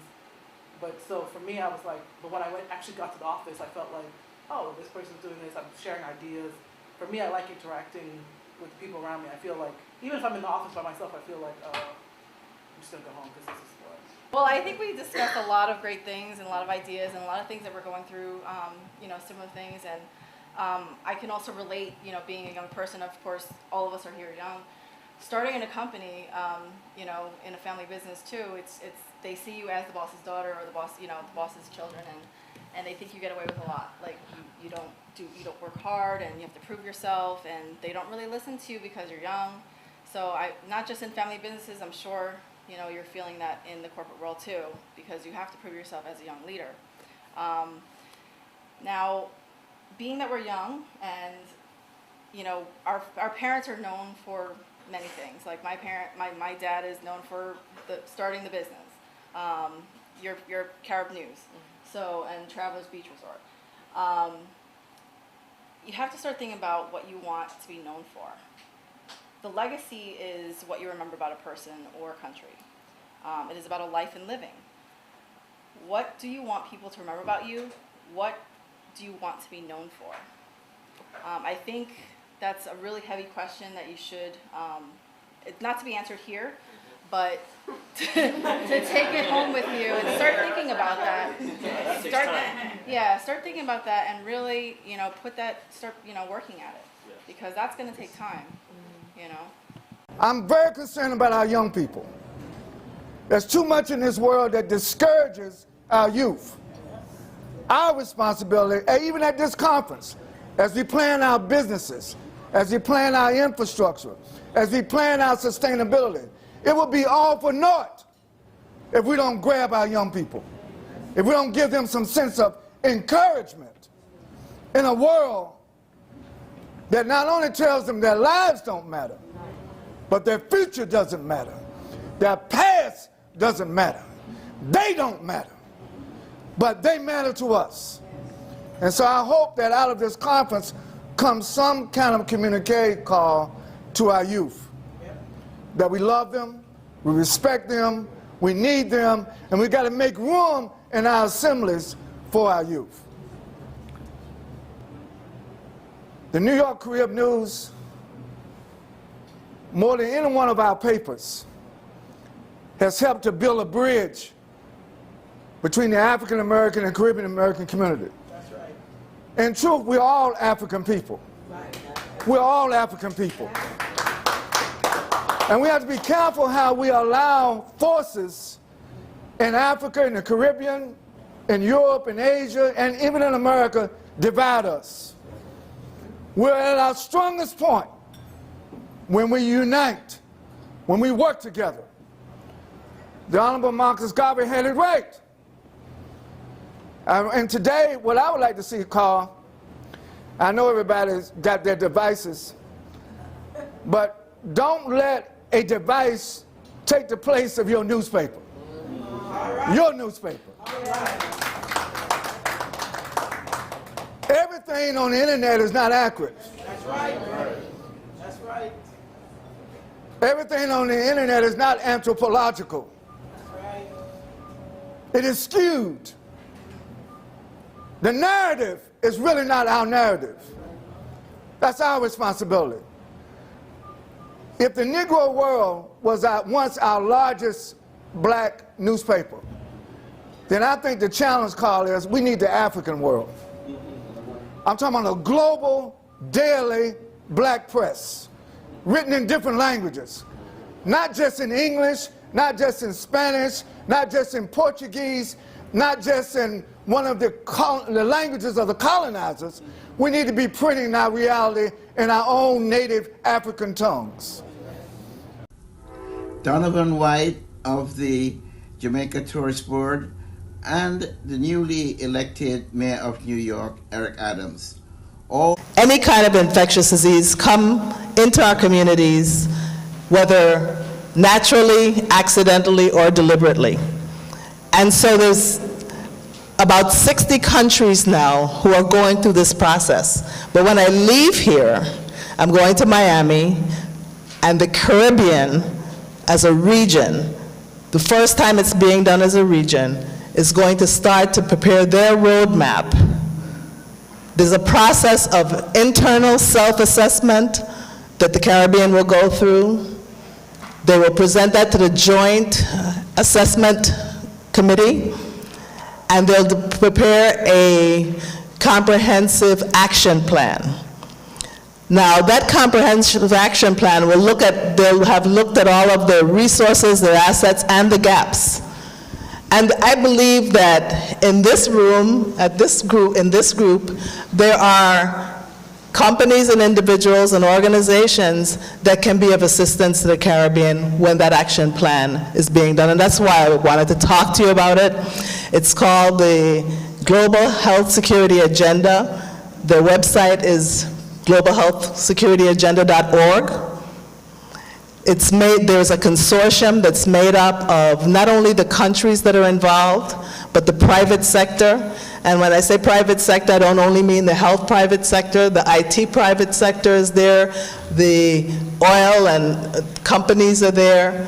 The private sector has a role to play because you work in many countries. You've gone through the regulatory things. You know the supply chain issues that we're going to have to deal with as we try to make sure that our countries are secure from infectious diseases. If our children are going to succeed, we have to go back, and I'm so proud of you, Bishop Gonzalez, with education. Education is a weapon just like the ballot box. We don't need to pick up guns. They told me in Montgomery, Alabama, when I used to walk through and they would say, eeny, meeny, miny, mo, catch a nigger by his toe. If he holler, let him go, eeny, meeny, miny, mo. My grandmother said, let them call you anything they want to, but if you get it here, they can't take it away. And so, if we're going to reimagine ourselves, education was the backbone of our parents. How many of you here can say that your grandparents never went to school? Some only 4th grade, didn't know how to write, didn't know how to read, but they believed in something better for all of us who are sitting here today. And so what we've lost is generation of our children. And so for us to reimagine the strength of the Africans, diaspora, it is going back to make sure that we begin to make education a cornerstone for our children. I think I understand leadership from the underbelly of leadership. My father said that leadership means pain, blood, even death. And if you look at the history of our people in the Caribbean and the leaders that we've had, going back to people like Bookman, Toussaint Louverture, and all of our heroes who fought free from slavery, we know that that is what leadership entails. The other thing that leadership entails is vision. Marcus Garvey was a quintessential visionary. He visualized a reconstruction of African people and African civilization. He knew no fear, and I pick up from where the previous speaker ended. He knew no fear. He says fear was not something that a man should have. And he also said that without confidence, you've failed before you've started. So you must be confident in yourself. You must first have the vision, you must be confident in yourself, and you must have no fear. I think that the world is in a crisis.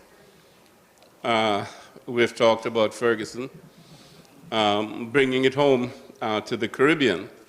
The Caribbean is experiencing the back end of the recession of the major powers of the world. We're experiencing the marginalization of globalization. And as you know, globalization is the enemy of self-sufficiency. And the industrial civilization that has been developed coming out of Europe is destroying the planet. The direction in which we as a people need to go here in the Caribbean needs to change. I don't think we can any longer be satisfied being 15 independent CARICOM nations trying to put an economy together. I think vision and leadership demands that we become federated territories. With federated territories, we can then have a regional industrial economy. We can have economic space for manufacturing, for small and medium-sized businesses, and the larger market.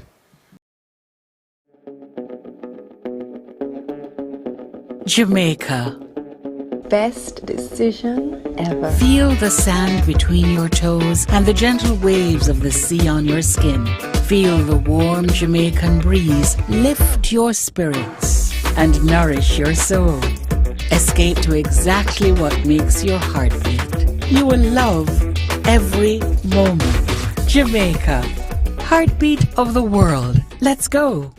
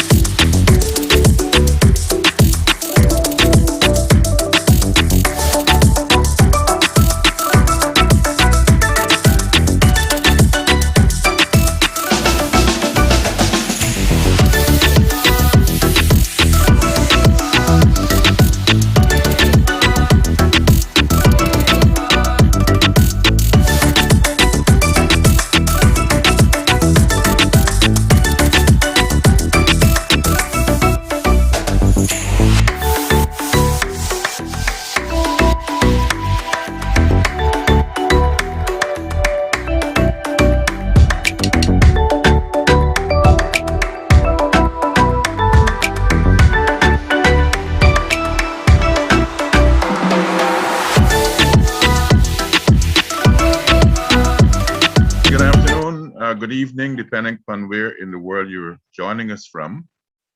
My name is Ivelaw Lloyd Griffith, and I have the privilege and pleasure of chairing this session on climate change, a critical issue for everyone, whatever part of the world you're in.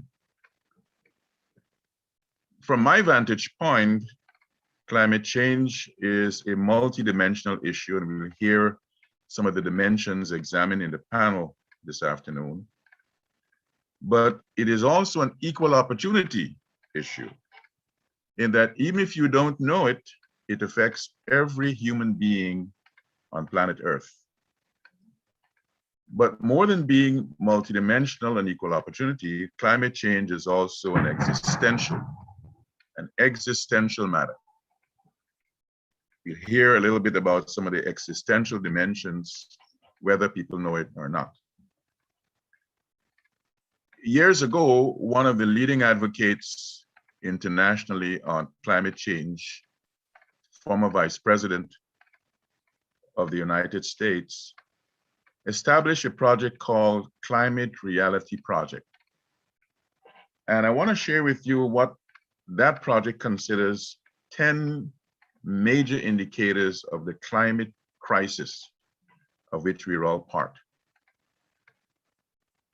Indicator number 1, air temperature over land is increasing. Indicator number 2, air temperature over the oceans is increasing. Indicator number 3, the Arctic sea ice is decreasing. How about number 4? The glaciers are melting. Number 5, the sea levels are rising, and if you're in the Pacific and in the Caribbean, that's a clear and present danger. What about number 6? Humidity is increasing. Number 7, you might ask, the ocean heat content is increasing. What about number 8? The sea surface temperature is increasing. And then we go to number 9. The amount of snow in parts of the world is decreasing. And finally, number 10, the Earth's lower atmosphere temperature is increasing. We may not all appreciate the value of those indicators, but hopefully we'll get an appreciation of some of them in the conversation we have this afternoon on this very important issue, which, as I said, in my view, is not only multidimensional, it's equal opportunity, and it's existential. In order for us to have a conversation about this issue, we have a wonderful lineup of speakers. But before I get to introduce the speakers, and I'll introduce them with Dr. Boudreau first, then Mr. Hoyt, I'd like to invite us to listen to a recorded message from the Prime Minister of Antigua and Barbuda. Distinguished ladies and gentlemen, good afternoon. And a special good afternoon to all of our Caribbean brothers and sisters and others assembled in the various capitals and cities around the globe who are participating in this virtual conference. I speak to you from sunny and beautiful Antigua and Barbuda, where tourism is our major business, and turning our country into an economic powerhouse is my administration's vision and greatest ambition. For nearly 6 decades, or since 1952, our island country has nurtured tourism. After making the historical break with sugarcane, which drove the impoverished economies of many of our Caribbean countries for centuries, a new Antigua and Barbuda was born. Almost every year in those 60 years since 1952, a hurricane or storm has battered the Caribbean island, but the impacts were not as devastating. Today, those hurricanes are more frequent, more ferocious, causing destruction to economies, infrastructure, and buildings in CARICOM member states. These storms result in significant damage to our coastal tourism properties, undermine tourism arrivals, increase unemployment, destroy homes, reduce tax collections, and increase the demands for unbudgeted relief and recovery spending. More than 17 named storms and hurricanes passed through the Caribbean in 2021. Thankfully, the Caribbean has so far escaped the devastating consequences of these threatening storms and hurricanes as the season comes to an end.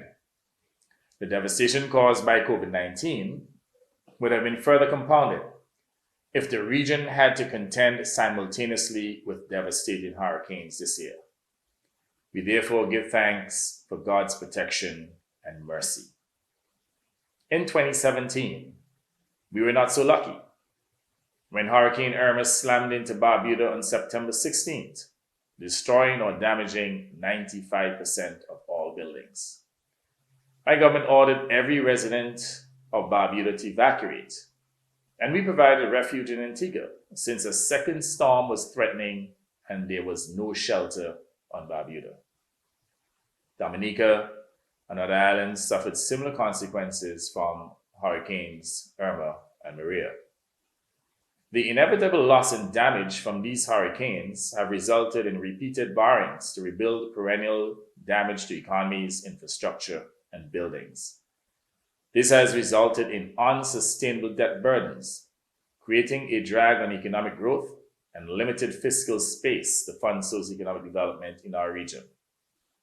Climate damage in the Caribbean is not limited to hurricanes only. The Caribbean region has suffered practically all of the consequences of climate change, to include heat waves, bushfires, persistent droughts, and when it rains, we experience floods. Marine pollution is a major problem, resulting in the littering of our beaches, ocean acidification, and coral bleaching. Even melting glaciers that contribute to sea level rise are affecting the Caribbean through coastal erosion of our beaches. These consequences of climate change have undermined our tourism product, which is dependent on our beautiful beaches and the pristine marine environment.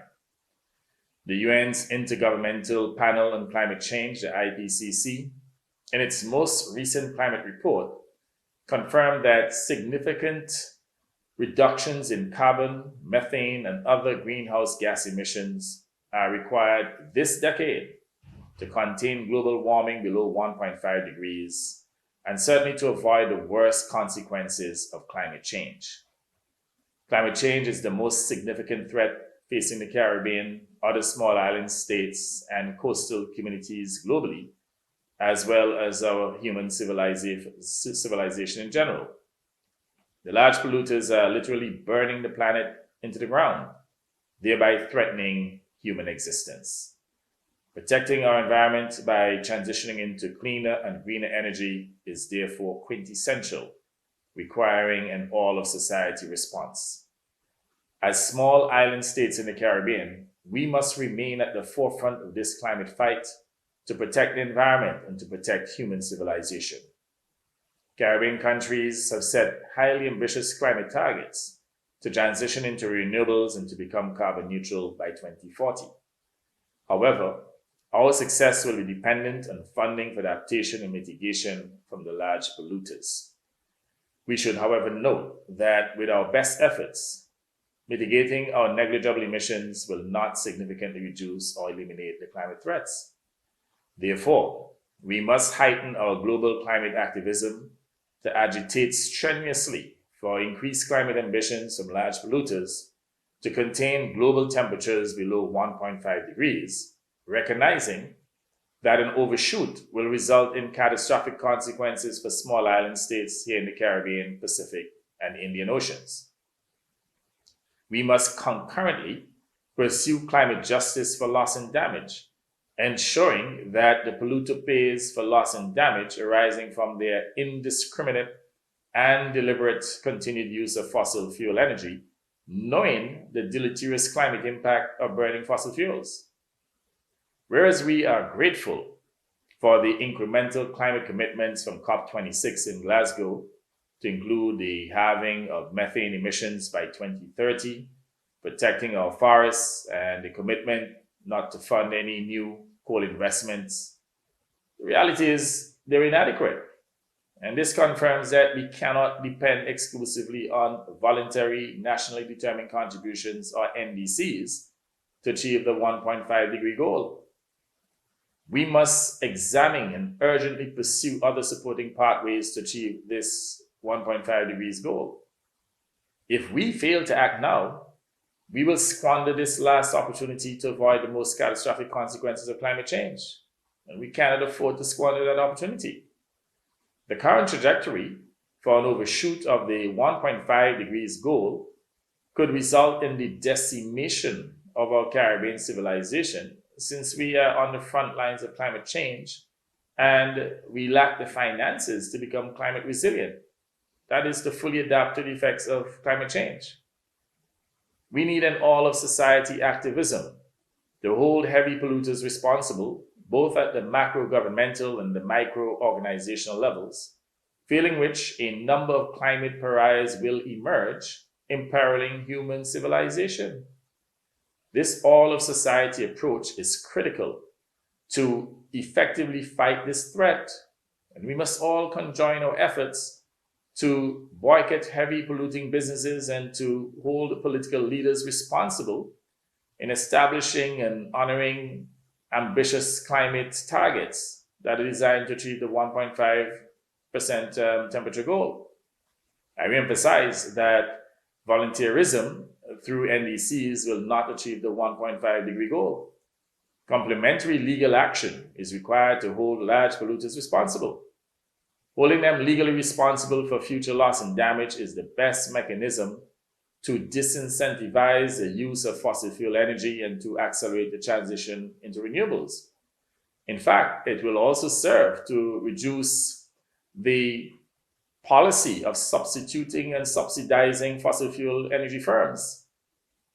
Loss and damage should be established not only as a moral but a legal liability with a well-established mechanism for compensation.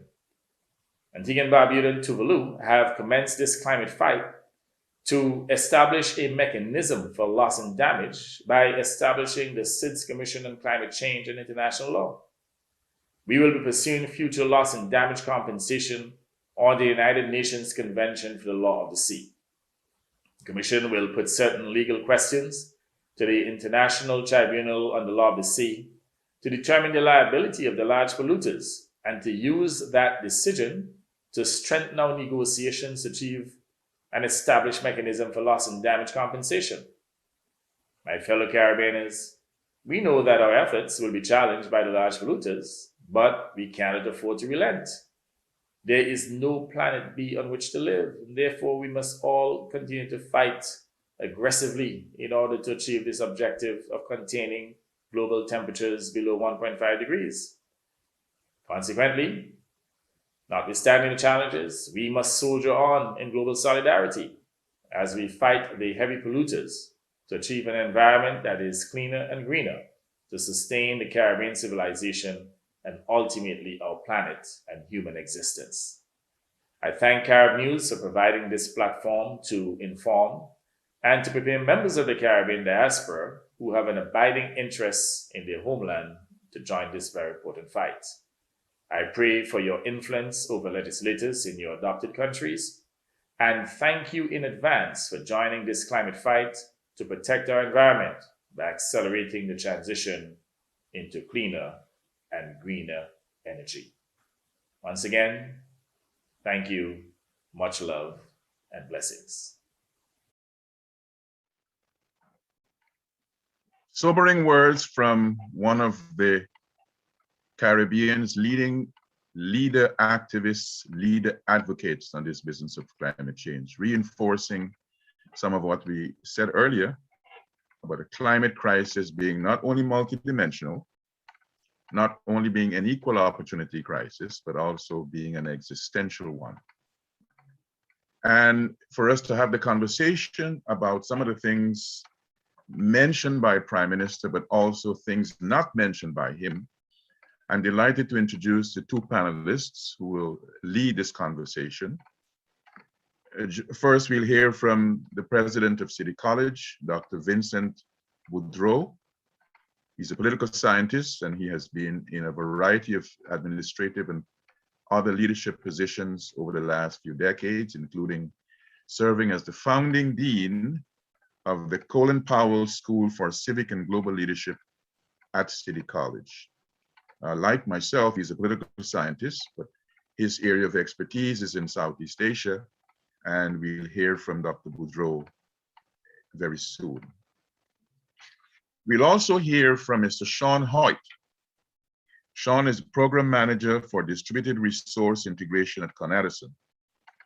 Most of his career involved building and upgrading these distribution systems traditionally, but now he has positioned himself at the forefront of the transformation of the electric grid, integrating cleaner, affordable, modern, and efficient energy systems in the 5 boroughs of New York City. I'm delighted to invite first to share with us 10 or so minutes, Dr. Boudreau, and we'll hear from him.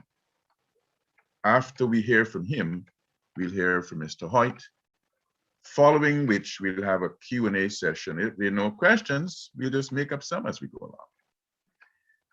Please, the floor is yours, Dr. Boudreau. Thank you so much. I really appreciate the opportunity to speak at this forum. As you see, I'm dressed informally, and I say that because I had a long planned fishing trip, and I'm on that trip now. But when I got the invitation to speak on this issue, I thought it was important for me to come in and join the conversation. And so the fish will wait for a little while we have this conversation, and I'm really pleased and grateful to be here and thank the organizers of the conference as well. And I'd like to start off by speaking as a political scientist. And the question is, the Prime Minister raised the issue of mega polluters nationally and globally. And so a question that political scientists have asked is, what do you do when countries won't cooperate on essential issues that need to be resolved? Now, I have a quick story that really spawned a whole set of theories in international relations. And it goes back to the Mediterranean, when, in the 1960s and 1970s, the Mediterranean was far more polluted then than it is now. But the countries around the Mediterranean, because they were so differently positioned economically, socioeconomically, you had countries that were already developed, Spain, who had developed largely because they didn't put in effect some of the costly pollution control measures. And it had gotten to the point in the 1970s where the Mediterranean was so polluted that these early industrializers, who had had the benefit of industrializing without the costs of putting in environmentally friendly measures, started to say to everybody, Algeria, Tunisia, countries bordering the Mediterranean that were in the process of developing, we all have to clean up the Mediterranean. And these countries said then, as countries are saying now, why is it that you, who had the benefit of decades of development without taking care of cleaning up after the development process, why are you imposing these constraints on us now? And so for decades, they talked but could never agree on a plan to clean up the Mediterranean. However, over that same period of time, scientists from the universities all around the Mediterranean and really all around the world were meeting in academic conferences and talking from a scientific perspective, as scientists are talking today about climate change, about what they should do. And so there was largely a consensus among the scientists about what the problem was and what the remedies should be. So you have, on the one hand, a scientific community that is in agreement and a set of governments that can't agree on anything. What happens in the early 1970s is there was a fish kill. Environmental conditions had reached the situation where it had gotten so bad that all over the Mediterranean Sea, dead fish were washing up on the shores. And there were the politicians with no response to it. And in that moment of crisis, when the political system had no answer, they turned to the scientists. And what they found was that the scientists already had a consensual answer they had developed over the years when nobody was listening to them. And the governments in that moment of crisis were prepared to implement a plan that became known as the Med Plan, that in significant ways reversed the level of pollution. And so one of the answers that people say when governments can't agree on cooperation around technical issues is lean on the experts, develop a consensus.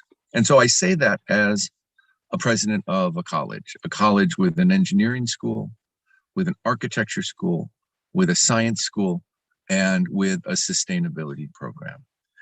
We have, I think, the universities, colleges, an essential role to play in reversing climate change. And I would say we really have 4 roles, and I want to sort of go through those. The first is in our research. So much of the research that is necessary to reverse climate change is taking place not in corporations, but on the campuses of universities. I will say at City College, there are a number of things that I'd like to talk about. In our engineering school, there is a concerted effort, and I suspect we're going to hear a little bit more about it with our next speaker, a concerted effort among chemical engineers, electrical engineers, and civil engineers to develop the brand of the Grove School of Engineering around the idea of decarbonizing the grid, meaning making sure that the way we generate power, solar and solar and wind power, how we store power efficiently, the batteries that we're using, can we make them efficient? Can we generate them from materials that are inexpensive and not sourced from areas that are in conflict? So widely available sources. We are working on zinc manganese batteries, which are they hold a charge better. They're cheaper to construct. They charge faster, and this is an essential component of moving to green energy, having a kind of storage capacity that will allow us, when the sun's not shining, to take solar energy, when the wind's not blowing, to take wind energy, store it so it can be used at night or when the wind's not blowing. The other element that is a big part of our efforts on campus is to design systems in the grid that effortlessly switch back and forth between the generation of power, the storage of power, and the utilization of stored power. And we can go department after department to talk about the various components of a decarbonized grid. Our cybersecurity program is also involved in this project. One of the things that's important as we move to solar and wind power away from petrochemicals is that the generation of power is a more and more distributed system. In other words, wind farms and solar farms are all over the landscape. And in order to pull that energy into a system, you pull from all different sources of generation. One of the things that means is that your power structure becomes vulnerable to cyber attacks and ransomware and all sorts of other malware efforts because the system is distributed geographically. And so cybersecurity programs have a role to play in that. So that's the first role that universities have to play, research. The second is education. As I said earlier, we have an engineering school where people from around the city and around the world are being trained in these technologies. One of the programs on campus that I'm most proud of is our sustainability program. This is a program that is a joint collaborative program between our architecture school, our engineering school, our science school, and the Colin Powell School, talking about all the different ways in which we can build infrastructure, housing, transportation in a way that is more sustainable. The third role that we have as an institution is an advocacy role. We need to step out of our, the closed nature of academic discourse and begin to work more and more with community organizations, civic organizations around a program of advocacy. I was meeting, I guess it was earlier this week, with a guy named John Judge, who is the president of the Appalachian Mountain Club. Now, the Appalachian Mountain Club is an organization that's over 100 years old. And it began as a club that would help people get out into the outdoors, hike, backpack, canoe, camp. They have huts all over the eastern United States, in the White Mountains in New Hampshire, in the Appalachian Mountains, in the Adirondack Mountains. But in the last 20 years or so, in addition to their recreational function, they have begun to bring in climate scientists to study the impact of climate change in these various ecosystems. They're working with us in a program that we're calling Democratizing the Outdoors. And what that means is, if you go to an Appalachian Mountain Club meeting, one of the things you'll see is it's one of the least diverse places you'll ever want to see. Most of the people are even older than I am. Many of them are even whiter than I am. So they have come into a partnership with City College so that we can bring the students in City College, City University, and also members of civic organizations in our area into a collaborative relationship with the Appalachian Mountain Club. And there's a lot of reasons for that. One of it is just simple democracy. The outdoors is everyone's to enjoy, and so we should make sure that everybody has access, feels comfortable, has the training they need. But second, you know, a pristine outdoor environment is essential not just for people who want to recreate in the outdoors. It's essential for the health of the city. This is where our water comes from. These are the places where forests take carbon out of the atmosphere. These are the places where our biodiversity is improved. And if only a small segment of our population appreciates the need to preserve the outdoors, then we won't be, as a population, good stewards of that essential resource. And so we're working with the Appalachian Mountain Club on our campus and with community groups to try to make sure that everyone feels that this essential resource, a resource that's essential to reverse climate change, is seen as a shared resource for everyone because it is essential. The final role that universities have, and you get a little bit of this in the Prime Minister's speech, is universities are places where people from all over the world come to study as students, come to study as faculty members and as researchers. The third largest demographic on the campus of City College are people from the Caribbean, from the Dominican Republic, from Jamaica, from all the other islands in the Caribbean. Many of them will spend their whole lives in the United States, but not all. And so if we can use the opportunity of people working and studying together in a place that is devoted and committed to climate change, then when they move back to their homes, or when they remain in the United States carrying the legacy of a care and concern for the well-being of the homeland, you build a political network that has shared a common experience and shares the same perspective on climate change. And this is an essential function of universities as well, to constitute a transnational community of advocates around issues like climate change. So I will say that as I think about the role of my college and the future of my college, one of the things that is at the top of the list is a much more engaged, much more active posture in relationship to the critical issues of our day. And I can think of 3 or 4 of them, but at the top of the list is climate change.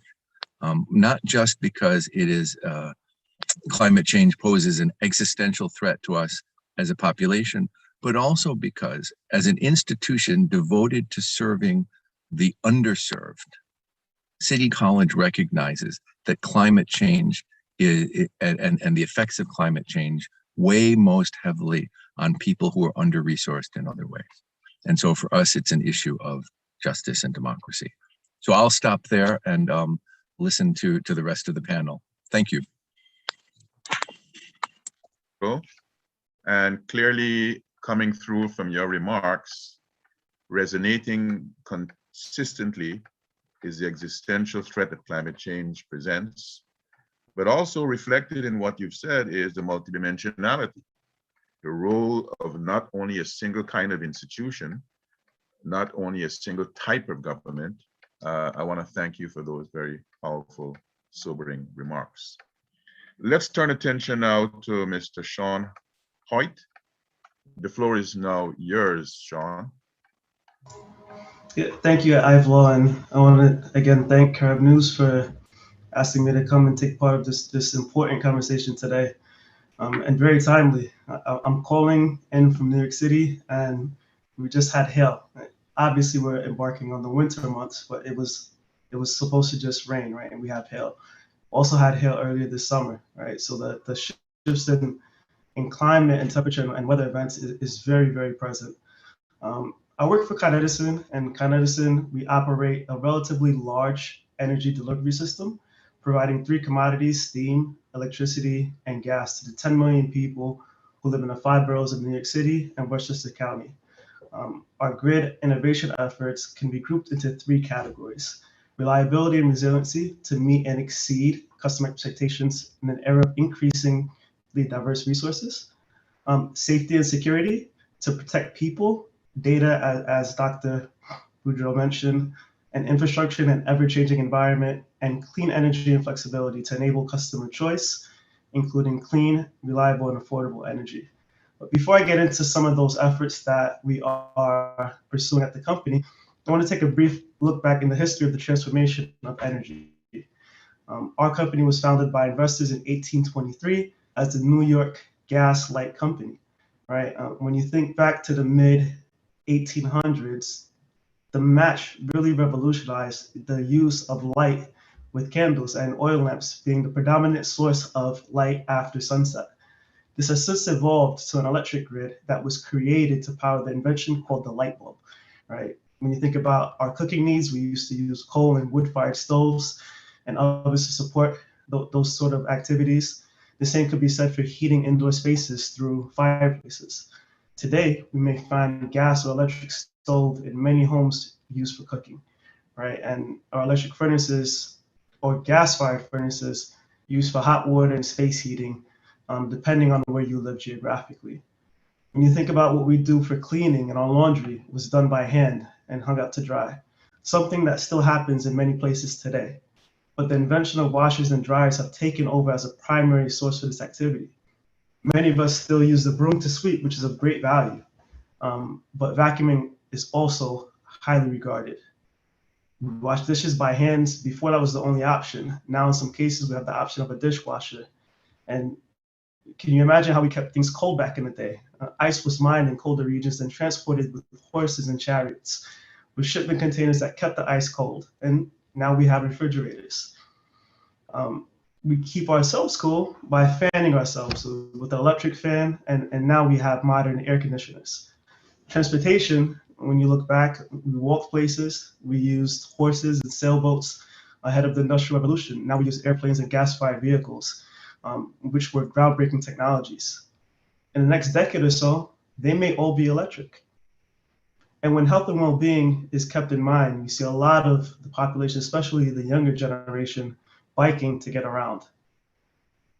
There are many other industries that have benefited from these technological advancements. You think about agriculture, manufacturing, steel, cement, chemical production, you have communication, healthcare industry, education institutions, sporting events, and entertainment have all evolved with the use of energy.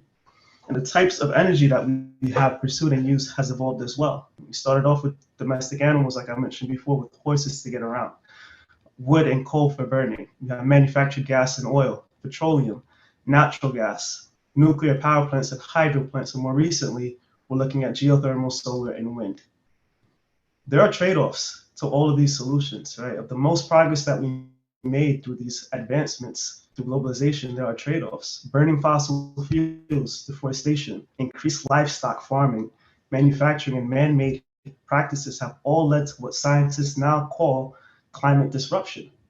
Now, climate disruption is a step further from climate change, right? It details the types of fluctuations that can and will occur that are leading to this increase in extreme weather events like the one I mentioned earlier today, with violent storms and major flooding depending on where you're located. And the anthropogenic caused emissions increased in our atmosphere, right? These are all man-made disasters that we are helping create. For Con Edison, in 2019, we collaborated with Columbia University's Lamont Doherty Earth Institute or Observatory to conduct a multi-year climate change vulnerability study to evaluate our present-day infrastructure, design specifications, and procedures against expected climate changes.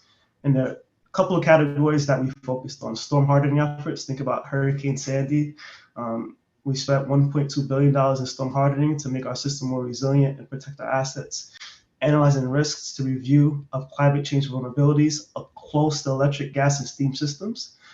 Change practices by developing climate change implementation plan to systemically incorporate climate change into planning, design, operations, and emergency response practices. And this is all being done for a resilient future, 2021 and beyond. With additional climate science studies, refinement of tools, methods, and approaches in engineering and planning. Additional climate studies, refinement tools, and all of this will really help us be successful in obtaining our clean energy future. So the main drivers of carbon emissions in New York State could be attributed to about 40% of carbon emissions from electric generation. Right? We help reduce that by expanding and integrating energy efficiency. Right? We have over 24 energy efficiency programs, and our role as a utility is to support the market adoption of energy efficiency behaviors and technologies. On average, 1 kilowatt hour of energy produces a little over 1 pound of carbon dioxide. Now, since 2009, we have had more than 1 million customers upgrade to energy efficient equipment, saving more than 7 million metric tons of carbon emissions. We have demand response programs, which helps us mitigate and combat the hottest days of the summer, where we expect our system may have some complexities due to demand. Right? Customers can participate and be rewarded with rebates and incentives for minimizing their use during those times. Rooftop solar, as mentioned before, it's about 90% cheaper now than 7 to 10 years ago. Right? Con Edison, as a company, ranked seventh among solar energy providers worldwide. Right? With a presence in 19 states, we're also the second largest solar provider in North America. And Dr. Bordeaux, you mentioned a lot of the things that I focus on, energy storage as well, right? Con Edison, we just signed the largest energy storage project in New York State history, right? The batteries will be able to discharge 100 megawatt hours of electricity at about 10 times the amount of energy storage installed in our territory today by the end of 2022. Now, 30% of carbon emissions are coming from heating spaces within the residential, commercial, and industrial sector. Right, we've added a focus on building envelope to stop some of that loss from the space and heating and cooling throughout the seasonality within our facilities, whether it's residential or commercial. We've launched a heat pump program, which a heat pump is basically a HVAC equipment, heating, ventilation, and air conditioning that transfers heat from one space to another like a refrigerator, right? But it does so with lower carbon emissions for space and water heating applications compared to fossil fuel equipment. It also provides cooling in the summer months if needed. And another 30% of carbon emissions are being driven by transportation, right? So we're looking at a dramatic expansion of electric vehicle and electric vehicle charging stations. Extreme climate disruption hurts people with limited incomes the most. So how do we fix that, right? The traditional energy system has imposed severe environmental and health-related concerns, and has done so in a very unjust and racially inequitable manner, one that has contributed to the overall current state of our social inequity or inequality. However, as Ivlo mentioned during my brief introduction, we are at the forefront of the transition of this energy transition, right? We're at the forefront of change. And the impact of policy partially will determine whether or not the uptake of clean energy technologies will be quick enough to align with the climate science, and whether it will be equitable enough to benefit everyone without imposing harms or prolonged inequality. I recently read an article on Energy Central that stated, the transition to lower carbon sources and energy will inevitably produce winners and losers. And in many cases, the losers won't benefit from the cleaner energy sources, right? It's only the winners that will benefit. Reduced emissions from fossil fuels and employment and innovation opportunities that accompany this transition will not benefit the loser. We cannot accept that. We cannot allow that to happen. When I started my career at Canada nearly 15 years ago, I was hired into an entry-level position as a general utility worker. I worked all across the distribution system, building and upgrading substations and power gen stations that run our complex system today. I went back to school and studied sustainability at Columbia University, and I learned that sustainability is a business case. And what that means in my industry is making efficient energy use a business practice can improve profitability, reduce greenhouse gas emissions, and conserve natural resources. So as Dr. Riddell gave you 4 points of reference for what they do, I want to give 4 points of reference as well.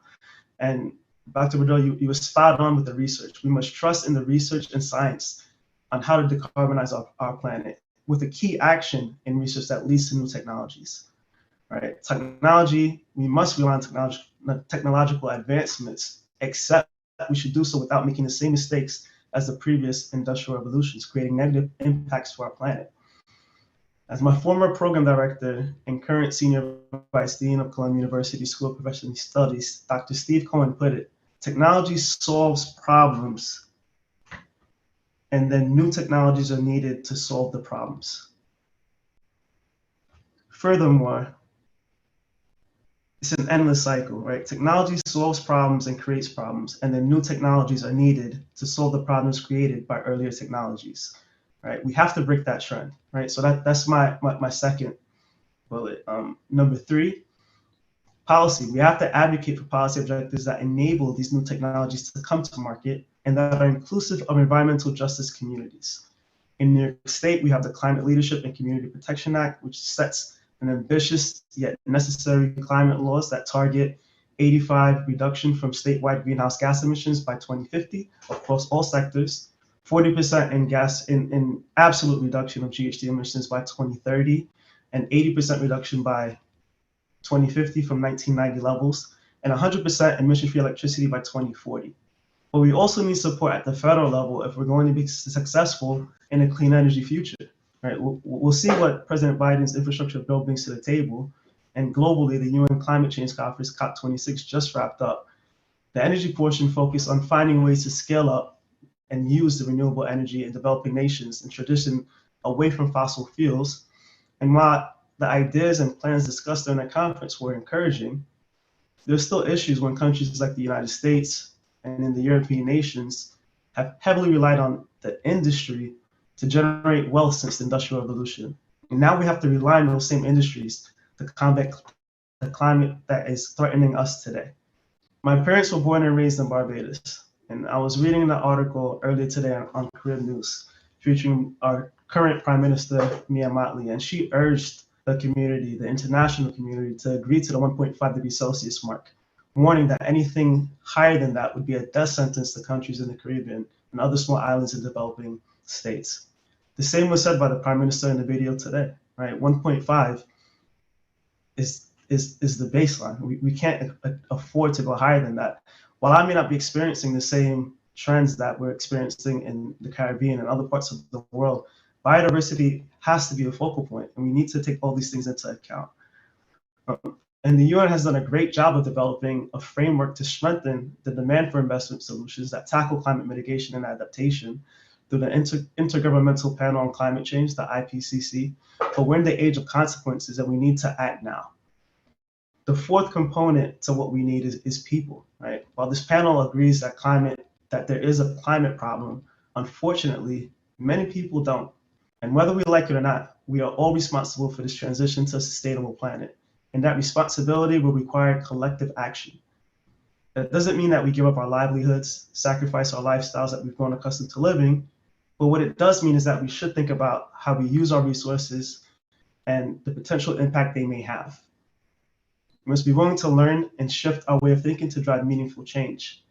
In my current role, I run a multi-million-dollar energy efficiency program for the small and medium business customers within our complex service territory, helping them implement and install energy efficiency technologies to reduce their demand and consumption, and obviously reduce carbon emissions. In this role, I've also been able to support a workforce development program that's creating jobs for individuals looking to enter into the clean energy space and upskill incumbent workers so that they can transition into the space as well.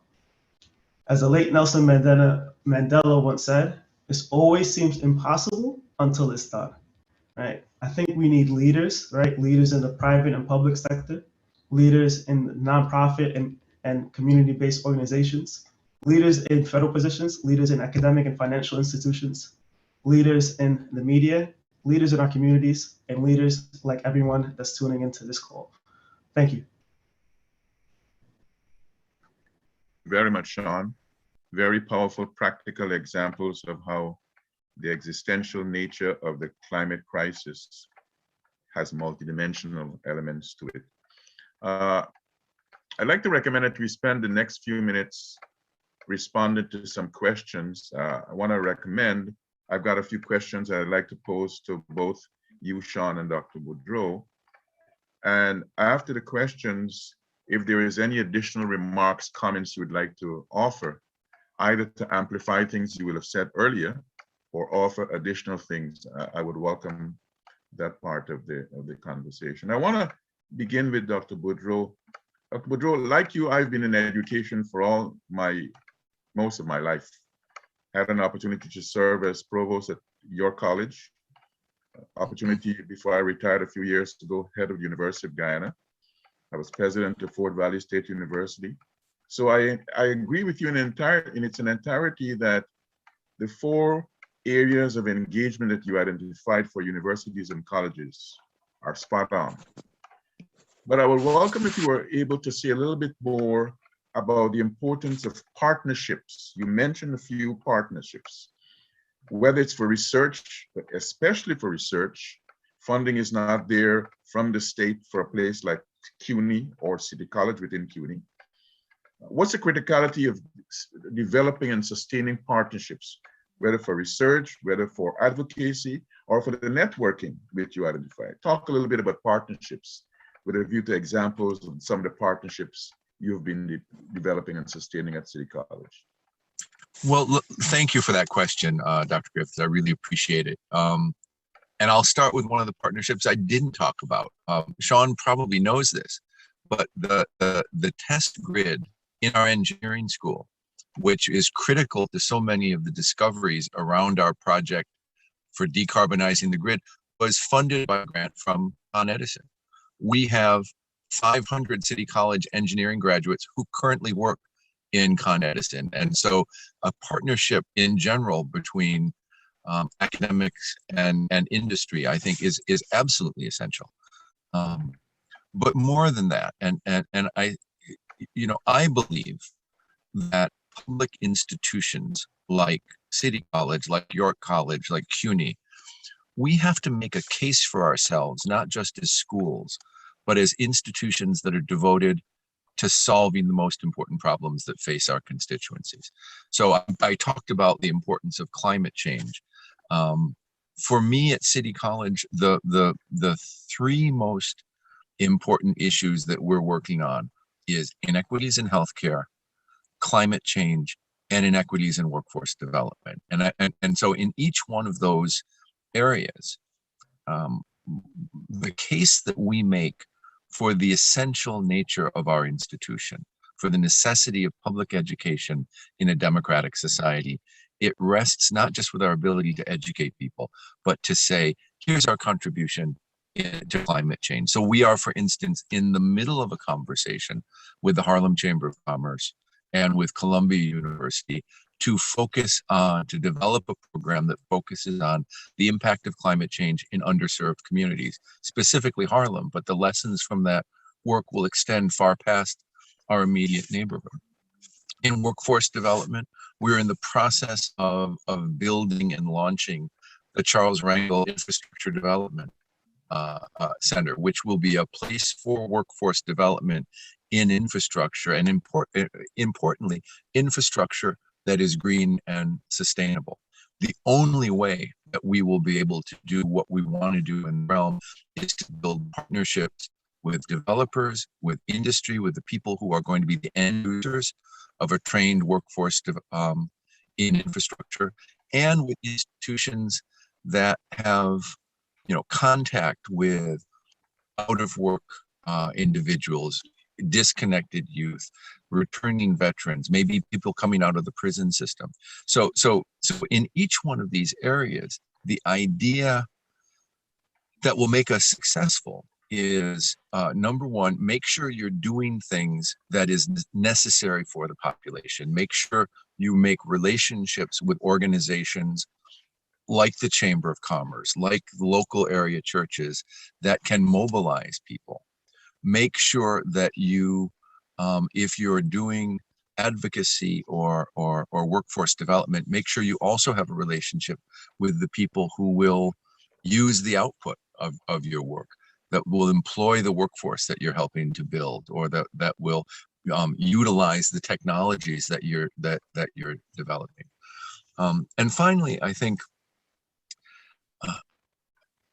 this has resonated in everything we've heard so far in this panel.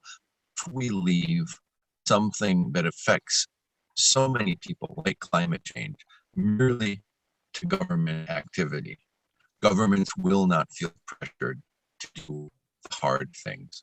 And that means that the way we educate our students, the way we interact with our communities, the kinds of lectures and talks that we sponsor, and also the kinds of research that we do, need to engage the whole people. I'll give you one really good example of this. We have on our campus a NOAA CREST facility. So NOAA, of course, the National Oceanographic and Atmospheric Sciences Association. CREST refers to an institute of research that is also devoted to diversifying the profession. So it provides grants and scholarships and research support specifically so that underrepresented groups in that specific profession, in this case climate change, get the opportunity to develop expertise in that area. One of the projects of our NORCREST facility is a project in our community to put climate sensors in, all over the community in different parts of the building, so that, for instance, in a heat wave, it may be, the weather report may say it's 95 degrees in New York City, but on the 5th floor of a building, it may be 110 degrees. And on the ground floor, it may be 120 degrees, right? So putting those sensors around a neighborhood alerts us to where the hotspots are, where people may be in danger of catastrophic consequences of heat. We put those sensors out in the community in partnership with local schools and local youth groups, so that not only are we getting the data about the climate map of our neighborhood, we're involving young people in the effort to gather that data and figure out what it's for. So I think partnerships are essential. I think it's essential for 3 reasons: to get the job done, to mobilize the conscience and the expertise of the whole people, not just students and researchers, and number 3, to build a network of people who will put pressure on governments to do the hard things, but the necessary things. Wonderful. Sean, let me turn to you and ask you to address a kind of a 2-dimensional question. You spoke passionately about the 200 or so energy efficiency programs, but I was also pleased to hear you talk about not only the things that have changed lives and livelihoods, technology over time, ways of doing business, but the importance of trade-offs. And I know sometimes people's willingness, whether individual or corporate willingness to engage and embrace the trade-offs, has to do with their sense of what's in it for me. What am I saving? What is going to be beneficial in my pocketbook? I would welcome your saying a little bit about what perhaps are 1 or 2 of the most notable, successful energy efficiency programs, and what some of the trade-off decisions have been in regard to people saving individual pocketbooks, saving in corporate pocketbooks. Yeah, thank you for the question, Ava. I just wanted to clarify, it's 2 dozen, not 200, not 2,000, yet. 2,000. 2 dozen, 24. Okay, all right, good. Yeah, so we have a variety of programs, and they're geared towards different market segments. When you think about the 10 million people that reside and live in New York City, or even across the country, you have multifamily buildings. That's the large buildings where you would live in. You have large commercial and industrial for commercial activities, office spaces, games, facilities, etc. You have small commercial, which is the small businesses, the backbone to me of the economy. You have bodegas, mom and pop shops, grocery stores, restaurants, bars, so on and so forth. And then you have residential, which are like 1 to 4 family units. If you have a home in the outer borough or a brownstone located somewhere in Manhattan. Those are the 4 main market segments that we look to target for our energy efficiency programs. And historically, it's been the main driver of energy savings have come from the small to medium business community. It's about 350,000 eligible customers within this space. It's very much a hustle, right? Where we have a workforce that spans over 300 people that are specialized in HVAC installations and upgrades, refrigeration, lighting, controls, and gas upgrades. And they start off the process, the customer experience, with what's called a free, no obligation energy assessment of that customer's facility, right, or the business owner. They do a walkthrough of the facility and identify opportunities for that customer to upgrade to energy efficient technology. Within 20 to 25 minutes, depending on the size of the facility, that customer, that business owner is presented with a document that states what the entire project cost would be, the contribution that Con Ed would pay, which is on average about 50% of the total project cost, what the customer would owe to the contractor directly. So it's not like the customer has to pay 100% upfront and wait for a rebate. They're only paying that delta. And then the simple payback period. So when will the measures pay for themselves over time? Now, at that point, the customer could either move forward with some or none of the recommendations at no cost to them, right? To date, over the past just over a decade, we've had over 40,000 participants. We do on average about 100,000 megawatt hours of energy savings annually. On the electric side, and on the gas side, we're targeting about 22,000 decatherms next year. So that was historically, and it's historically been lighting focused. As of late, we've been able to move the needle a lot more with our large commercial customers.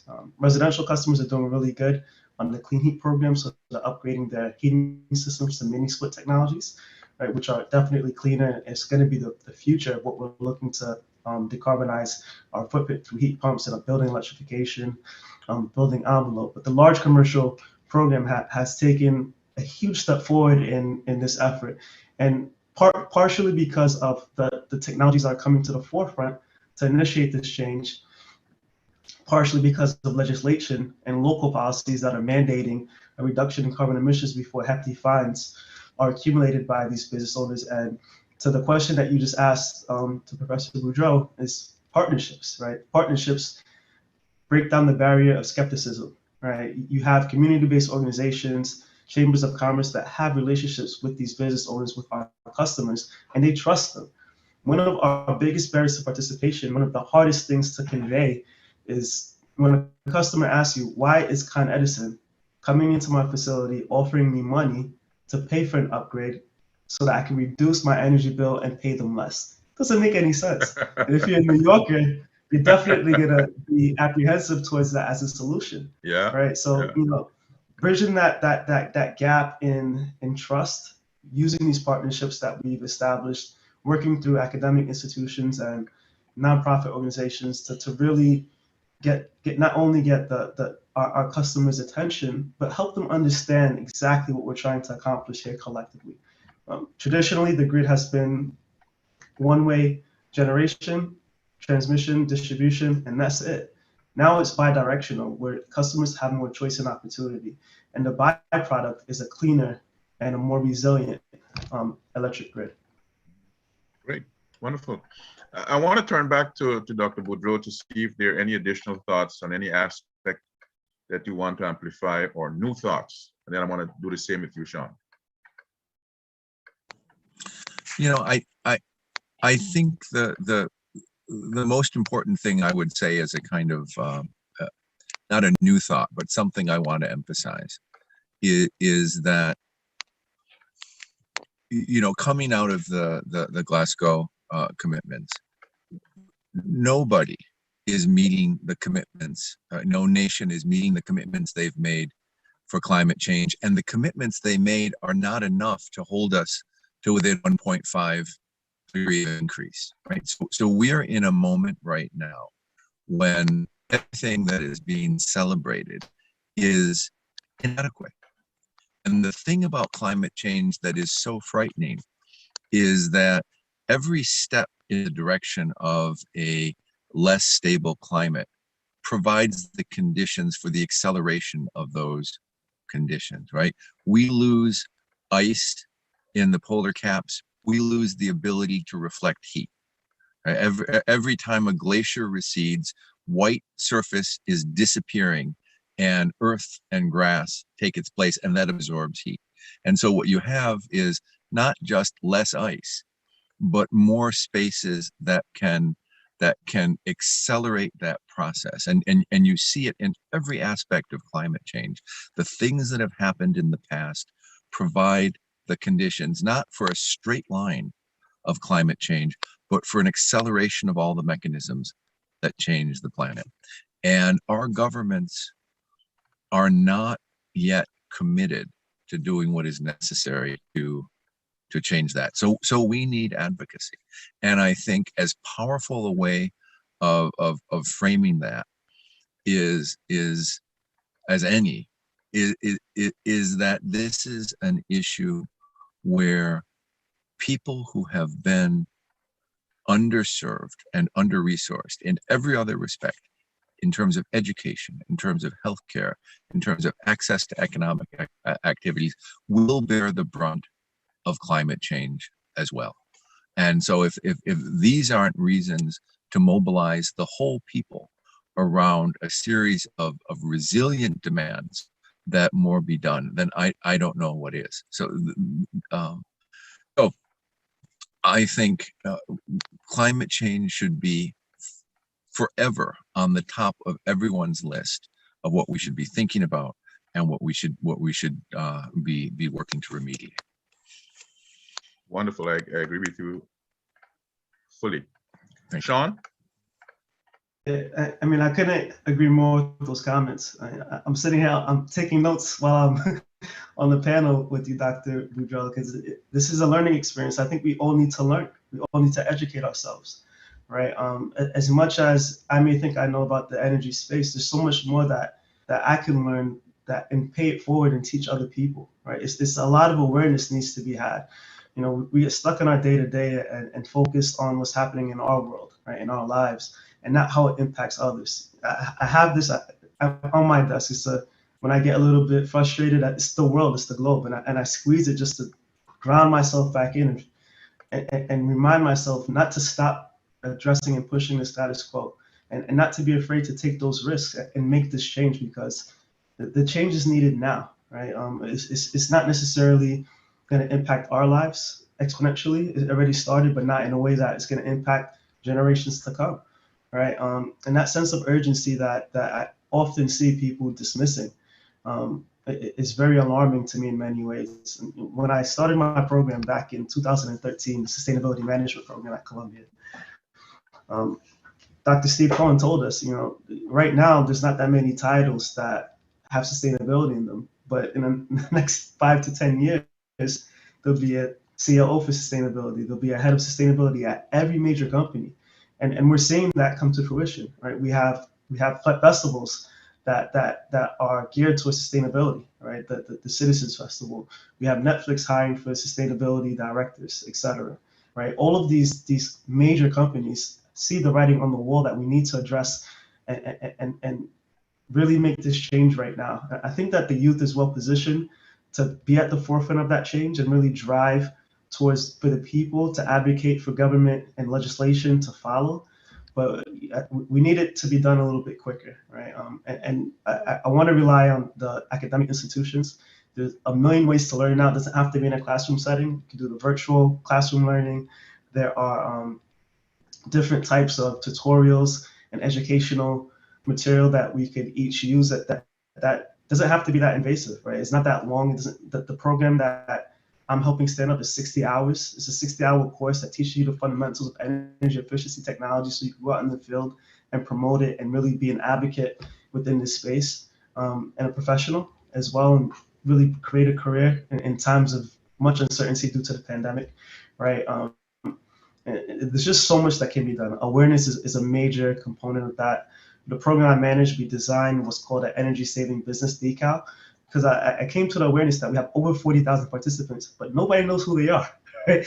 Now, with their participation, they get a storefront decal that is placed in the window, and you as a patron have the opportunity to seek out these businesses and shop there instead, right? And these business owners could really showcase that they're sustainable and environmental stewards for the community, right? And really helping drive that change.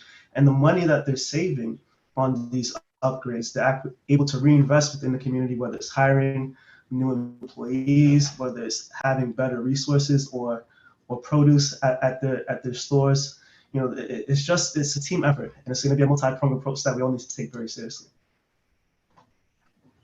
Well, Sean, not only I've been learning recently that our jobs are incorporating titles related to sustainability, but other titles reflecting the broader concern about climate crisis.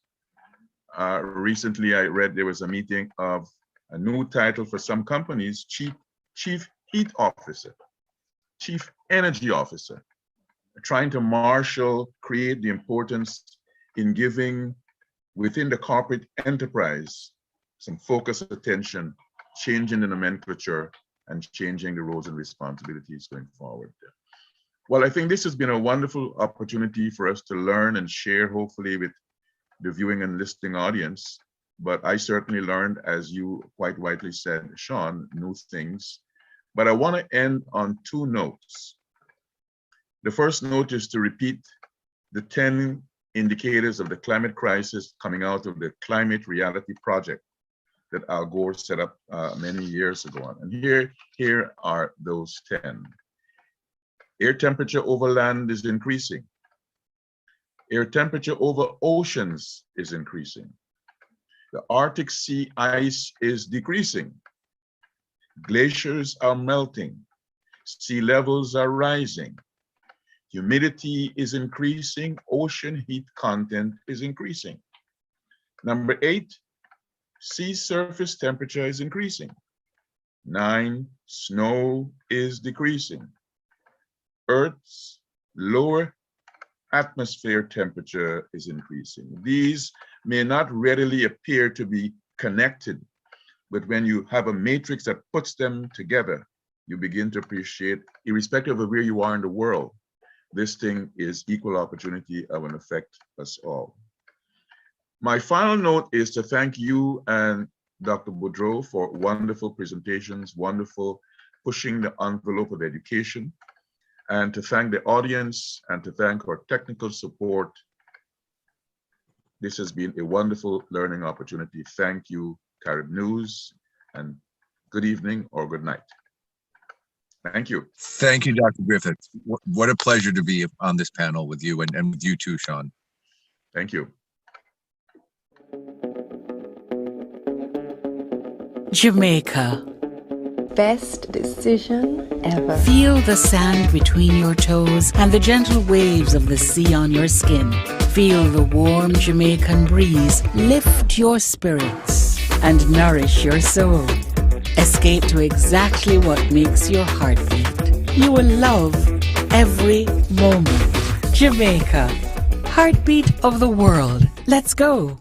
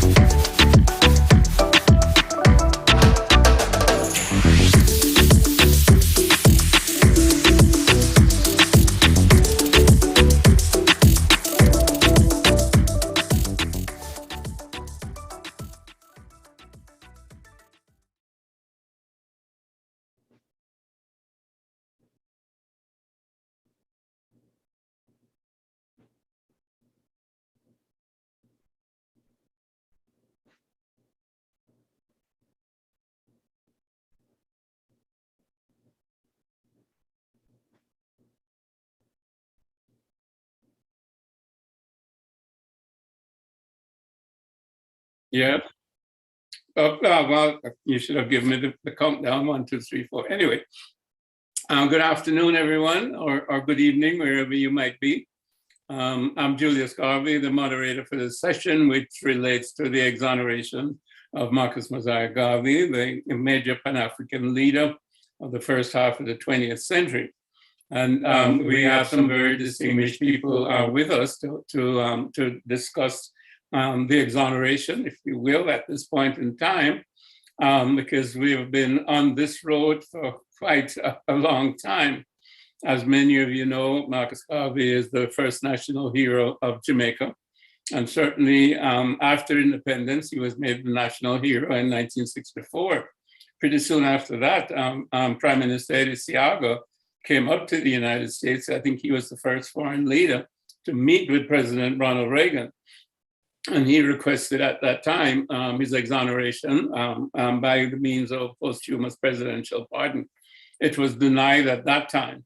Of course, we have continued the fight. I myself got involved from around 1987, which was the centennial of my father's birth, with a number of other people. We appeared before the House Judiciary Committee with John Conyers, who was head of the Judiciary Committee at that time, a Democrat.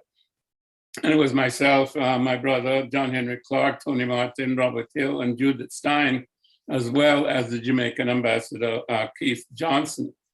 So, you know, since that time, people such as Charlie Rangel has had before the House different House resolutions asking for the exoneration of Marcus Garvey.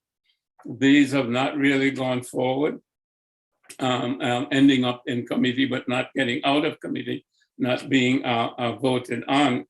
Now, we in 2016 petitioned President Obama, and we did this through the law firm of Aiken Gump Howard Strauss, which is represented here this evening. And I would like to say that Aiken Gump, Howard Strauss, they have been doing legal work for me, my family, for all of us who admire Marcus Garvey.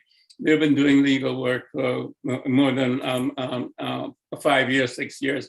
Certainly, they helped to create the petition in 2016 that was sent to President Obama, yes, at the time, President Obama, and his pardon committee.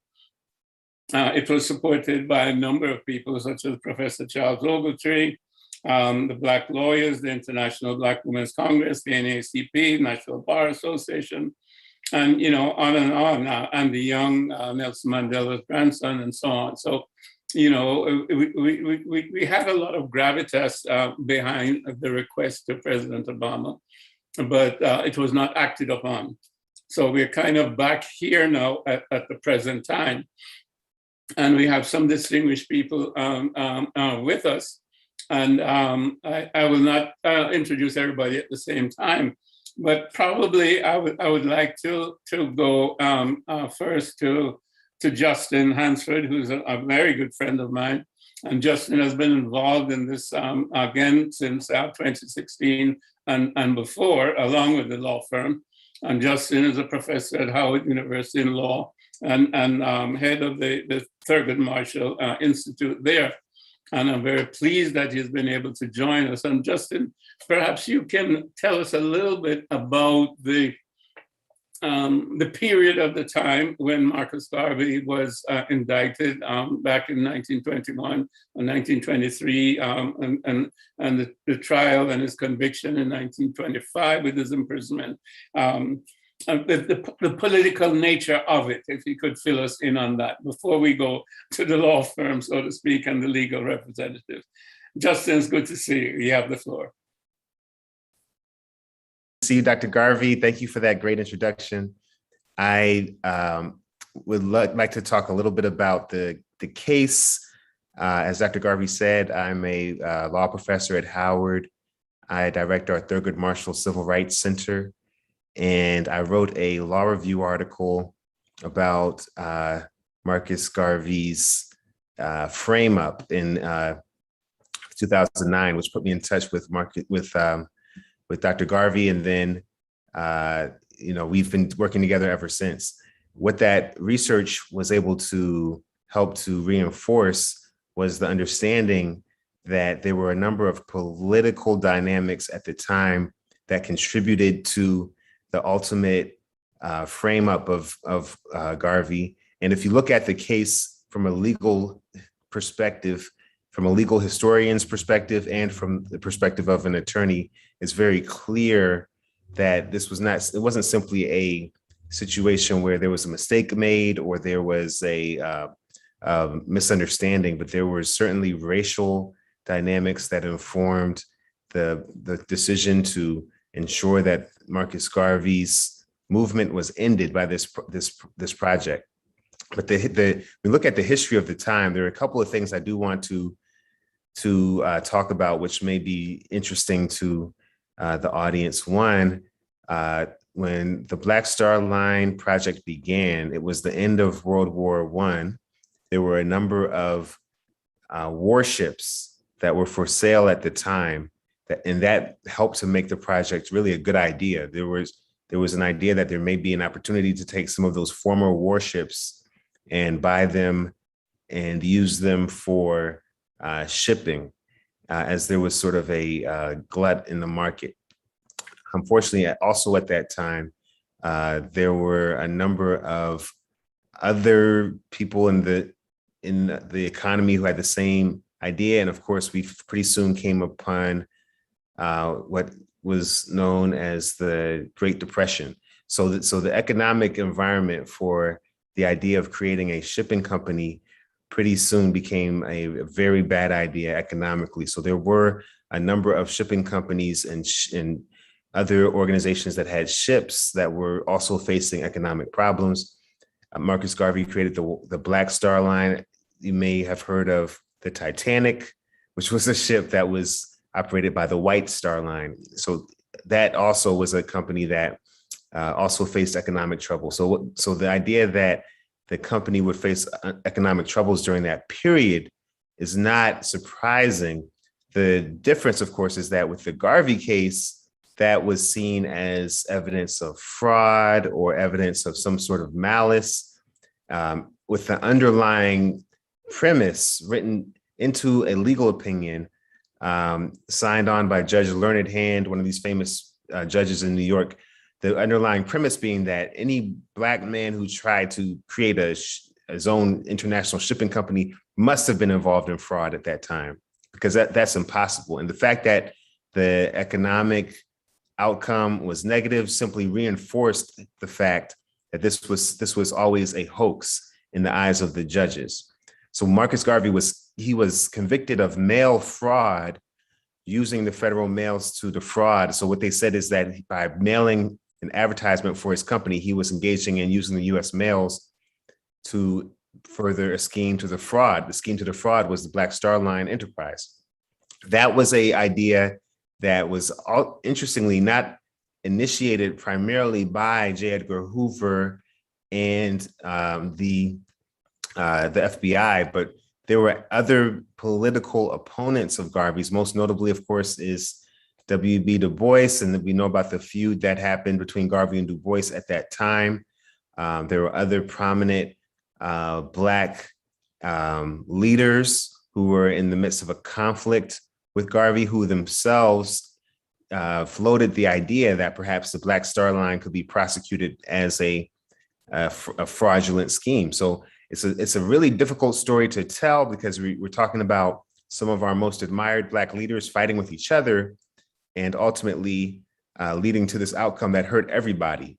The end of the Black Star Line and the UNIA, with Marcus Garvey being the leader of it in the United States during the 20s. So in my view, just to sum it all up, if you look at the political environment, if you look at the economic environment, if you look at the legal environment, all of these historical realities really help to further secure the case for exoneration. And that is something that is important, not just for the Garvey family, which is, of course, the number one priority, but also for all of us as a people. And it's important for us to to make sure that we right that wrong. I learned just today that Homer Plessy, the person in the Plessy versus Ferguson case, is about to have his conviction overturned, even though that case took place in 1895, because people understand in that context the importance, and that's not just symbolic, but it's emotional, it's historical, as people who study history, the importance of righting those wrongs and correcting things in the history books for all of us. So I'm excited about that. I'm hoping that that is something that we can build on. I'm hoping that we can continue to push forward to correct this injustice. The history is securely written. The facts are very clear and very obvious to all historians today. So it's really simply a matter of whether we can find the political will to make this right. Thank you so much, Justin, for that excellent review of the period and bringing us up to date with Plessy and Plessy versus Ferguson. That was a very interesting case, and we'll see how that plays out, because it does give fuel to our fire, so to speak, to petition the Biden administration to make a move on the Marcus Garvey case, which is obviously just as germane. I'm not going to say it's more important, but it's as important, shall we say. I'd like to ask Virgil Miller, who is representing the law firm of Aitken Gump. Anthony Pierce, who has been working with us all on this time, is having a birthday today. I don't know if he's able to listen. If he is, happy birthday, Anthony. And don't OD on the cake and the champagne. Your stead. And interestingly, in talking to Donna Christian, Donna said you're an intern for her, and you're absolutely wonderful on the job on the Hill. So Virgil, before you start, say hello to Donna Christian. I did say hello to the Congresswoman through the chat, but I definitely appreciate that, Dr. Garvey. Not only was I an intern for her, I have to credit her for my first chief of staff job. And I know if she was not a supporter and a reference for me, I would not have gotten that job. So I am forever indebted to her and all her support over the years. It's more than an internship, it was a fellowship. He was one of our early Lou Stokes fellows. Absolutely. And Dr. Garvey, thanks so much for the opportunity. As you mentioned, I am standing in for Tony Pierce, who is our partner in the Washington, D.C. office of Aitken Gump, who has really been leading the charge. And he asked me to join along with him about a year ago. And I'm grateful that he's given me that opportunity. And I'll just, I really appreciate Justin going first, providing that historical context.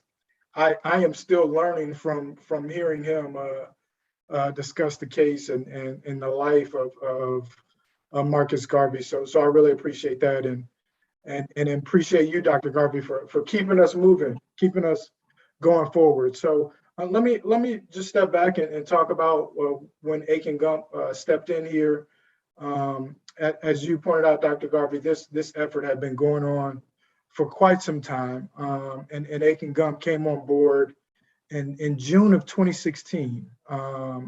We came in and are grateful that you gave us the ability to join the team and present the formal petition for pardon for Marcus Garvey. We know in 2016, President Barack Obama was the president. At that time, we filed the petition to President Obama's administration for a full pardon for the 1923 conviction, as Justin laid out, which was for fraudulent use of the mails. And I also have to point out that the sentence was later commuted because the government understood that the trial was essentially a sham.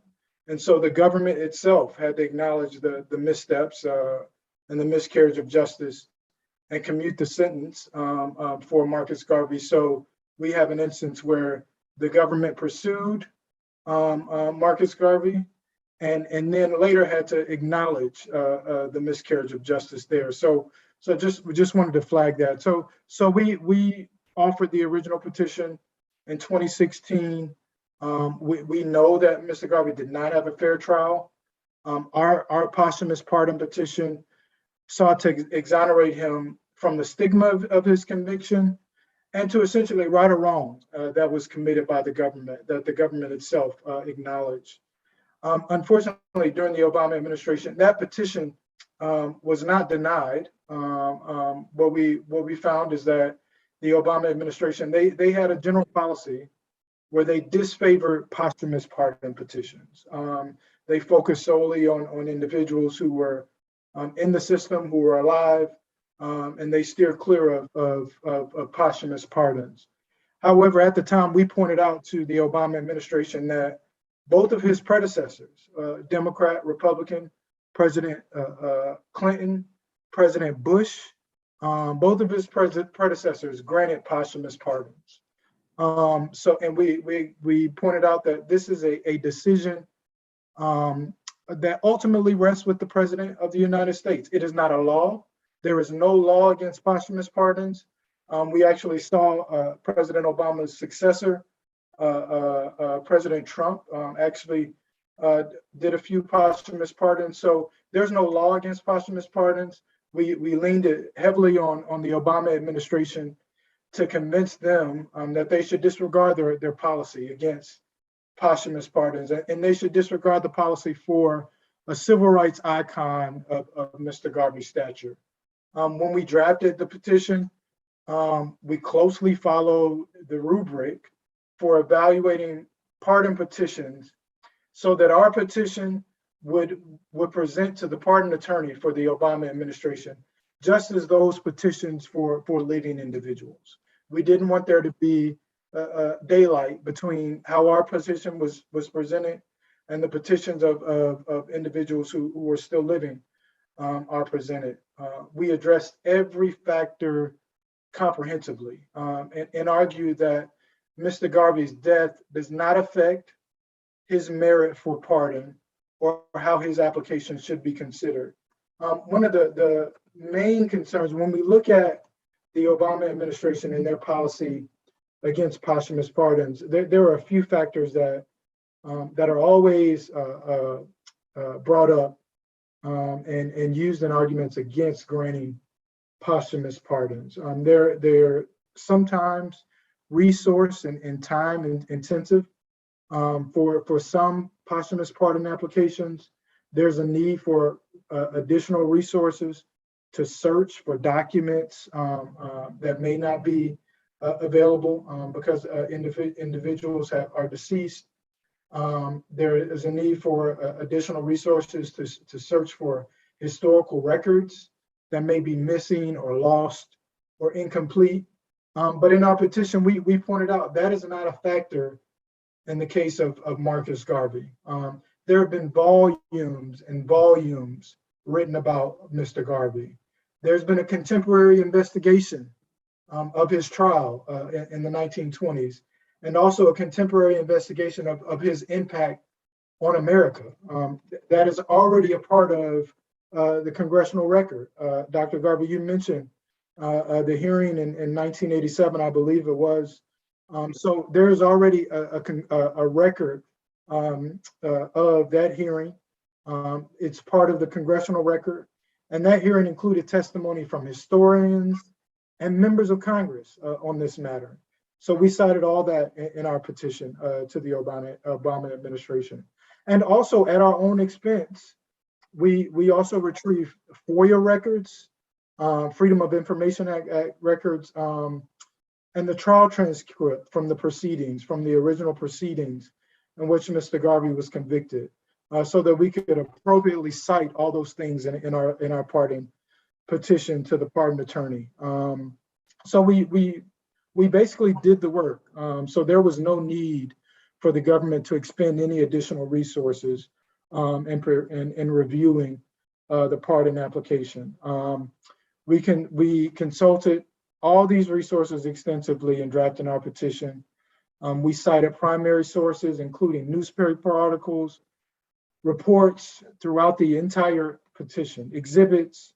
And then there's another factor when the government, when the administration is considering pardon petitions, and that is the petitioner's rehabilitation after release.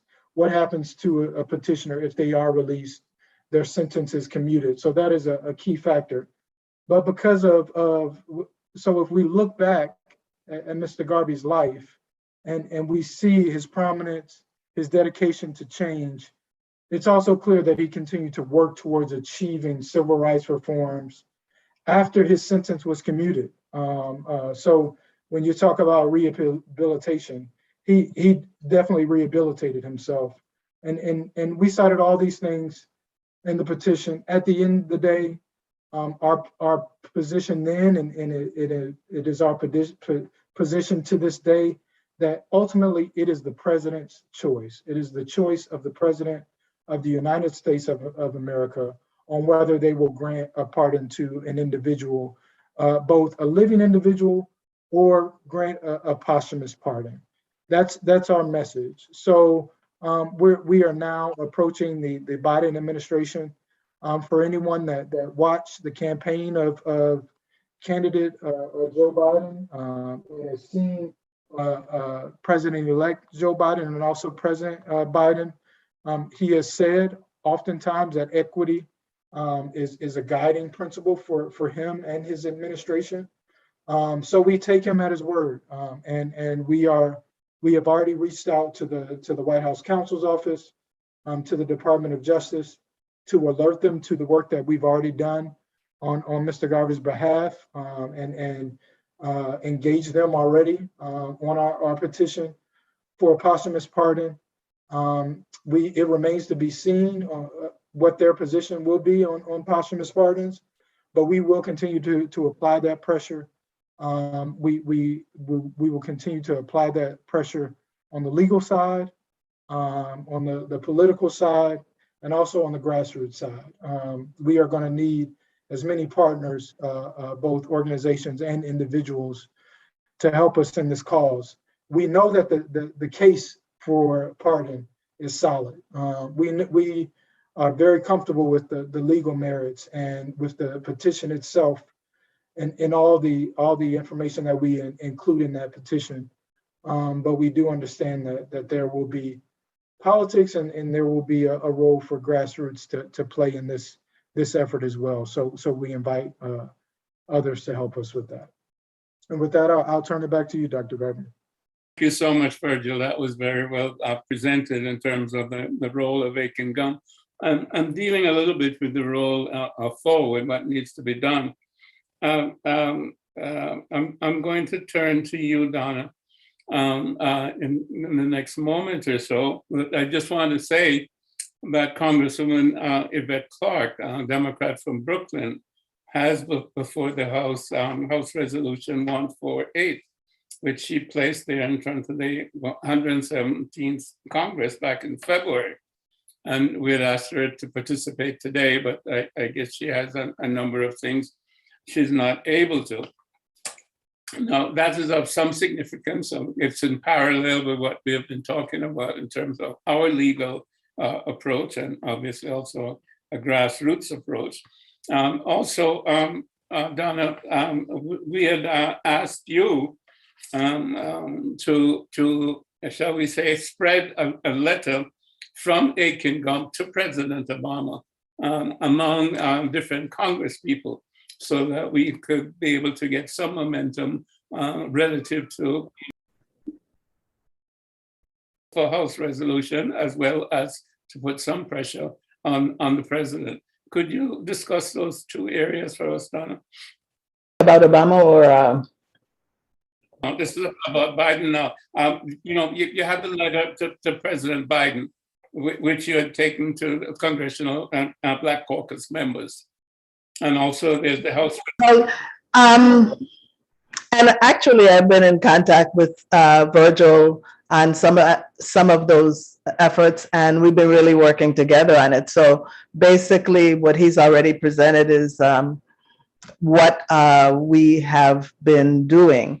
What I wanted to bring to you, because I'm on the advisory committee for the CBC PAC, is our petition, which is something that, as Virgil says, he's going to need a lot of partners, and this is one partnership that I think can be very helpful, if I could do that. I'll just to go back to 2016,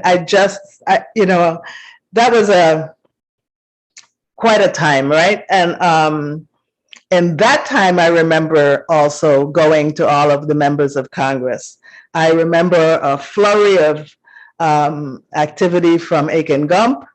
I remember the CBC's letter jointly done, and then some letters that were written by individuals, two of whom are no longer with us, Elijah Cummings and John Lewis. And I think in addition to the purpose for getting the posthumous pardon, it would also honor their contribution further to this effort that we've seen. I went back into my emails, and there was a flurry of activity around. I didn't know all of that background that Virgil just gave us, but there was a flurry of activity as the days were winding down. And the last communication I had with the White House was 3 days before 45 came into office. 3 days saying to, what's her name? The advisor, the special advisor. Valerie Jarrett. It's not too late. We still have time. This was on the 17th of January, 2017. Still trying to see if we could get it done. But if I could get my slide up, I had prepared a whole different presentation, but that's okay. Present whatever you have. To talk about how important this is, given what we're going. Make the presentation. Let me begin by just saying I think this is an appropriate finale for the 26th annual conference, and I want to make sure to give Carl and Faye their propers. They and the paper have been at the forefront, on the front lines of this effort for this pardon for years, and a pardon not only for someone who is a Jamaican national hero, but who is an international hero. And I also wanted to mention that I think we're all encouraged by the Louisiana Pardon Board giving a unanimous vote to pardon Plessy, Homer Plessy as well. I think it bodes well for this activity. So I grew up in the Virgin Islands hearing about Marcus Garvey from all of my relatives who had traveled and were living in New York, people who had lived in New York, and also had come back home. And so I'm here today for myself because this is something that I'm very passionate about, but also on behalf of the people of the Virgin Islands, but on behalf of CPAC and our leader, Dr. Golda Downer, whose hard work and commitment to this effort knows no bounds. And she passes that on to the committee of which I'm a member, and we all gladly accept it. And I just wanted to mention last year's event as well. We had a wonderful panel last year in recognition of the 100th anniversary of the International Convention of the Negro People of the World, and having a number of people who came, the filling of the Madison Square Garden Center, a really important message, very loud and very clearly. So while we fight for the pardon of Marcus Garvey, we are in some very troubling times here today. And I think it's critical to renew that call from the Declaration again, perhaps more than ever now. His words and the movement he amassed remain really relevant, and we must still make that declaration to the country and the world. quote, to quote from it, the final and 54th point of the Declaration stated, "We wanted all men to know that we shall maintain and contend for the freedom and equality of every man, woman, and child of our race with our lives, our fortunes, and our sacred honor." And the preceding 53 tenets confront and address the travesties of segregation, of our disparities and unequal treatment in justice, education, healthcare, wages, housing, and decries the entire system of racism that systematically maintains these and the other inequities. So it's clear that there remains much work to be done, and it falls to all of us who are heirs to Garvey's legacy. When he confronted and defied the system built on racism and the preservation of white supremacy, it was still strong. But today, that house that racism built is crumbling, and it has brought out a fierce, hateful fight to preserve it. And so securing this long fought for pardon and renewing the message and the call for unity among all people of African descent has become critical to restoring hope and strengthening our resolve, given the actions that we've been seeing and hearing every day and everywhere, especially in our streets, in our schools, and this week in our courts. But as you have said, and others, Julius, there's much reason for hope because of the statements, the posture, and the early actions of the Biden administration, not to mention that we have a vice president who has been a long-time steadfast fighter for equity and who is also a person of Jamaican heritage. So we've all taken heart from our president's declaration in Tulsa, where he said that only with truth can come healing and justice and repair. Marcus Garvey was convicted on a lie, and today, by securing his pardon, we will bring forth the truth. The long and over 30-year effort to pardon Marcus Messiah Garvey for the trumped-up crimes he did not commit must come to fruition now.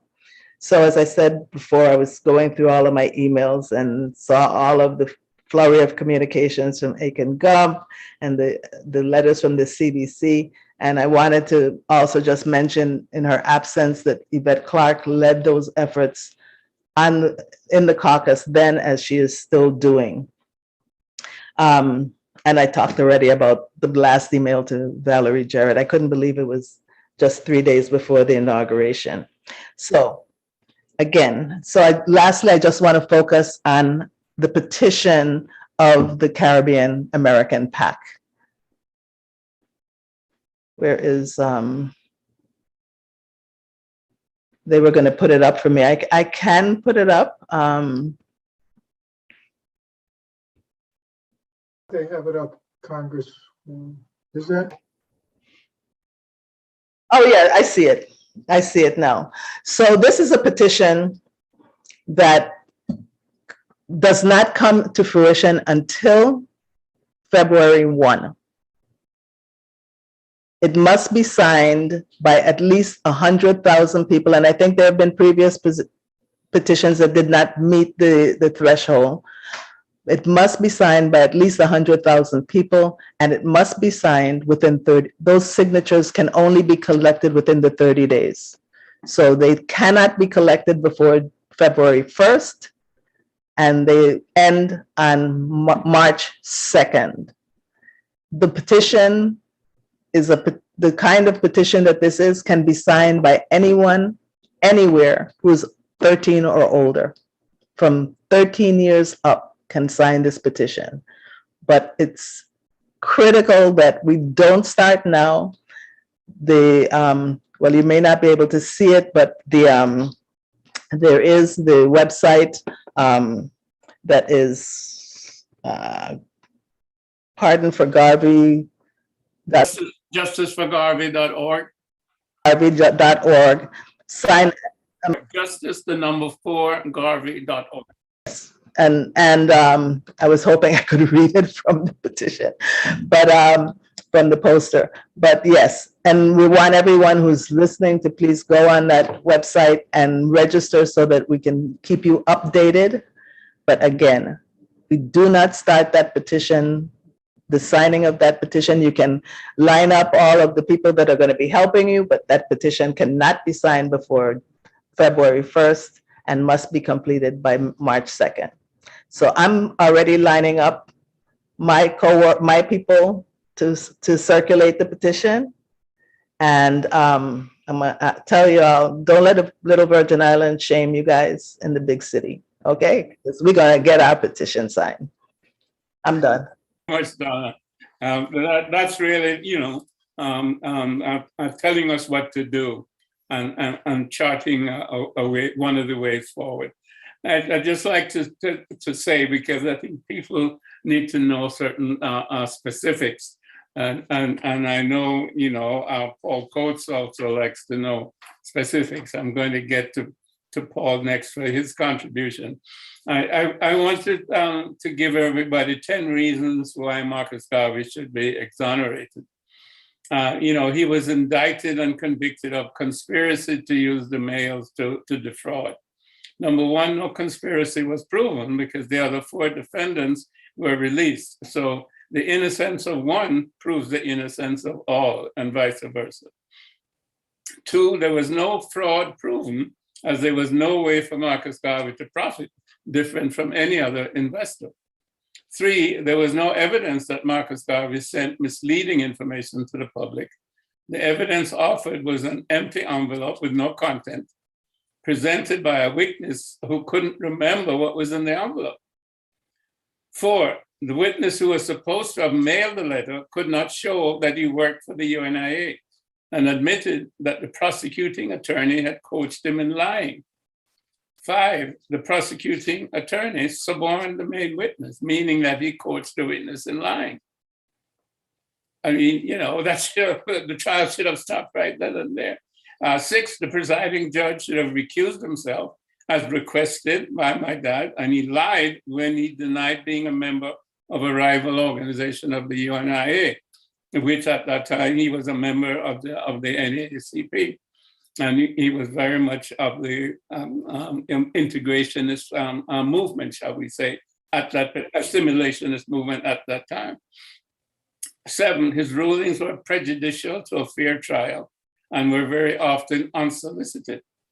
7, the prosecuting attorney made frequent derogatory remarks in reference to Marcus Garvey without once being reprimanded by the judge. This clearly prejudiced the jury. 7, it was an all-white jury, not a jury of his peers. And finally, number 10, no crime was committed. The business credibility of the Black Star Line was impugned by the charges brought by the district attorney's office. It was clear that the trial was political theater to destroy a legitimate business venture, because quite frankly, at that time, there was a down payment on that ship, supposedly that didn't exist. And that was the basis of the charges. So the Black Star, so the idea was to damage the credibility of Marcus Garvey and therefore to sabotage the Black Star Line as well. The spokesman for the freedom and development of African people.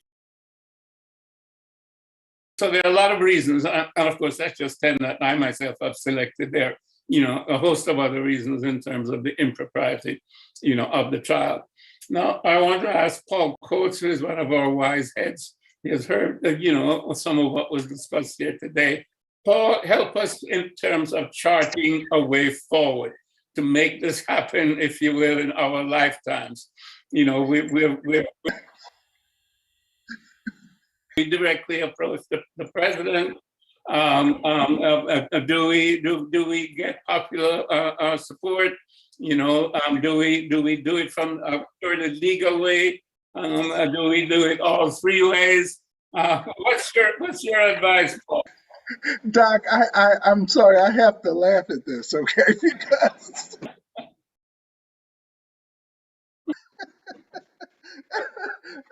you're the father of a famous son, so you must be very brilliant, because I've been told your son takes after you. I'm just going to share one thing about that famous son, okay? He won one dramatic award, and that award was for presenting Marcus Garvey's message to the Negroes of the world. Oh. Yeah. It was like one of the most memorable times because he took that on himself. And all of my children came up with John Henry Clark and with reading Marcus Garvey, and we would read from it. But he decided to take that one to school and share it, and he got much applause for it. So that's the grounding of that young man, and it's the grounding of me as well. But I'm saying you're kidding because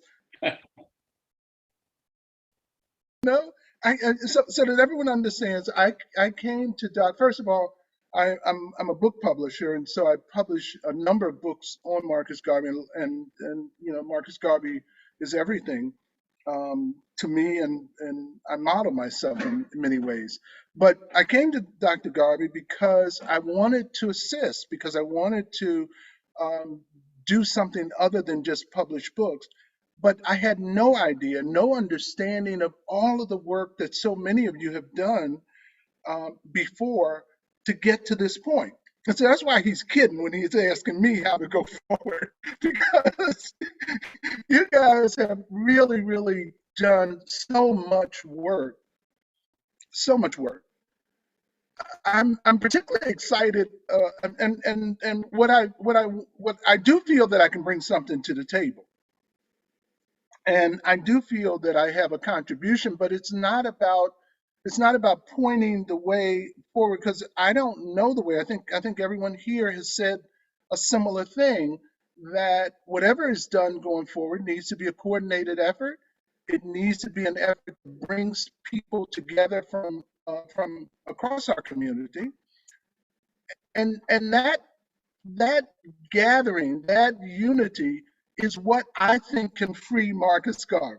Okay, and I've always thought Marcus Garvey is not being free because when Garvey left this planet on his eternal journey, as far as I'm concerned, he left with the baggage that these races, that the government here, and the governments around the world placed on him of these false charges. And he can be free, I've always felt, if people like people on this call and so many people that love Marcus Garvey fight for Marcus Garvey's freedom. And so that he has his eternal rest, and so that we have the real Marcus Garvey that belongs to us within our presence.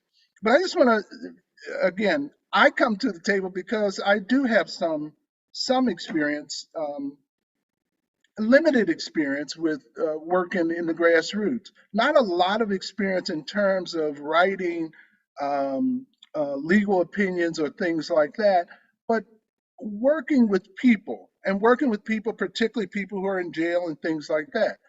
The thing that I bring, and Doc, I thought on this long between our last call and now. I wanted to come to the call with something concrete. And Donna really helps with this. She really, really does. And you are not going to have to worry about that challenge. Okay, Donna? You're not going to have to worry about showing people up and stuff like that, because that's I'm here. You understand what I'm saying? I'm here. I'm ready for it. You bring the concreteness to it. So here is what I'm proposing, Doc. Like I say, this is a little part of it, a very, very little part of it, and it's what I'm committed to. I'm committed to work with Black publishers, Black book publishers, Black book distributors, and Black booksellers. And I'm prepared to work with them to help mobilize them, to mobilize their constituency in support of Marcus Garvey's freedom. In this sense, Donna gives a concrete piece, and that is the petition as a goal for us to work toward. One of the things I wanted to say, Doc, as you know, we publish, I don't know, about 18 or 20 books related to Garvey or on Garvey. All of those books, when I leave this call, all of those books will be carrying within it the message, Donna, that folks in between that date, the dates that you've given, I have to go back and get the documentation, but that people are to prepare to sign that petition. I spoke with publishers this week, Black publishers this week, who are also committed and waiting for what to do. So you've given us a mission. I've spoke to booksellers this week who really, you guys really have to understand how many people and people who are Garvey minded come through bookstores every day, not just as book readers, but as people who are also connected to other Black people who are in social organizations, who are in fraternal organizations. I think we have the power to have some impact and not disappoint Donna. And that's what I'm going to be committed to, and that's what I am committed to. I want to teach you the way you're smiling now. I want to make you smile. What I've got, I'm going to be working with our Black book publishers, Black booksellers, working in the sphere of influence that I've worked in for the last 40, 50 years, and build out from there as much as I can. Thank you so much for that, Paul. Just one question there. I'm sure you know Ben Chavis. He's president and CEO of the National Newspaper Publishers Association. Would he fall under that? No, he wouldn't.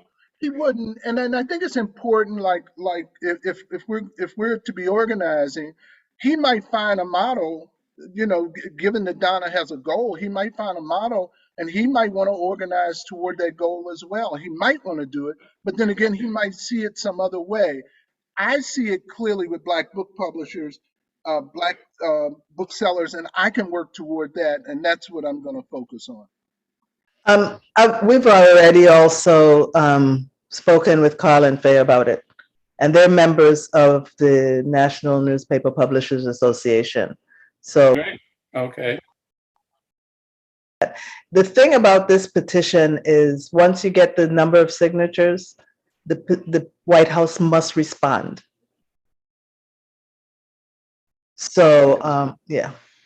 I think the number is 200,000, isn't it? Or is it 100? 100,000. I could get 100,000 in St. Croix alone with children 13 and up. And, and you don't have to be a citizen. You don't have to be a citizen. You don't have to be a registered voter. People in any country can do this petition.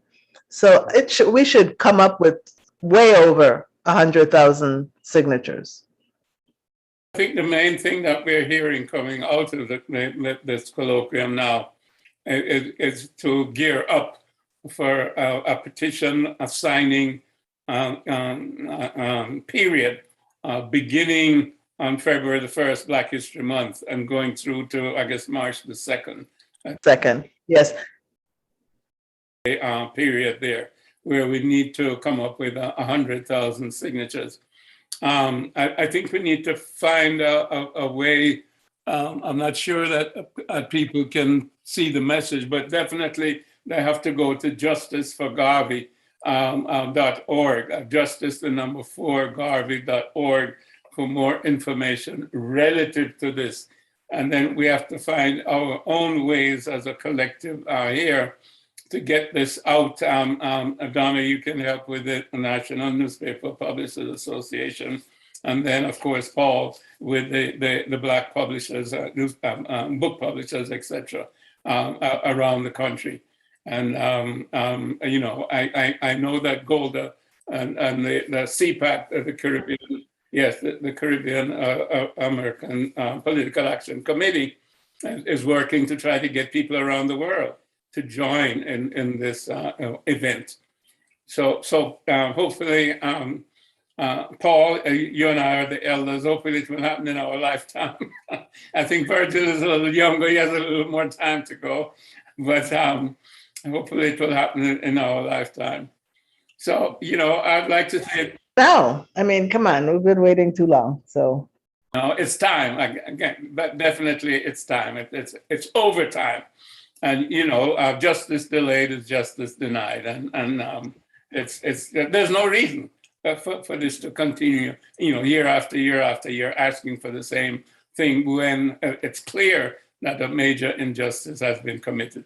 And for people to live together, you have to correct the injustices of the past. Otherwise, we can't live together in peace. It's as simple as that. So, any other comments, gentlemen, lady? Virgil, you want? Again, Doc, again, I want to say thank you. I mean, I want to say thank you to everyone on here because, again, I'm starting from a different place with Marcus Garvey. This campaign, I need the information that you guys are sharing, and it has helped me really. So I really appreciate being on this call from that perspective. I'd like to thank everybody for being on the call and all of those people who have been, oh my goodness, speak of the devil. Brother Ben, it's good to see you. I'm sure you heard us talking about you. Had a little technical difficulty, but we made it in. Hi, Paul. Hi, Donna. Doing, brother? Good. Just to introduce you to the audience, this is Ben Chavis, President and CEO of the National Newspaper Publishers Association. I'm going to back up just a little bit for you, Ben. You know, we've talked about the legal ramifications, so to speak, and the fact that it was an illegal trial, it was a political trial, there was no evidence, and so on. We've talked about our being involved from 1987. We've talked about the 2016 presentation to Obama. And then we sort of got down to the nitty gritty of writing to the president himself and therefore trying to get a direct response from him, coming up with 100,000 signatures for a petition for the posthumous pardon and exoneration, clearing Marcus Garvey's name. Now, Paul quotes one of our wise heads here, said that he would take it up on Paul, why don't you just repeat for Ben's Okay, and I'm going to start by being Doc is really messing with me. Okay. I'm the moderator. It's my privilege. I'm the newbie to the group. Okay. Look, man, just to make things short, though, I asked Dr. Garvey if I could join this effort and how I could be of help. As you know, I work with a number of Black book publishers, Black book stores, Black book sellers. That's my area and has been for a very long time. You know, also, like yourself, you come from the work in the streets, you know, and that's where I come from. So organizing for me and bringing that support network of Black book information purveyors together is where I intend to contribute to this effort. I intend to focus, and I've already begun, so it's not, I don't want to say it's what I'm going to do in the future, it's what I've been doing over the last week or two, talking with publishers, talking with booksellers, and of course, communicating with readers as well. Sister Donna brought to, before I spoke, she brought to our attention that there's a petition drive. And that petition drive requires, I think it's 100,000 signatures, she said, for us to get this petition for Garvey's exoneration and freedom, as far as I'm concerned, in front of the president and to get a response from him. We have a time of February to do that, and I'm sure Donna can speak more on it. But I'm committed to working with all of those that Yes. them to bear. I've already talked with folks, and folks are saying, okay, so what do we want to do? You know, and how do we want to do this? And I think what Donna has done is given us a goal, an immediate goal for right now to deal with, and we'll worry about what's next after that. That's what I intend to focus on. We're not as organized, or our network is not as extensive, of course, as the newspaper publishers. You guys spread out, and you got a much bigger reach with each other and within our community. But Black bookstores and Black book purveyors is extensive, and I intend to do as much organizing as I possibly can, Ben, within that area. Did we lose Ben? Well,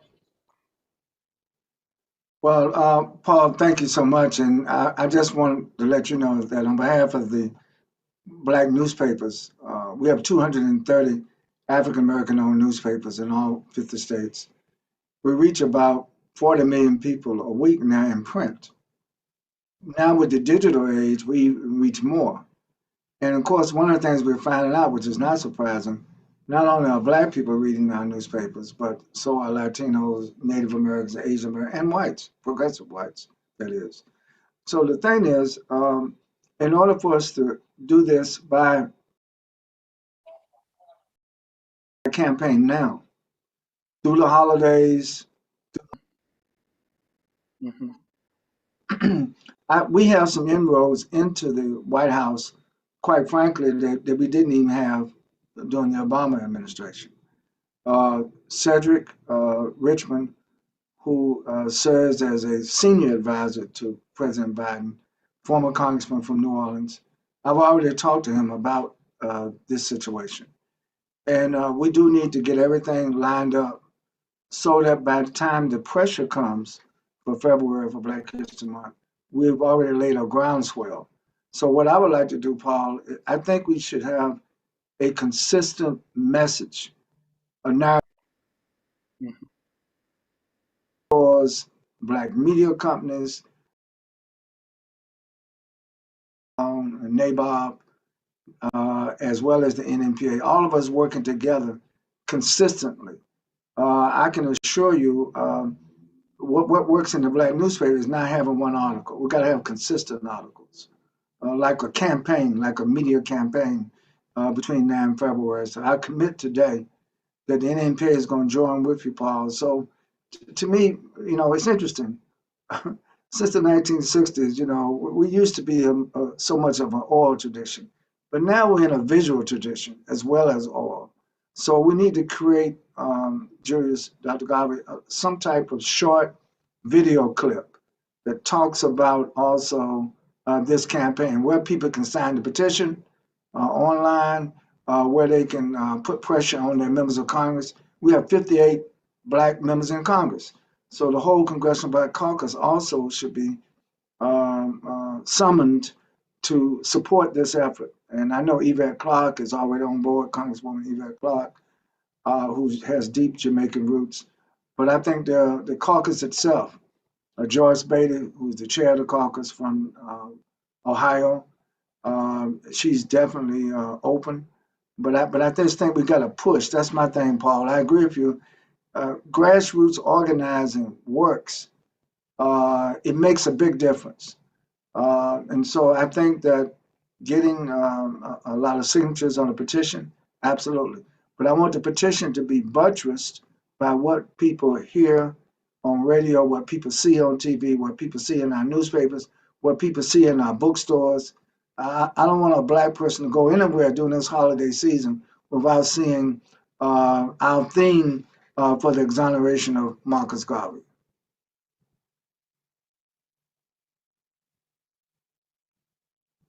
We will share the petition with you. It's a specific kind of petition that requires that it be done within 30 days. And the 30 days that we have chosen to do it is during Black History Month, from February 1st to March, finishing up on March 2nd. Anyone can sign it. They don't have to be a registered voter. They don't have to be a citizen. They don't have to live in the United States. And all they have to be is 13 years old or over.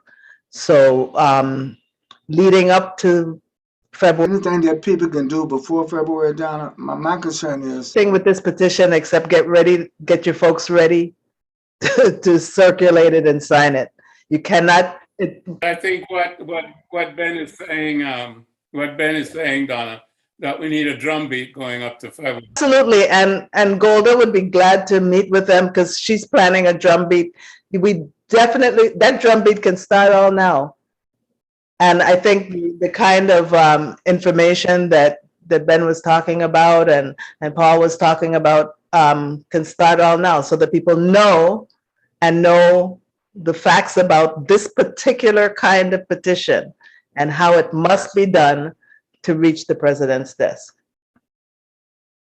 think both, Ben and Paul work with you offline to organize the way in which we approach this through, the rest of November, December, and January in terms of the bookstores, the book publishers, the newspapers, the radio stations, and spread it as far as we can in terms of social media, etc., so that it is really out there in terms of the public and into the petition drive and on February 1, Black History Month. Watching theme that we can work on. Basically, the theme is it's time. It's 100 years, and the theme is justice delayed is justice denied, and that's very much a Martin Luther King theme, and so I think we can plug into that. So, rhetoric, so to speak. I'm just thinking about something, Paul, something that's eye-catchy, something that would capture the concept intergenerational. Because I would like to start that drumbeat now, leading up to the February target time. I know, President, if this is a decision that President Biden has to make, I think we got to start knocking on his door now. Well, Virgil probably needs to jump in here and talk about the work that their law firm is doing. That they've been actively knocking on doors. But has someone talked? We've sent a letter to the president. The law firm has sent a letter to the president, and we have been told that he has received it, but we haven't had a response. How long ago was the letter sent, Jules? This would have been shortly after he was inaugurated, so probably about 4 months now. There's been no official response? Right, no official response. You're still in touch with us, Cedric, right, Virgil? Absolutely, absolutely. It's not getting lost anywhere. Should we publish the letter? That's a law firm decision. I would say yes, but it's up to the law firm. I would defer to that. And I don't know whether Virgil can say yes or no. We'd have to go back. We don't have to make the decision now. I'm just saying that, look, other attempts that have not been successful, even when President Obama was president. Something now beyond the traditional route to get a president to act. I think we have to build a groundswell of public consciousness, public activism, where, again, there's no assembly in our community where this is not discussed. That's the contribution that I would like to try to help organize. Dr. Garvey, the PBS broadcast that we had you on television, I would like to get that shown over and over again in the community. Unfortunately, the American mindset is very short. People, on the one hand, they have amnesia. On the other hand, they lose, because there's so many tragedies, we just focus from tragedy to tragedy. We're reactionary. And I'm not, just don't take that as a criticism. I'm just saying that in the context of what captures the imagination, the responsiveness of Black America, we just have to be mindful of that there's a lot thrown at them. So I want what we do to exonerate Marcus Garvey's legacy and future is to be done in an extraordinary way, so that the president himself will not exit from doing the right thing. So, Ben, in terms of that, I think, if you look at history, the Tulsa race riot was the same time, 1921, when Black Wall Street was burnt down. And that resonates with a lot of people. And of course, it's been resonating this year because it's the centenary. So I think one of the things that we can do, and plus the fact that was a direct hit at the economic sustainability of Black communities. That was an independent Black community that was building itself within the United States of America, which is very much in the Garvey tradition. And that's what we want to see continuing. So, and of course, you know, Garvey himself, as I just mentioned, economics was at the forefront or the bedrock of the movement. I mean, we could not go anywhere unless we could pay our way, and so to speak, and own our own communities. So if we tie that to that, you know, Black Wall Street event, I think that's significant in the minds of the average Black person. And then, of course, Black Lives Matter, which it's still a very catchy phrase and it's still out there. But it's not a matter of in the streets, it's Black Lives Matter all the way from the top to the bottom. It's not just about simply somebody putting a knee on, well, it's not simple at all, but on somebody's neck and they can't breathe. But the lynching is also done within the legal system. Okay, the legal system is set up also to lynch us. And that's why we have so many of our Black young people in jail, whereas 40% of the incarcerated people in the United States are African American. So that we're, you know, so this is the tie-in, that it's a systemic thing. You know, Black lives do matter. And of course, they matter in terms of the militaristic policing that's out there to get us. It's dangerous to drive, you know, while Black. It's dangerous to run while Black. It's dangerous to be a Black activist and stand up for your community. And it goes back to the Panthers and so on and so forth. So, I think we have the story. We just have to put it together in that sense. Look, I'm on board 100%.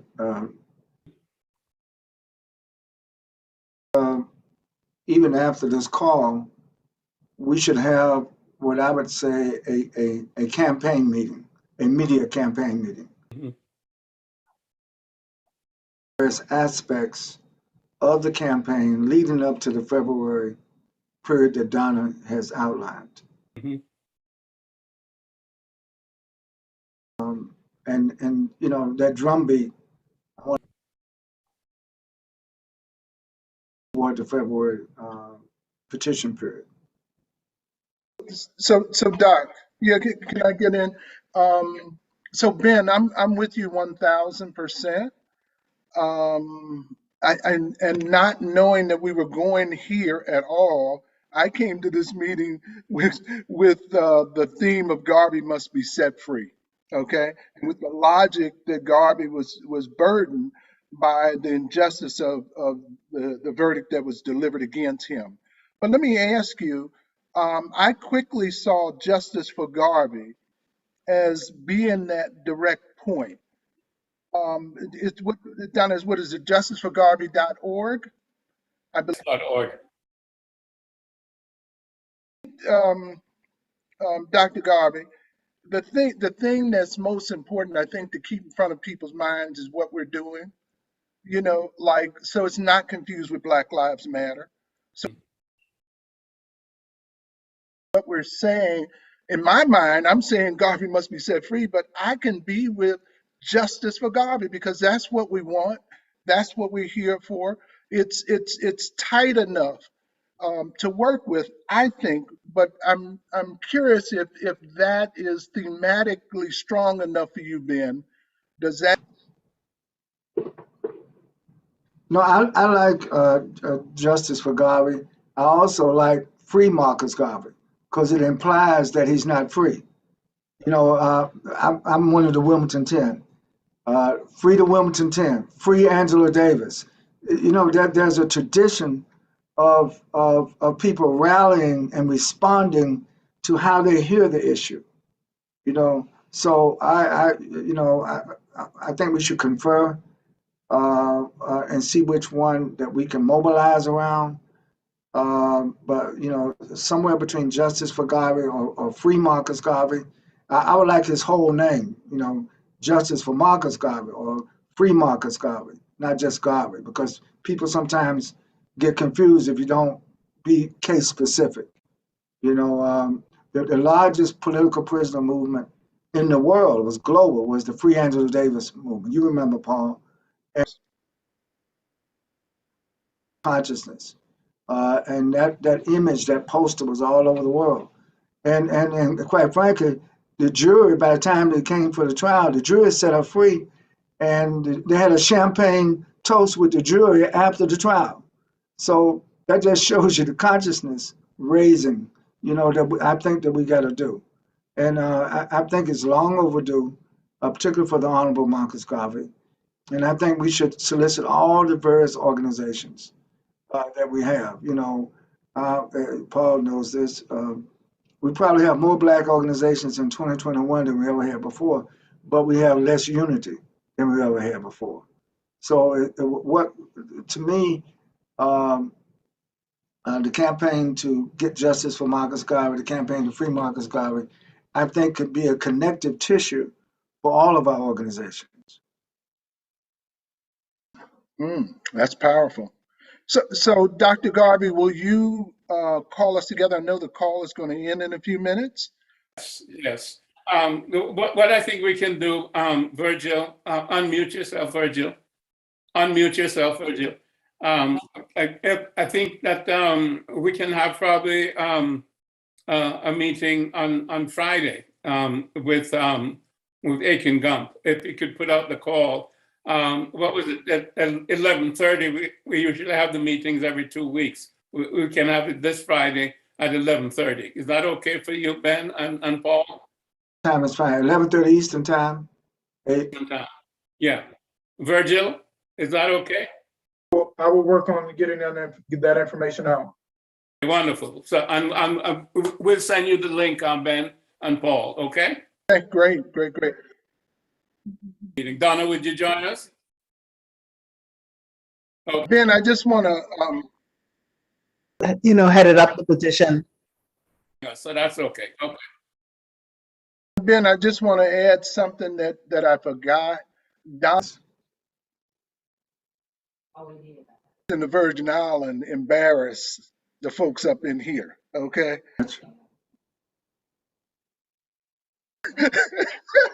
Because she says she is on her game, all right? She's ready. That's the truth. Well, look, sister's been a freedom fighter a long time. Absolutely. Thank you so much for participating. I think it's a turning point in terms of our campaign going forward.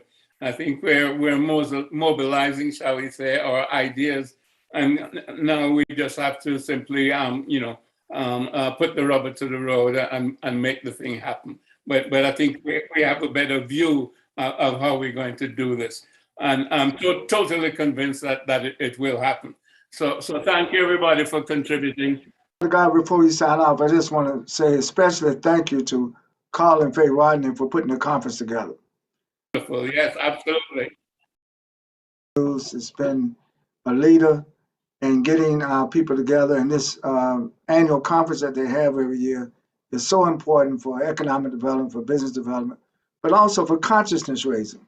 Quite frankly, throughout the African diaspora, we have to work more intently, more broadly to get people to see how our destinies are mutually cojoined. And I'm hoping that as we get the exoneration of Marcus Garvey, that we will hold this movement together and do things that we have not done from a diaspora perspective. I just wanted to say that and give Colin Faye a shout before we end. Absolutely. We join in that in terms of Carl and Faye. They're tireless workers on behalf of African people worldwide. So once again, thanks everybody. Thank you, Faye and Carl. Thank you, the audience, for listening in and putting. Thank you. Everybody, thank you. Jamaica, best decision ever. Feel the sand between your toes and the gentle waves of the sea on your skin. Feel the warm Jamaican breeze lift your spirits and nourish your soul. Escape to exactly what makes your heart beat. You will love every moment. Jamaica, heartbeat of the world. Let's go. The 2 days of CMBC 26-2021 were days of self-expression, of inspiration, presentation of expert information, vision for aspiration, for going forward, and a coming together to express solidarity. Thanks so much for being a part of these 2 exciting days. The participants who prepared the information to inform, educate us, we are most grateful. The participants who have joined us to engage with us are so much appreciated. To our sponsors, advertisers, supporters, we appreciate you so much for being a part of the work and mission of the conferences. This work could not be done without you. To the Carib News staff and volunteers, it was all worth it. The production team pulling it all together, your effort is of real value.